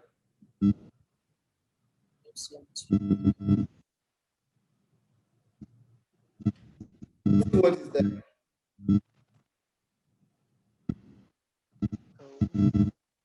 Yes. Okay. So what has happened is, like because we did the FCM calculation, now we have to investigate and check if our system is stable or not. Now you can see that the system, all values of the system goes to 0. What does it simply means that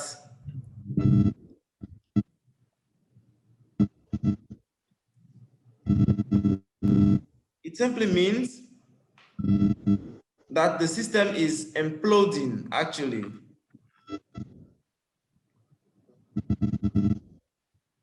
The system is imploding, that every values are going to 0. It also means that our representation of our system is wrong somewhere. There are either some missing links, or we gave some value or some weight values to some weight values that were not reflective of the reality. Okay.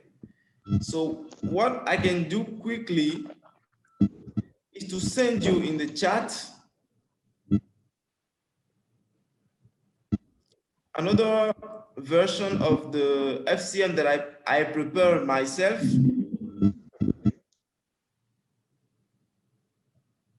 And this version, I've already tested it. It is stable. I just wanted in this exercise to show you the process. Once you have linked and extracted the weight and calculated the FCM, if your system is shrinking like it is doing now, this means that representation of your system wrong somewhere.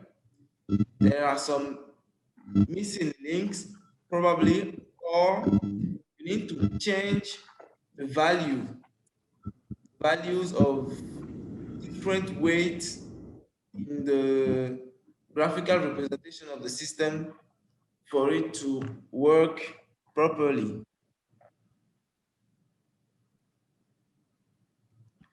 So I'm sharing with you in the chat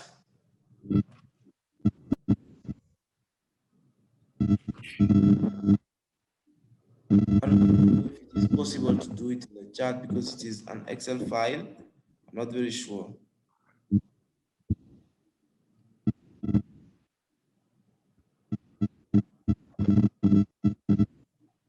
Trying to send it. Oh, it doesn't work. Okay. So I'll put it again in the Google Drive.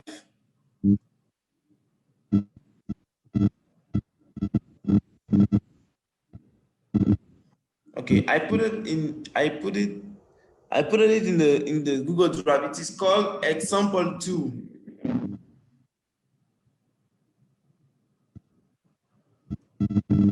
Write the name. Example. That's the name of the file.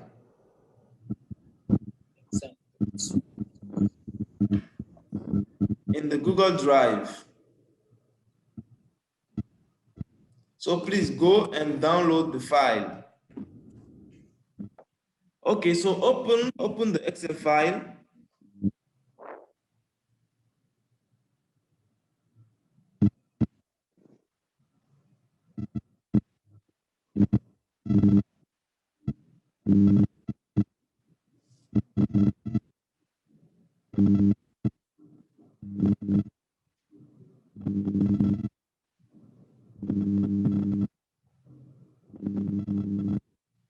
Open the Excel file and well, copy as we usually do. Copy. No. You've downloaded the wrong file. Okay, I'll delete that one because that one is example 2 underscore. I said example 2, only example 2.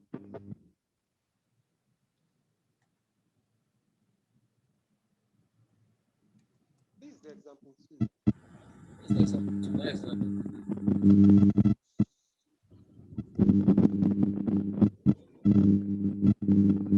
Can you see it?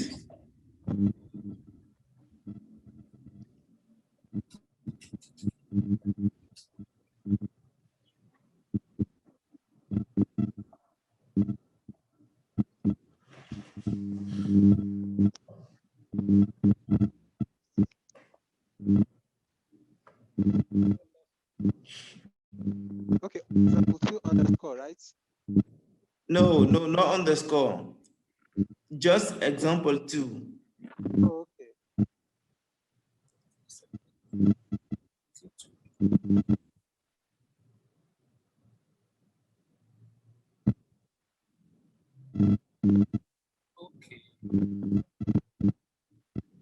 Okay, so if you downloaded it, open it.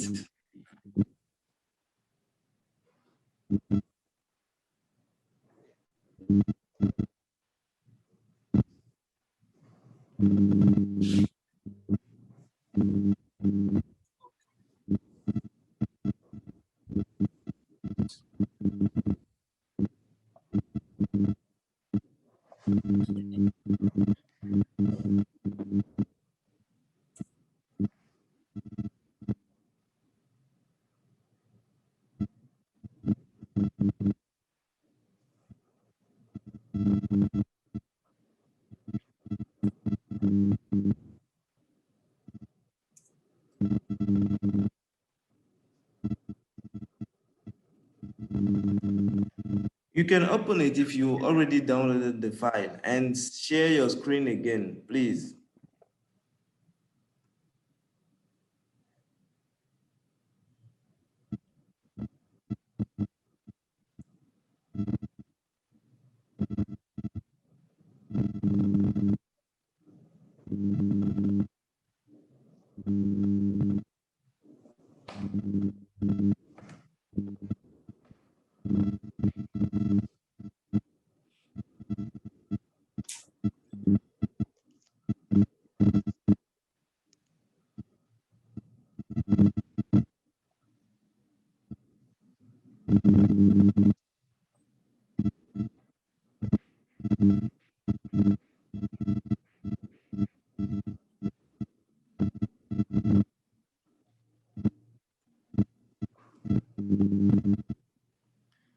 Mr. Peter, are you able to, okay.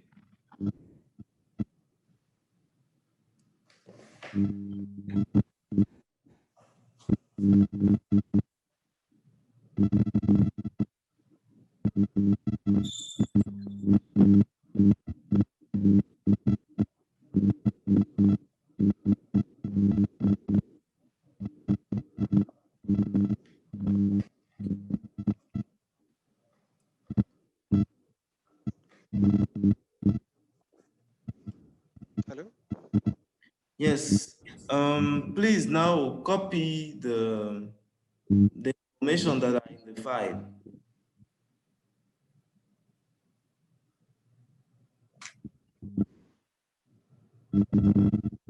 Okay, and go into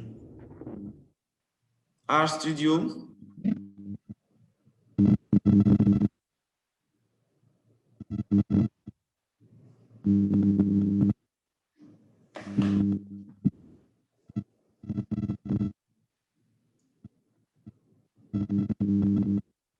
I don't see your R Studio, okay.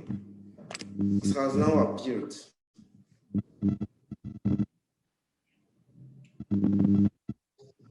Start again from Excel 2 data. Excel data 2, excuse me.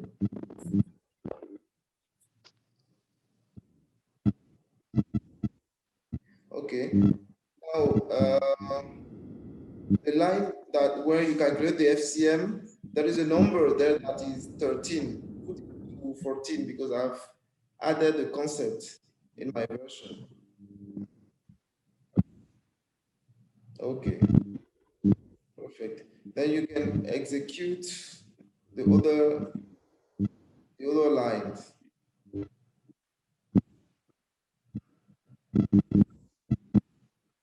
Okay. So normally, if your system is stable, which means the way you have affected your links and your weight, if it is correct, at least the system should look like something like that. In this figure that you're seeing, we did 100 iteration, and you can already see that from 30th iteration, system become stable, the value stabilized. Now, the most important thing for you is to interpret the results of the FCM. Who can give a try to the interpretation of the graphic that is shown on the R Studio of Mr.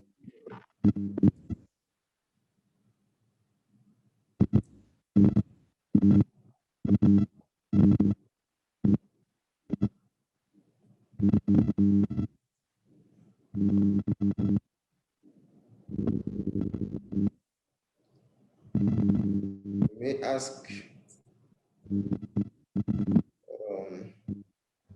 a volunteer. Mr. Peter, you want to give it a try? Okay. I'm thinking that, okay, for biodiversity. Yeah. Which line is biodiversity? Can you show us? Okay.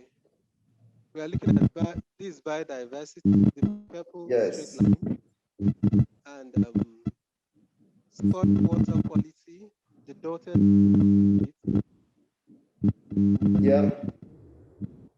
And the yellow one is human health. Yes. I think these ones have a negative effect. I think that's why they are on the negative axis. It started with a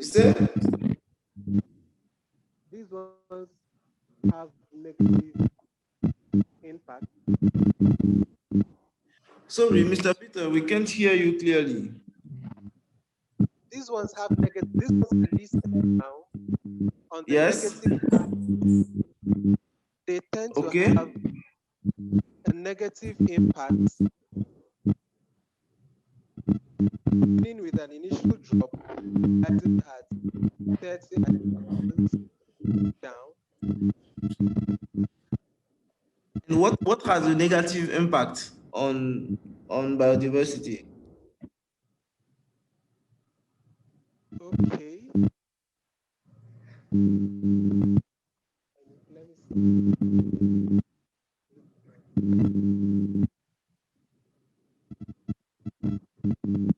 Okay, I will go ahead and explain how you interpret, because that's the most important for you when you apply in FCM. So the simple system that we have represented, if you look at the three lines at the bottom,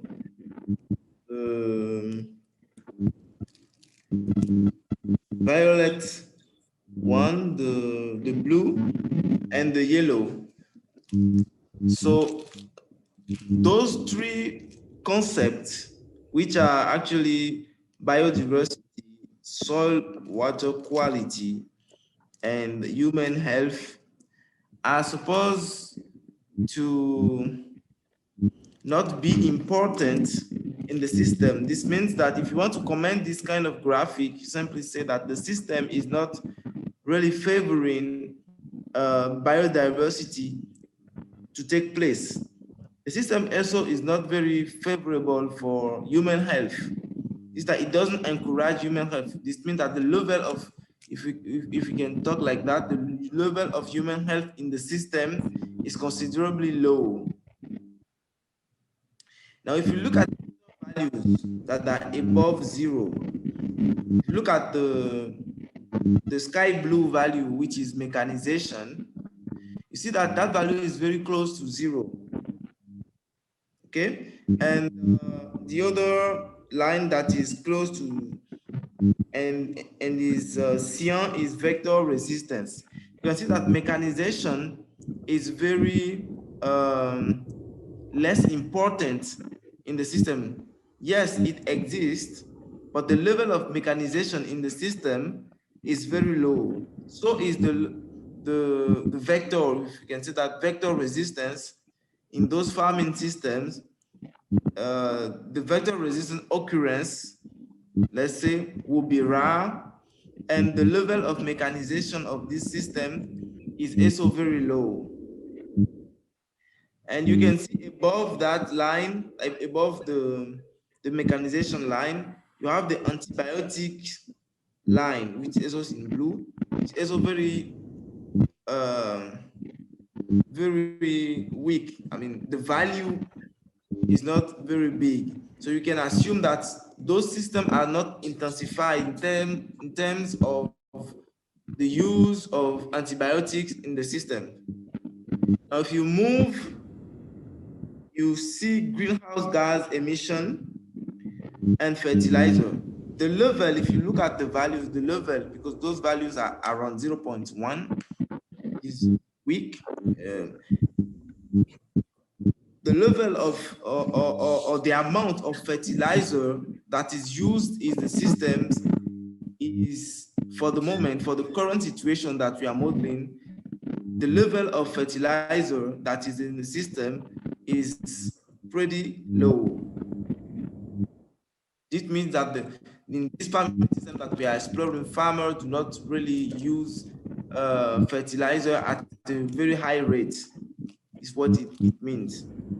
Now you have the bar of income, the line of income, which is in red.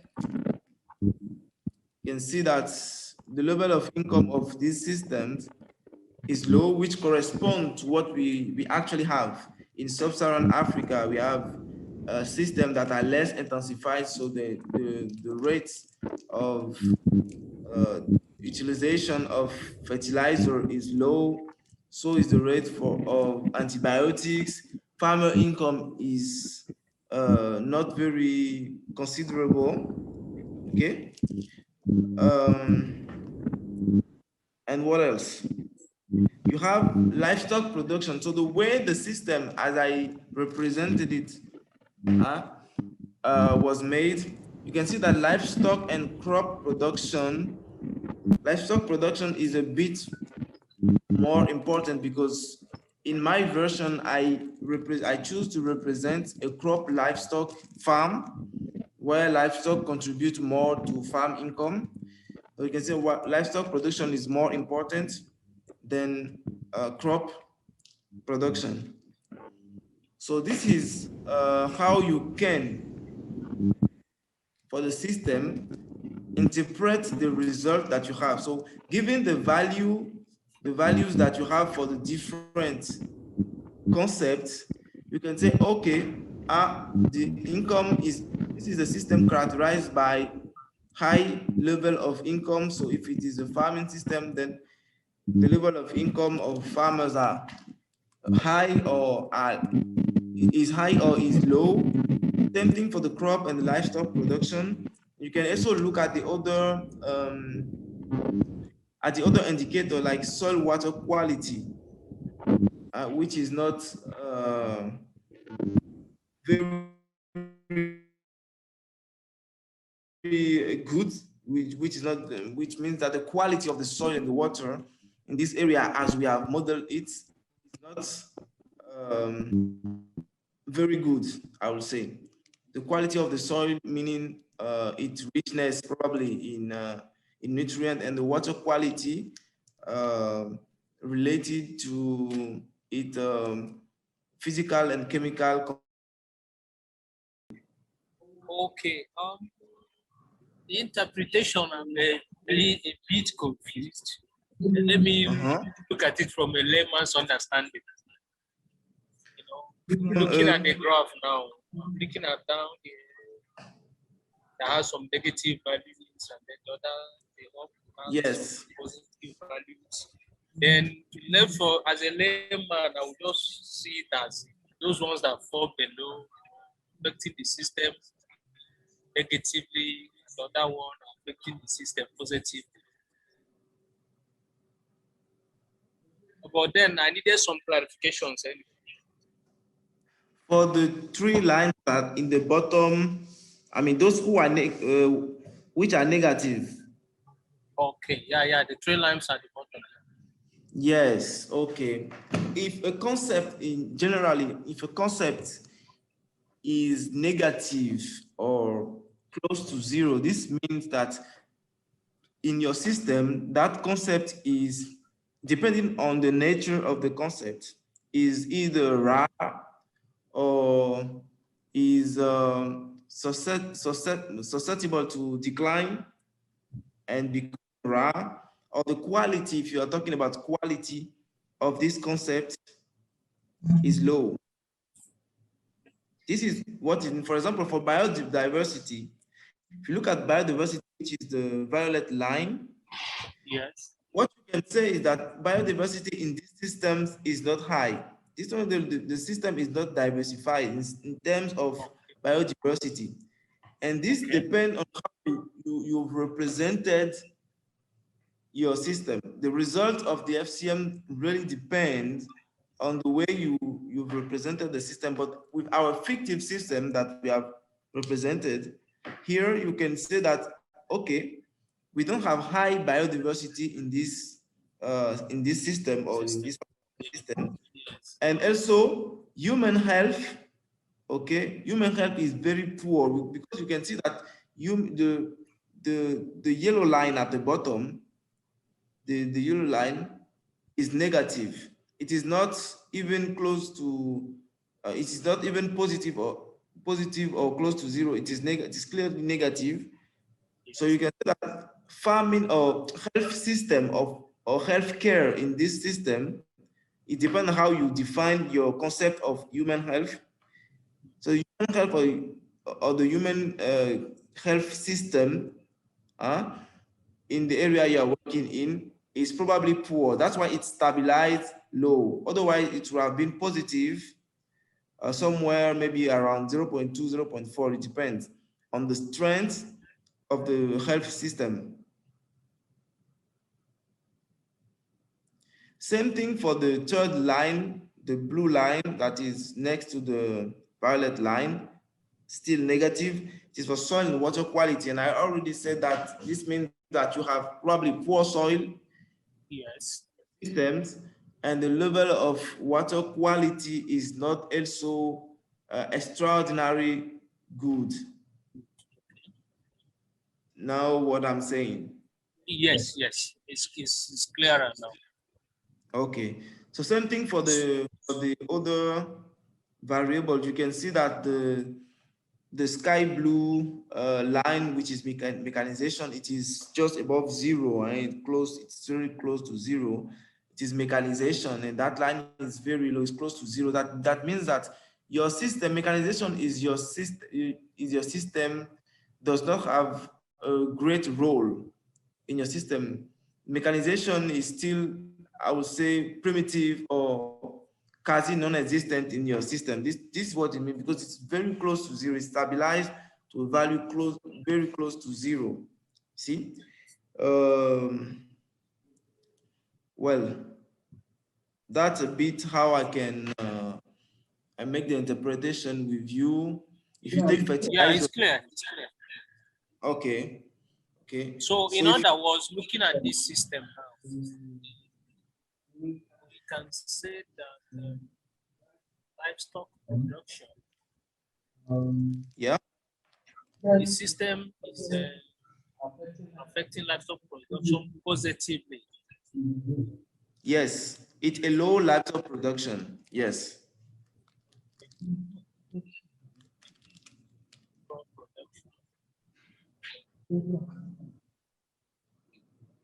Okay, yeah, I get the interpretation.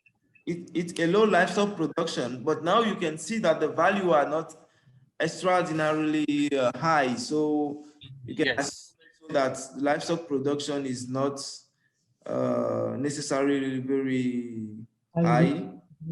So is the crop production too.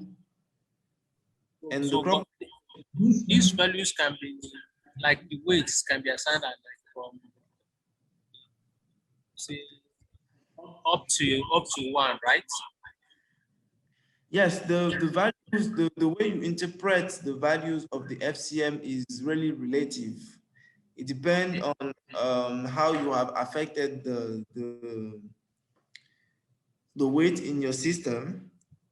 So it is also based on your knowledge of the system, because the first thing that you do, which is the first step of the FCM, is to make sure that what is plotted by the graphic or the result of the FCM matches what you know of the system. For example, if you are in a system where you know that the health care is excellent, and now you run your FCM, you have negative value for the human health. It means that your representation of the system is not good yet.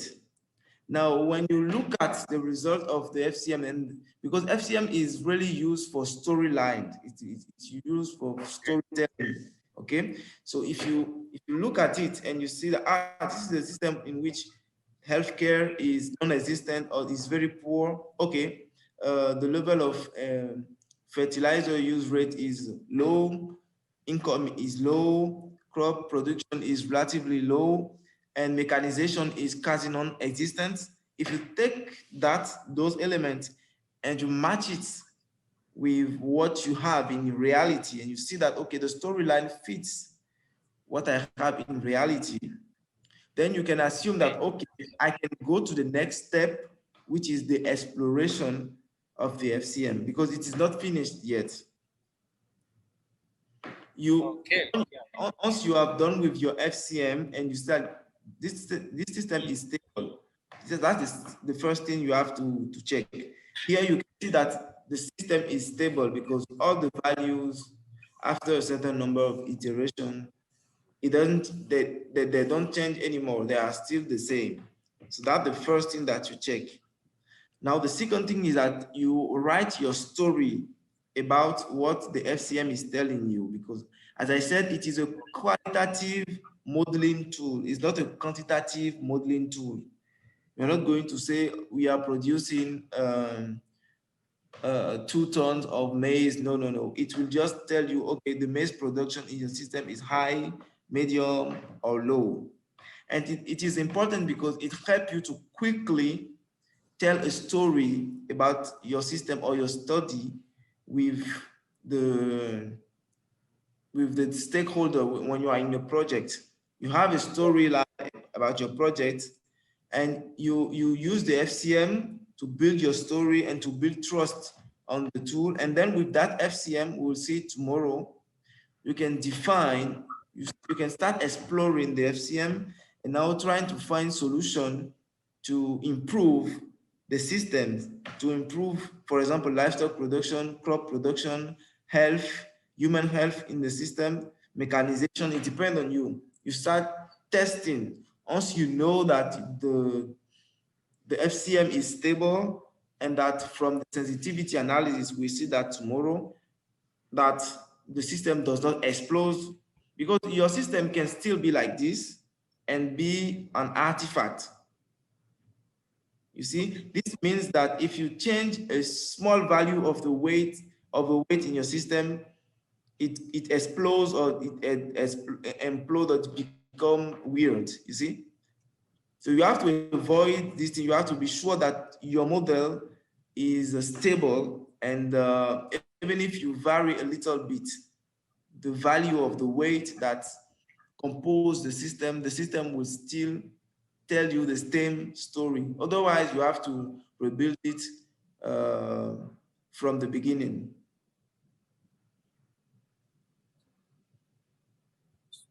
Okay. In other words, let me ask, can this still be used maybe after you might have carried out the research, maybe you're looking at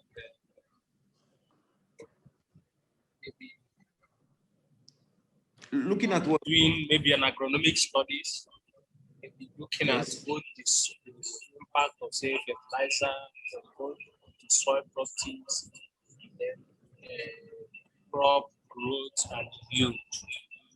Can someone take the soil aspect as a component and then the crop aspect as another component, and then try to link it up, like you can do with correlation, and then maybe use FCM to bring out some the result for easy understanding? Of course, if you look at the literature, that there's a folder in the Google Drive that is called literature, you will find there are papers on using FCM to predict cotton yield, sugarcane yield, and so on. You can use it. In this case, this means that your system is reduced. Your system will be maybe the soil and the crops, meaning that you only consider the parameters of your soil, the pH, the organic matter, nitrogen, phosphorus, and so on. And you use those things as predictors to predict only one thing, which is your yield, for example. And you can relate, you can relate both. So they are interesting because this is really an introduction to the tool. Okay. But yeah, if you look at the literature, because I've included that in the literature of FCM, so you can see that. If you have additional questions about it, how to build this kind of thing, then we can take time after the workshop to discuss. Okay. Yeah.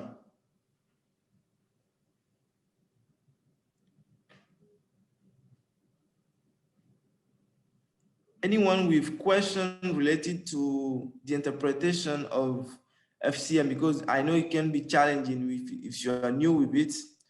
It is a qualitative modeling tool, so it helps you to tell a story. It's for storytelling.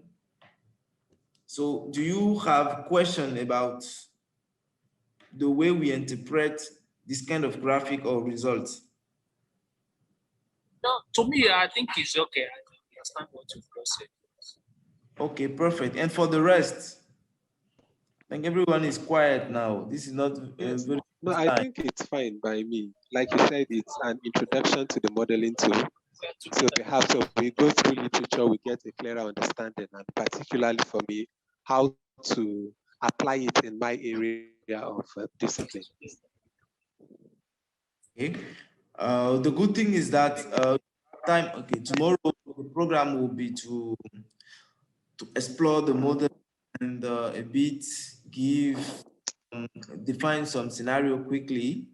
And then based on those scenarios, I will ask you to do your own interpretation of the result because we have a lot of results. So I will ask you to do the interpretation both of the exploration of the model and of the result of the different scenarios.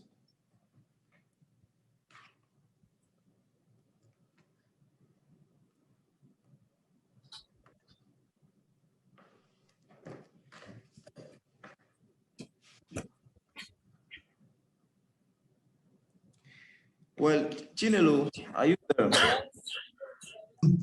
Okay, I think that for my part, I'm done today with what I planned. Okay. The floor is now yours. All right.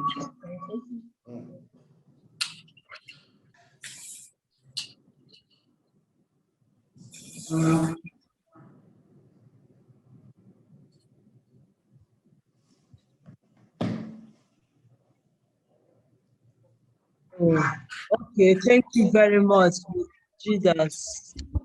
We appreciate your patience and your teaching skills.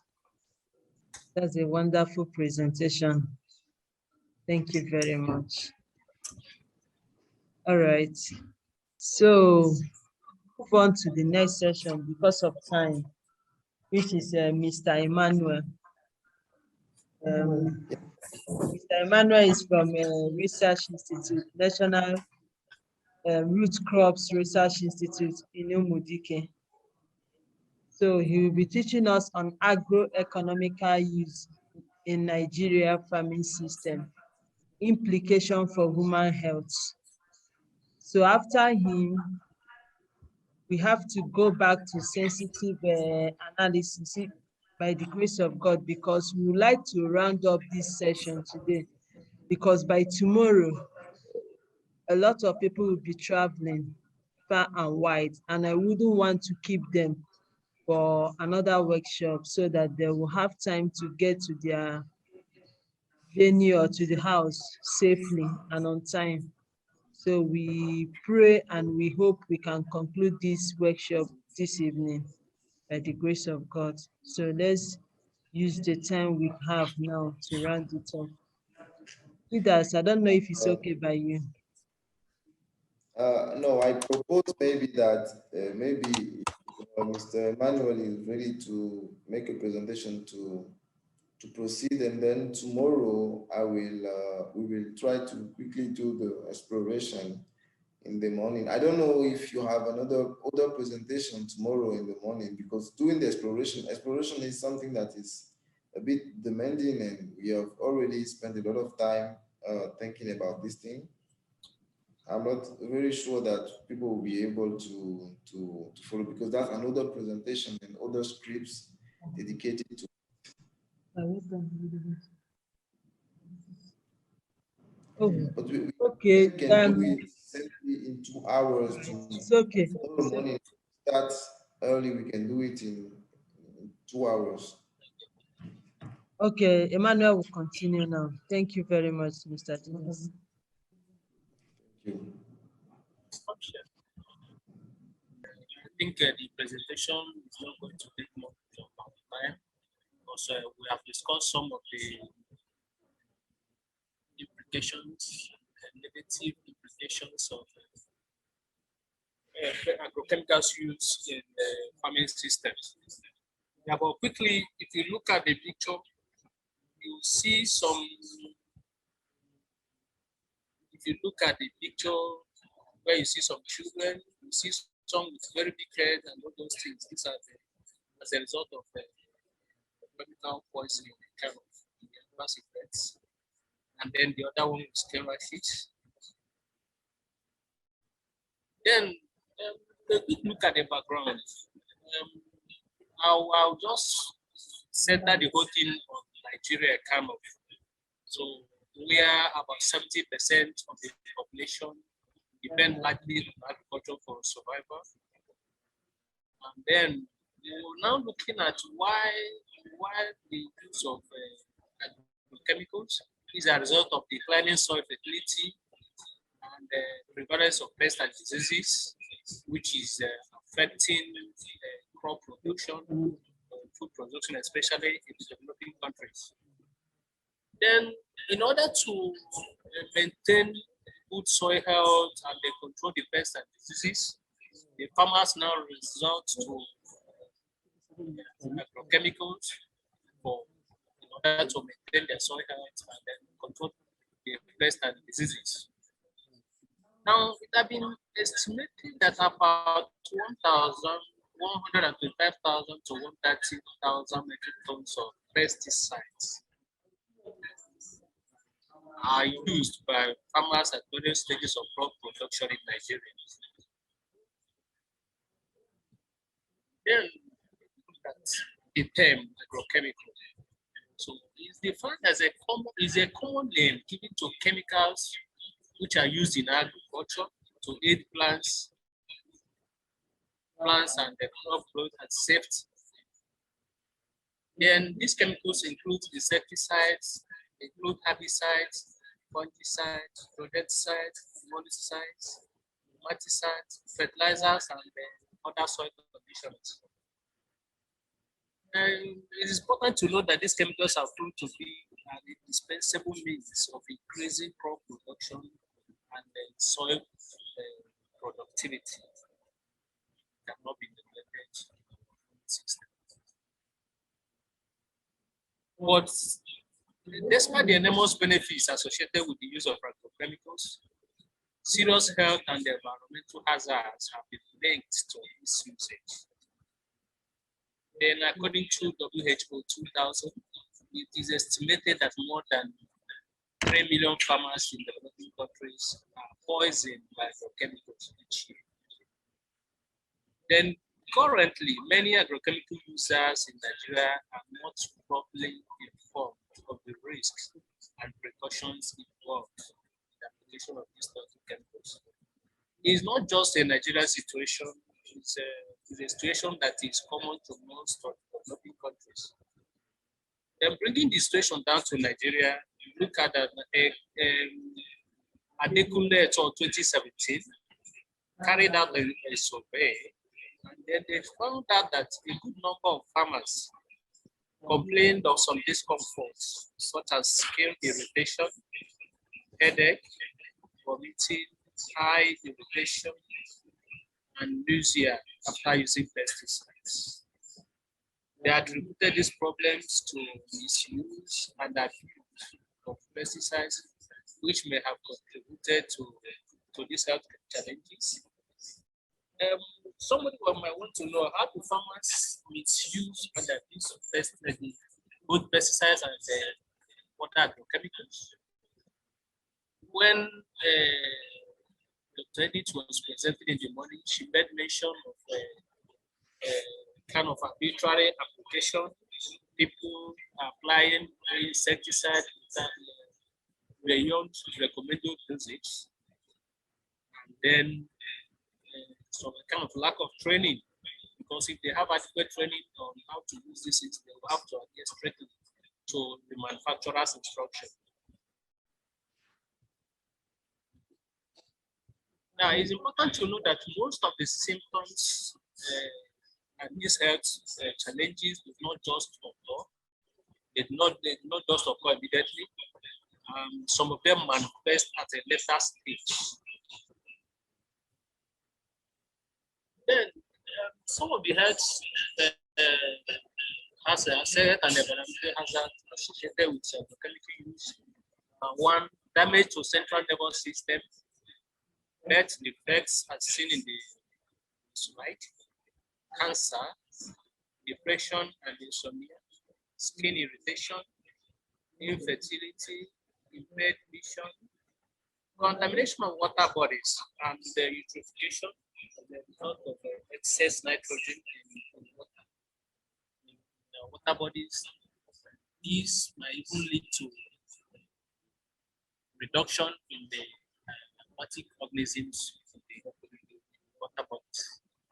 And it is important to know that these chemicals affect virtually almost all the parts of the body, and it can come through contacts by injection or by inhalation. Then, in our farming system, what strategy can we recommend for farmers or every other person involved in crop production, at least for us to be safe from chemicals poisoning? If you look at the picture, the first picture there, you see someone wearing that is well protected. Yeah. In my experience, having worked with farmers in the field, we found that most of them will just mix chemicals and then start spraying, start covering their food, start covering their body. So they don't care about the adverse effects. Of course, they don't really know the implications of what they're doing. So when you wear protective clothing and cover some essential parts, you should be free from the chemical poisoning.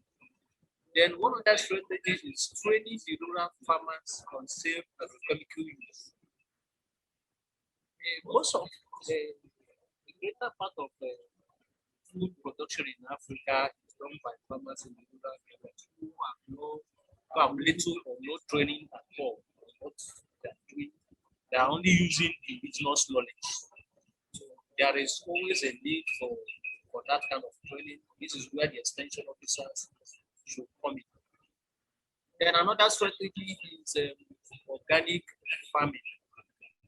Then instead of relying on synthetic fertilizer, which is not even affordable, we can make use of available organic manure sources within our locality. And we can still make use of biopesticides, even though it's not all that common in Africa for them. Still evolving. It's a very good strategy. We can still make use of biological control, which involve, among other things, introduction of insects and weeds that helps regulate population. And some other we can use cultural control, like soil solarization, crop rotation, time planting and harvesting. Yeah, coming to this time planting and harvesting, I observe personally that down here in Nigeria, things like before army work in maize normally come around early in the rainy season, around March, April. But when you plant late, don't really see them. So if you time their planting and if you time their planting, you find out that you should be able to run away from all this insect infestation, and by doing that, you reduce the rate at which you apply the chemicals. And another thing is application timing. Most of the insects have their own time. There are some that come out early in the morning. There are ones that come out early late in the evening. There are the ones that come out when the sun is shining. So if you be able to study their biology, you'll be able to know when to apply the insecticide, and then you should be able to apply the recommended doses instead of applying it arbitrarily, whereby some non-target organisms will be killed. The same thing is applicable to fertilizer. When you apply the recommended dosage and rates, you will be be able to run away from leaching and the movement of the fertilizers to rivers and streams, where most of our farmers can get their water source, thereby limiting the rate at which they are being poisoned by these agrochemicals. Then another strategy is the use of 4 R's in fertilizer management practices, which is the use of the right products, at the right rates, at the right time. And then we can source them from the right source. So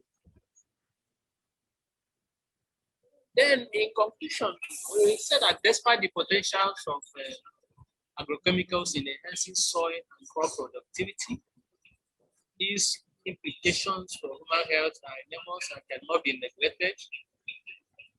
And training farmers on safe handling and application of agrochemicals will help lower the health and the environmental risks associated with these uses. In adopting organic and regenerative agriculture, use of biological control measures will help reduce the overdependency on agrochemical. Yeah, thanks for listening.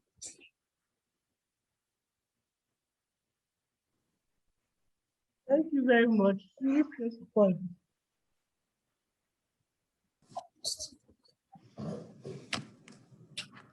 Thank you, Mr. Emmanuel, for your brilliant presentation on chemical and agriculture and the way and with the recommendation to how to mitigate the negative impact of these agrochemicals on the agricultural systems. I will ask the participants if they have questions to address them directly to Mr. Emmanuel.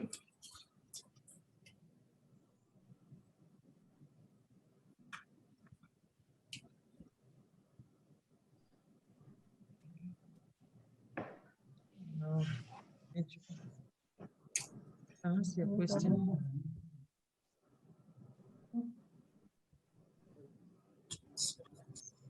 Chinelo, do you have a question? Yes, come and use this and ask your question.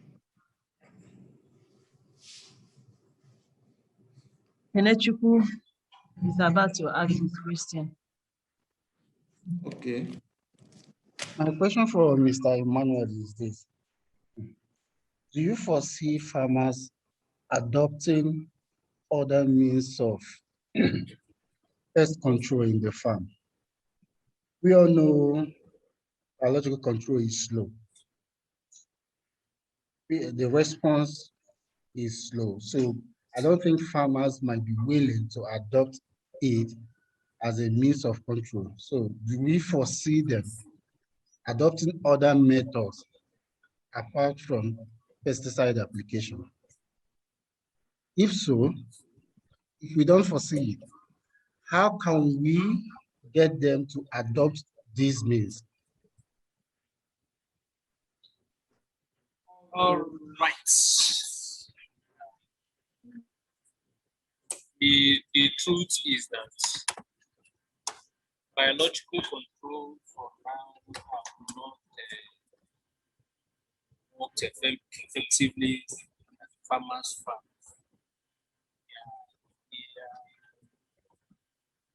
For them now, I can't say that they will easily adopt it. You know, farmers, we have early adopters, late adopters, until they see the impact of these agrochemicals, maybe their neighbors and those things, until they won't be able to adopt it easily. But then there is one easy way of doing this thing. It boils down to government policy and then sensitization, proper sensitization of the impact of what they have been doing and what the aftermath of the heavy dependency of chemicals to their health. So unless you educate them properly, they won't adopt it. You can't just go to them and say, "But leave this one and go to the other one." You need to, the extension officers have to go down and let them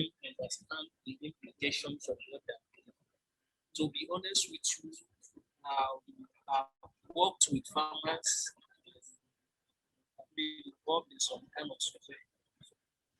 There is nothing that the easiest way for farmers, especially in Nigeria now, to increase their production, which not only that they consider the easiest way is heavy dependency on the agrochemicals, especially the herbicides.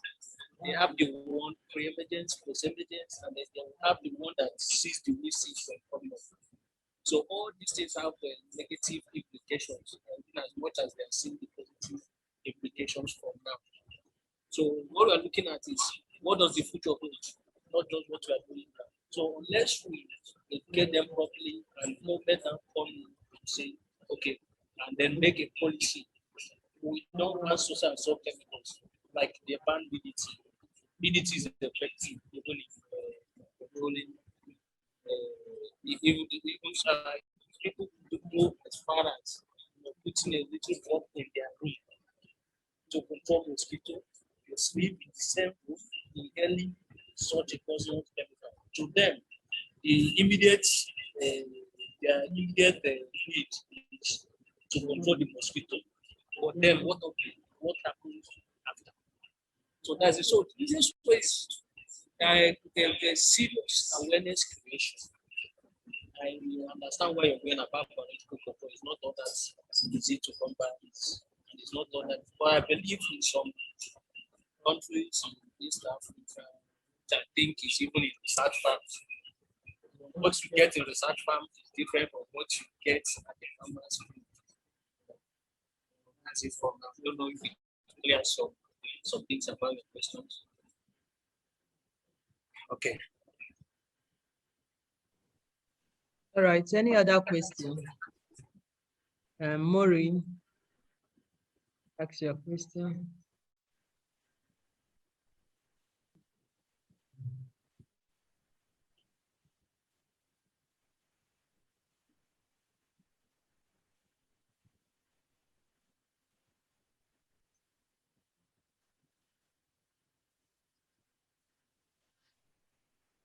Okay. Please, can you hear me? Yes. Okay. Thank you again, Mr. Manuel, for the presentation. I want to add and add. Though for farmers to really adopt these other measures, they need to really see that it's working and is effective for them to be able to. Is it possible? Maybe government or extension workers to maybe in a locality, they will have a particular farm where they will be experimenting those other alternatives to use of chemicals, so that these farmers can see for themselves. Because beyond just telling them, if you have a farm that you practicalize those things, then you take them to those places and they will see the results. I think it will be more convincing for them to be able to apply them than just telling them or enforcing it. Because sometimes, just like this DDT we're talking about has been banned, people still smuggle it, people still use it. Because although you ban them and the government will be in their own offices, you will not always be there. Even the extension workers, if they are asked to be supervising them, some of them might be bribed and all that to be able to use it because they need that immediate result. So I think more practical, convincing ways can be more effective in getting them to comply. Thank you. Okay, yeah, I quite agree with you. There is need for demonstration farms.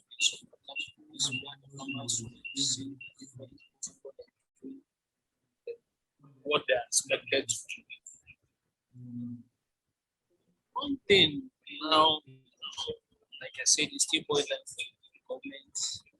In every state in Nigeria, the ADP, the Agricultural Development Program, is responsible for disseminating some technologies to farmers. But you know, the concept of the ADP, when the ADP came in the first place, they were being sponsored by government.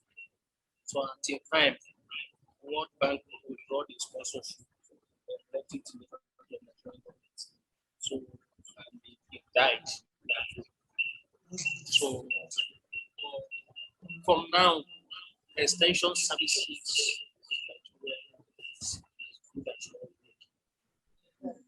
So even for us, the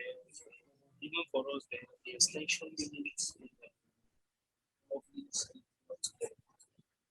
they just have a demonstration farm for you to, and that demo farm is just for you to see what we are doing. Just for you to see what our technologies, new varieties, and all those things, and every other thing. So, not really. Your suggestion is in line, but we are handicapped by some government policies, lack of funding, side of the government, but it all boils down to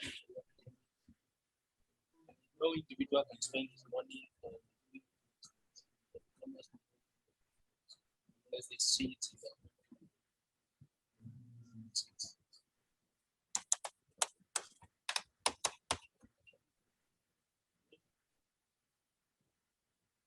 Okay, Mr. Emmanuel, thank you for your answer. I just wanted to add that in addition to the strategies proposed, we can also rely on policy to stop importation of those products that are forbidden in Europe and the USA, but are still imported in our country, and that has considerable damage, even concern on the health of our farmers, because generally farmers, the use of agrochemical, they don't, as you already said, take all the protective measure to use them. And in the long term, they don't have any insurance or money. It will just affect their health in a negatively manner that will sometimes lead to death. So I think that we can also add that policy to control what is entering into the country and what is being used in our foods. Yeah, thank you. Yeah, thank you.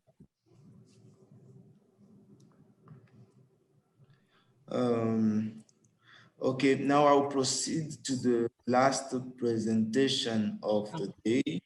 Okay, thank you very much. Let's go on. We are here for you. Okay, it's about exploration of models in general, but of FCM in particular in our case. I will share my screen with you. Okay, I hope you can all see my screen. Yes. Yes. Okay, perfect. So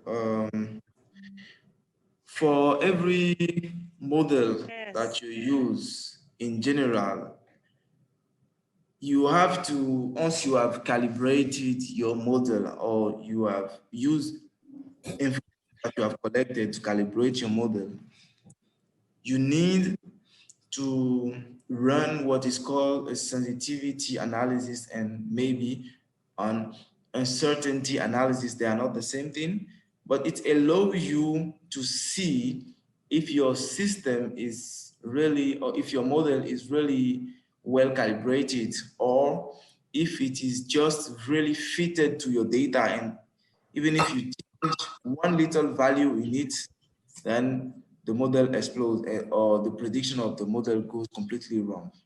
So this is what we are going to see now. So these techniques that I'm going to show you are applicable to all models, but we are going to apply it to FCM because we have been using FCM from the beginning of this workshop. So what is sensitivity analysis? It is an approach to test the robustness of models regarding its input parameters. So there are several techniques for sensitivity analysis that can be classified into two big categories. First category is local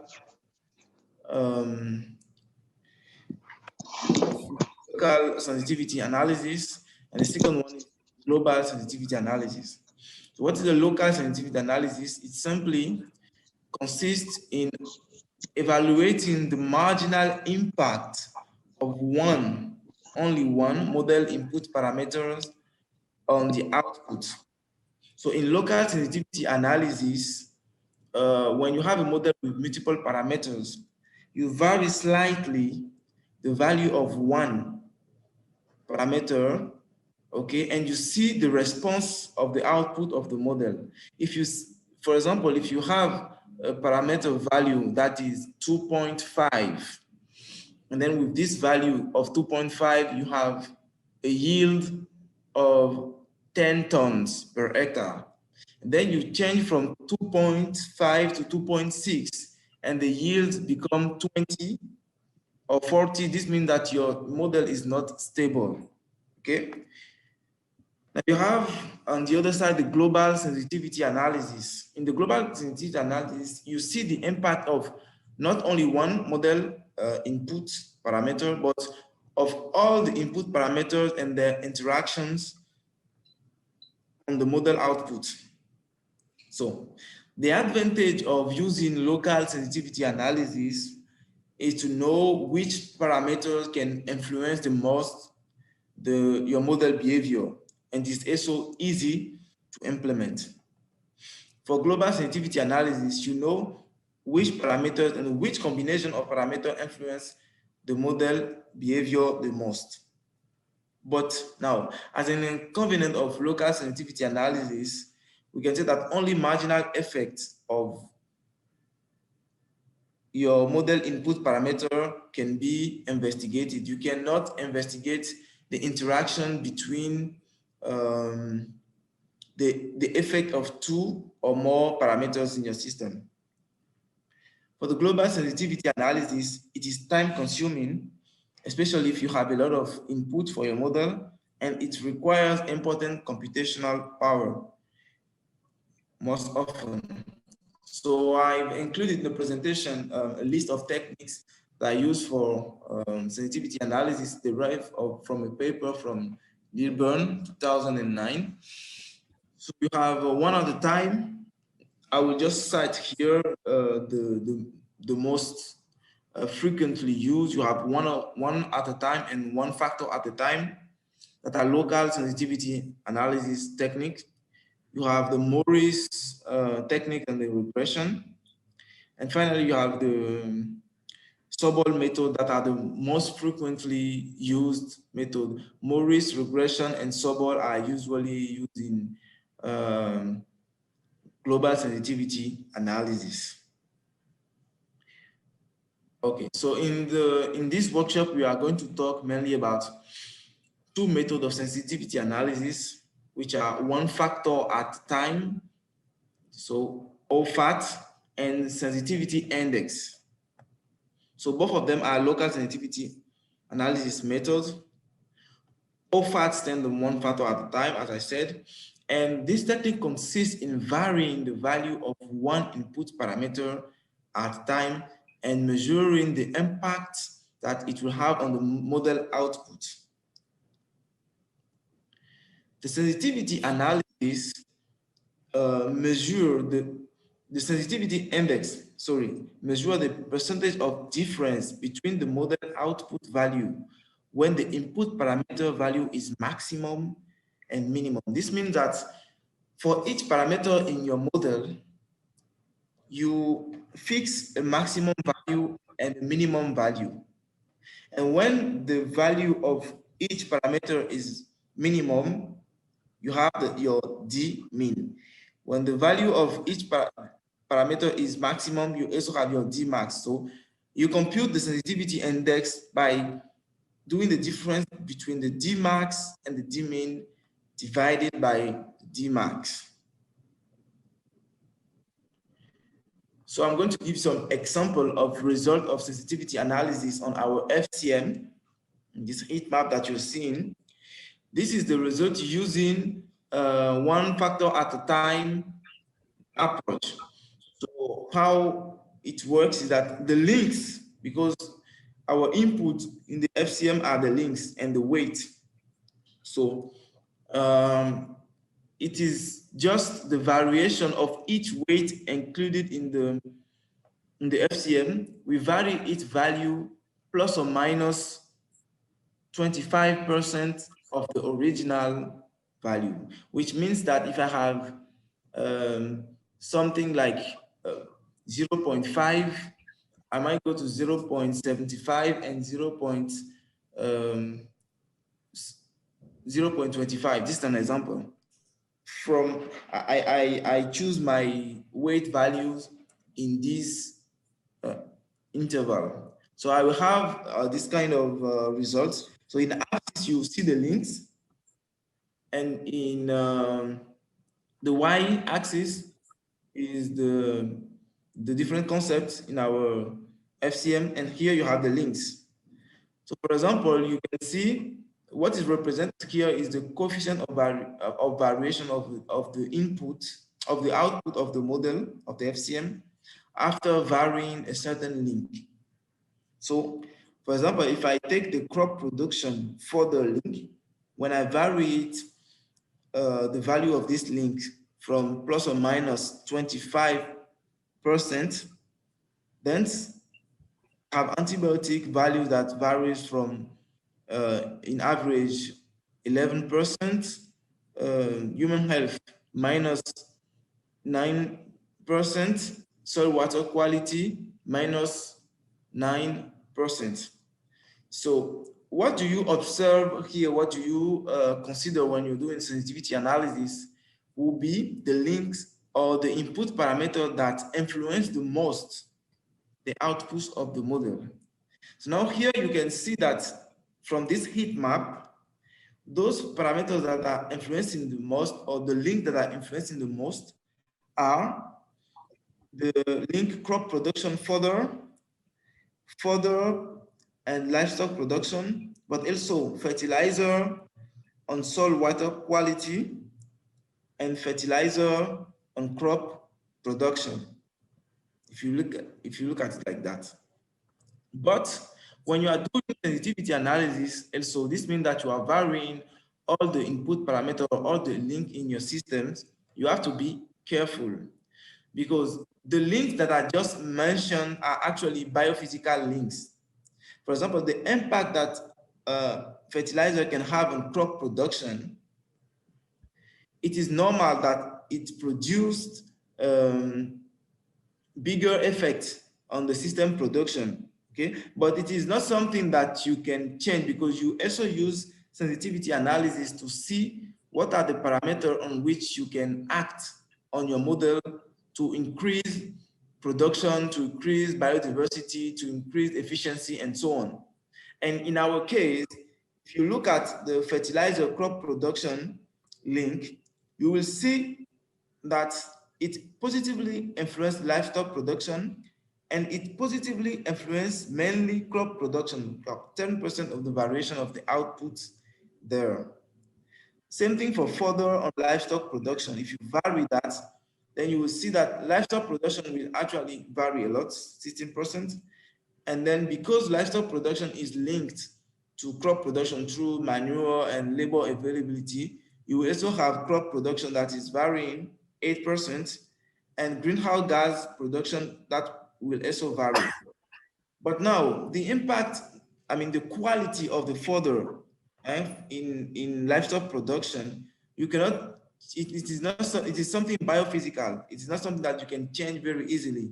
So that's why I want to draw your attention when you're doing a sensitivity analysis. You might find some parameters influencing the most your system, but you have to be careful to check if they are biophysical parameters, because those parameters are very, very difficult to change. You cannot make intervention very easily on them.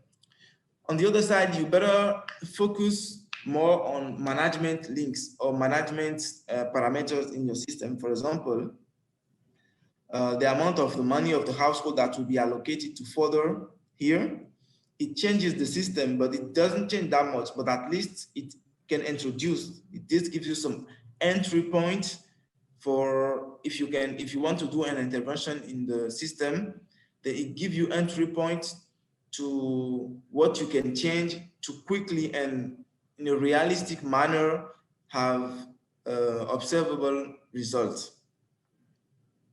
Okay, and this is the results with the sensitivity index example. You're going to see that the numbers are not the same, but it is the same tendency. In our system, the links that are the most important, the most susceptible to change the system productivity are the biophysical links. Those links are very difficult to change. So I repeat it again, you better focus first on management practices. For example, if I take income, the link between income and pesticide and the amount of pesticide that is purchased, if you act on that, then you may have significant results or significant impact on the other parameters. Okay, same thing if you invest more income into water control. Okay, you can have around 10% variation in the production, crop production and livestock production. Same thing if you look at the impact of infrastructure on production. Okay, so for example, better infrastructure in our system could lead probably to better crop production, because you have a variation of 18% here for crop production and livestock production at 11%. So these links that I called either policy link or management links are the one that if you are in a project or if you are doing your research, those links that you can easily change with stakeholders or with farmers if you are an agronomist. And yes, this is the continuation of, it is still sensitivity index results. Then you can see that there are still some links. But for example, livestock production, crop production, they are linked through manual production and labor availability, and it's something that you can not easily change. But what you can change easily, or what you can act upon easily, is the infrastructure, the impact of infrastructure on livestock production. This means that if you're building, or if you favor infrastructure building area in the study area, it might lead to better crop and livestock production and so on.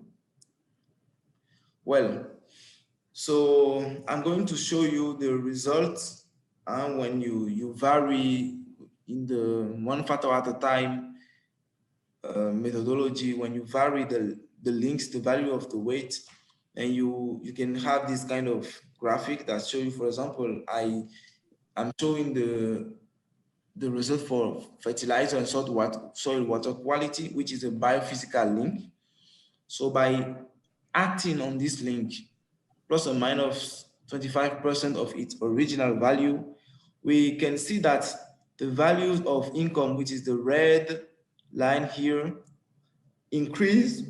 Sorry, because it increased because at the top, livestock production is increasing, crop production also is increasing. Okay, but what is decreasing in your system is simply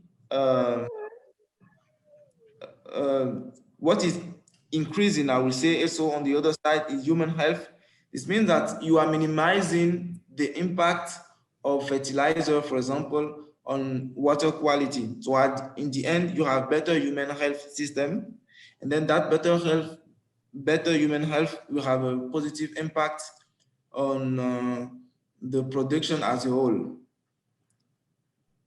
Again, the other still biophysical link, you can see that the different concept values in the system quickly grows, which means that if you increase the links between fodder and livestock production, we completely mean that they have access to better forage quality, then livestock production will increase, manure production will also increase, so crop production as a consequence will increase, and so will the income of the household. But on the other side, because you are increasing livestock production, then greenhouse gas emission will also increase. And then you have parameters like soil water quality and other that will decrease on the other side of the graphic. So you can see that there's one part of the graphic that is increasing, okay, because livestock production is really increasing. And then on the other side, your biodiversity and greenhouse gas emission is increasing as well. But now this is more a scenario that will be related to infrastructure, to policy. So more infrastructure, the impact that it could have on livestock production. You can see that, okay, here we have, we can see that more infrastructure could lead to better livestock production, but it's not as spectacular as what you have in biophysical links. Same thing for subsidized. If you try to invest on subsidized, you will see that, okay, crop production is increasing, livestock production increase as well, but the level of improvement of your system is not as spectacular as what you have if you only consider for your scenario biophysical links, because I repeat it again, biophysical links are very difficult to change. You cannot easily change the response of a soil to fertilizer or the impact of pesticide on water quality. You cannot easily change because those are things that are really physical. But what you can change are the link related to policy and management. So this is what I wanted to present to you. Unfortunately, we will not have time to do the exercises, but if you have a question about the sensitivity analysis and how we move from the sensitivity analysis to scenario definition, please go ahead and ask your questions.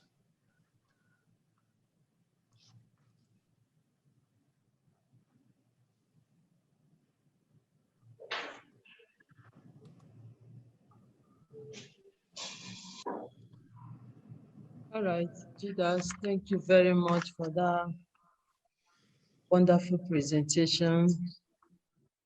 So, I also want to react to that. If any question or any suggestion or addition to that, please, somebody should. Yes, have something. Any of them, whether.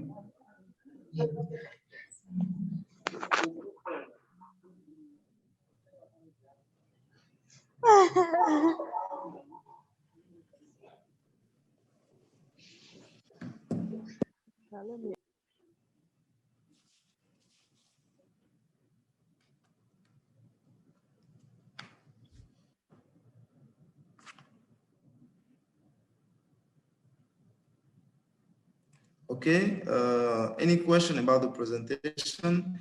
I will add it to the Google Drive as well. So you can have, if you want, you can have access to it. And if you have questions, then you can still come back. But if you have questions now about what a sensitivity analysis is, if you still have questions about that, or about the different techniques, or the interpretation of the results, just let me know.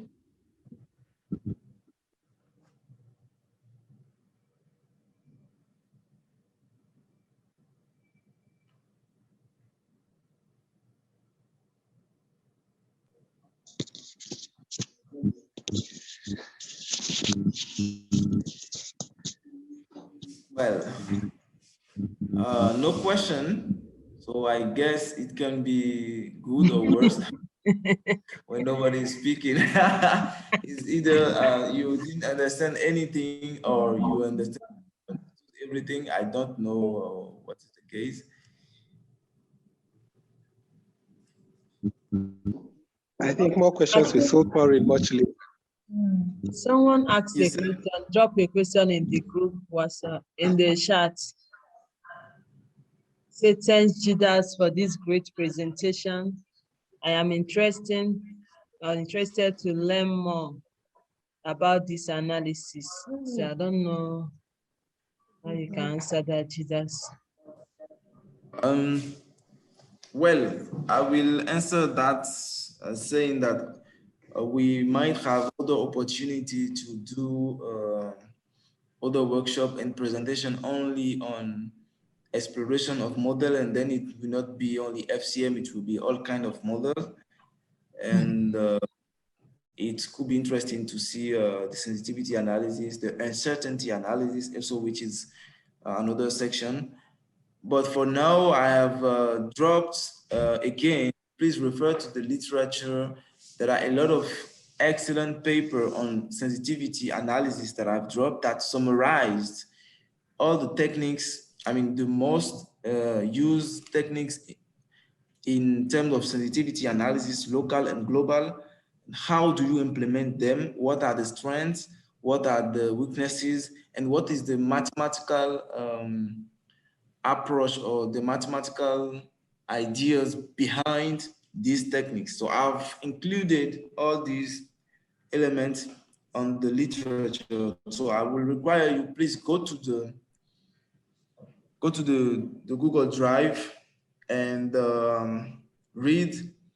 If you want to, if you still have questions, then you could reach me privately and we can discuss.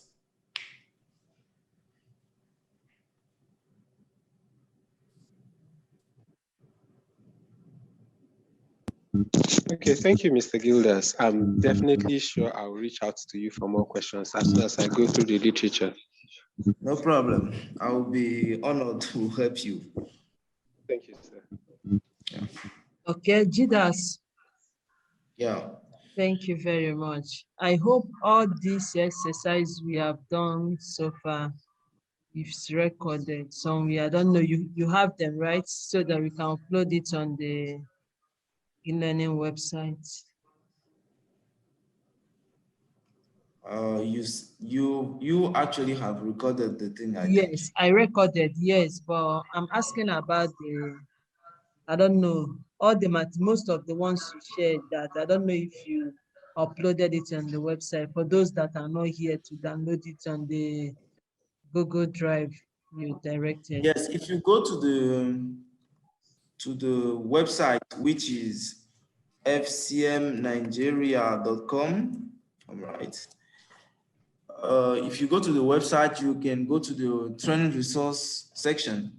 And in that section, you will see the literature and the contribution of the DAD alumni paper. So in the literature section, there are some papers, but not all the paper. But you have that link.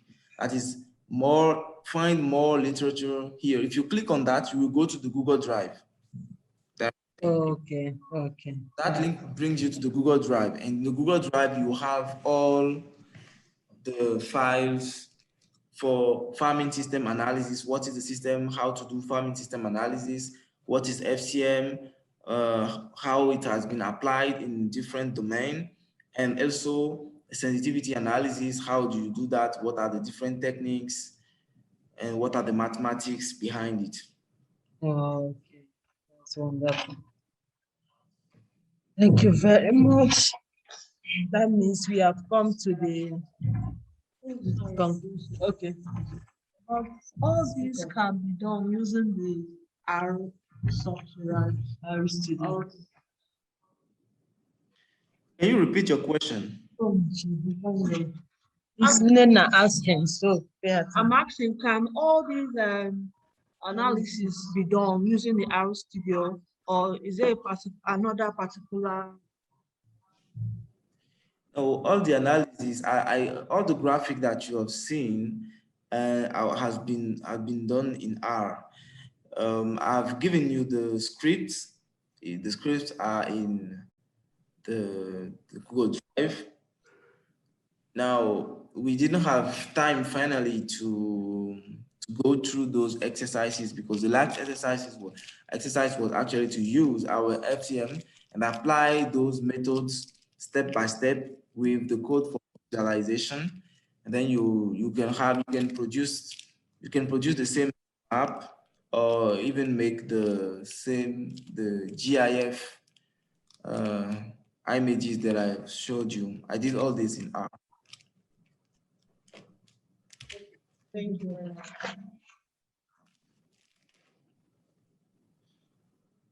But if you need more information about R and how it functions, if you go to the website, there is that in the training resource, you have R Workshop 2019. There you can download the lecture that I used in this workshop. There are a lot of examples inside of code to help you to start with R from zero.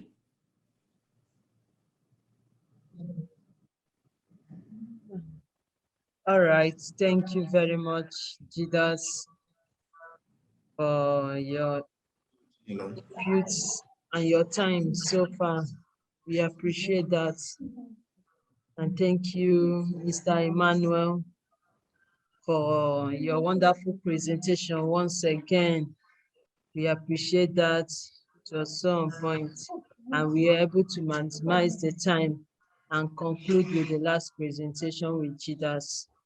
Also, we thank Professor Edith. The network couldn't let her be here. She's here. Oh, thank God. We thank her for. I'm back. All right, ma'am. We thank you for that wonderful presentation and your active participation today. It's as if you were here with us yesterday. It's as if you didn't miss anything yesterday. So we thank you for your active participation, your support, and your advice. Also, thank you. All right. Welcome. We thank Mr. Peter for the moderation, and also it showed that everybody on ground is always leaning on his sacrifice, his time, eagerness to carry each and every one of us along. We appreciate that. Thank you very much. Also, we thank Olusegun Olanide for his, I don't know how to explain it, his eagerness, his passion to be here. Even when I advised him not to be here, he can join online. He said no, that he knows, he understands the different, or to be online is not the same thing like being physical. It's more important to be where everybody is, so that when you are off, another person can pull you through. So we thank him for coming along, and he's also being with us. We appreciate that. Thank you, Olusegun. We appreciate you. We thank Mori for her active participation, her questions, and everything. We thank Nena and her daughter for their active participation. Our classmate, Zikora, we thank you very much for everything. We cannot take it for granted. All right. I see now anybody on the ground. And Kenechukwu, we thank Kenechukwu, even though he's not here with us, but he's and we thank him. And also for those of you online, we can see you. Aminata, Ganemi, Anderson, Esper, Jidas, and Kenneth. We thank you very much. We appreciate you. And also, if anybody have anything to add or any suggestion and anything, this is the time, because this time is for networking and for review, everything we have done so far since yesterday and today. If there is anything to add, any observation, anything we didn't do well, or you feel that we could have done it this way, please come up with that. We are ready to listen and make amends. So please, we are waiting on you for your feedback.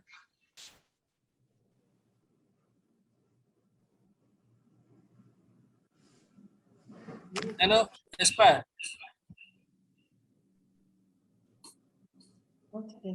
Espa, are you there? Yeah, Peter, I'm here. Okay, this is Emmanuel. Nice to meet you. Yeah. Is there any way you can share that your presentation yesterday with us? Okay, any problem? Let me send Or I it. can easily give you my email. Yeah, any problem? Judas?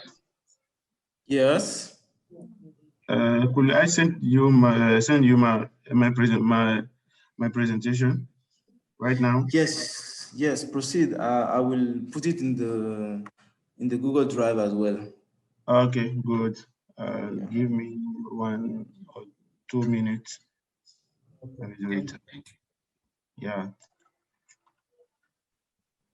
And to give us, I might need your email too. You said? I said I might need your email contact. Okay, yeah, no problem. I can put my email in the chat and start. You can. Okay. And as part two. Yeah, on the chat.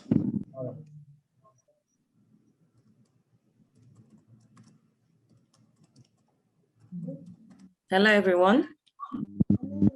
Hello. Hello, bro. Hello. Yeah, Chinero, you have thanked everyone and nobody's thanking you. So I want to use this wonderful opportunity to express our sentiments of gratitude to you for organizing this workshop. It's not an easy thing. You have worked tirelessly to ensure a successful completion of this workshop, in spite of all the technical issues and problems here and there that we encountered at the beginning. But in the end, we thank God for granting us a resounding success, I must say. And I do believe that the event of this kind cannot happen overnight. Wheels started rolling, weeks ago, and it requires planning and the bird's eye for details. You have worked so hard. So I want to congratulate you for a successful workshop. Honestly, the topics that you chose for these workshops were all apt, and the contributions from them all invaluable. So Chinelo, I say kudos to you for organizing a workshop like this.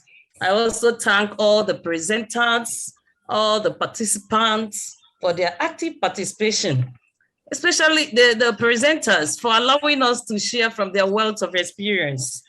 I wasn't around yesterday to listen to the other presenters, but Gildas, Asoba, even Emmanuel, I just came in when you were rounding up. So, but I thank you also for that wonderful presentation. You guys are wonderful. You see, that is what I said initially when I started my presentation. I said, the picture I showed on my slide depicts DAAD alumni that are working together, holding each other's hands, in order to excel. So we need to revive once again the team spirit, and then all the success stories, especially the success stories about China that we heard today. I want each and every one of us to take that story home in our various countries, in our various communities, so that we also engage in meaningful research. Peter told us that we have funding here and there waiting for us to assess. So I want to encourage each and every one of us to go out there to engage in meaningful projects and research that will impact our various communities, our various countries. And I believe when we do this, honestly, we will leave our legacies on the sands of time. So I want to thank you all for coming, especially the foreigners among us. my prayer for you guys is that Almighty God will grant you journey mercies for those of us that are on ground, and for those of us online. I pray for God to continue to guide us, so that the contributions we'll make in our various establishments, in our various organizations or institutions will not be in vain. Thank you all for coming, and may God bless us. Thank you very much, Professor Thank you, Ma. Edith. Thank you, Prof. Edith. Thank you, Welcome. Ma. We appreciate.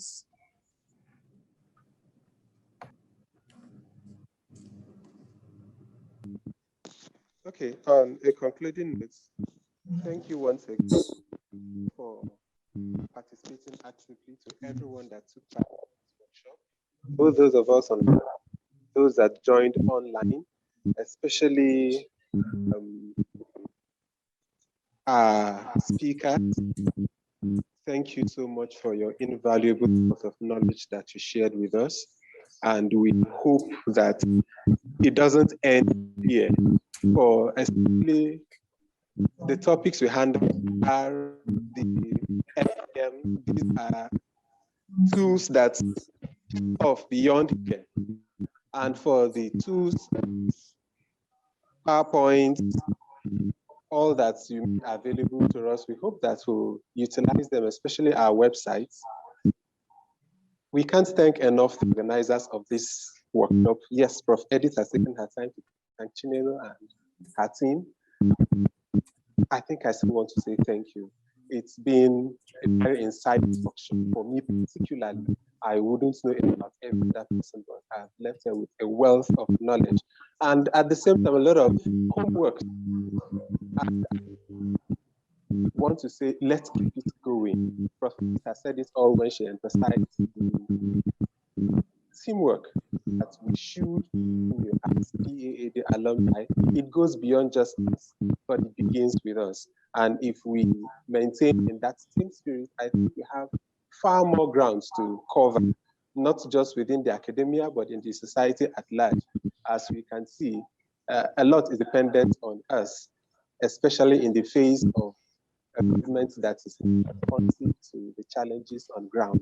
So that tells us that this is just the beginning. And as we pick it up from here, I pray that we find strength and courage to do the much we can. And as we look forward to more workshops like this, I hope that every one of us that took part in this very workshop will find time to join us to take it to the next level. Once again, thank you so much for your time, your efforts, your contribution, and we wish you all well in your next efforts. Once again, Chinelo and your team, thank you and thank you again. So I think with this, we'll wrap up this workshop and wish you well. Thank you.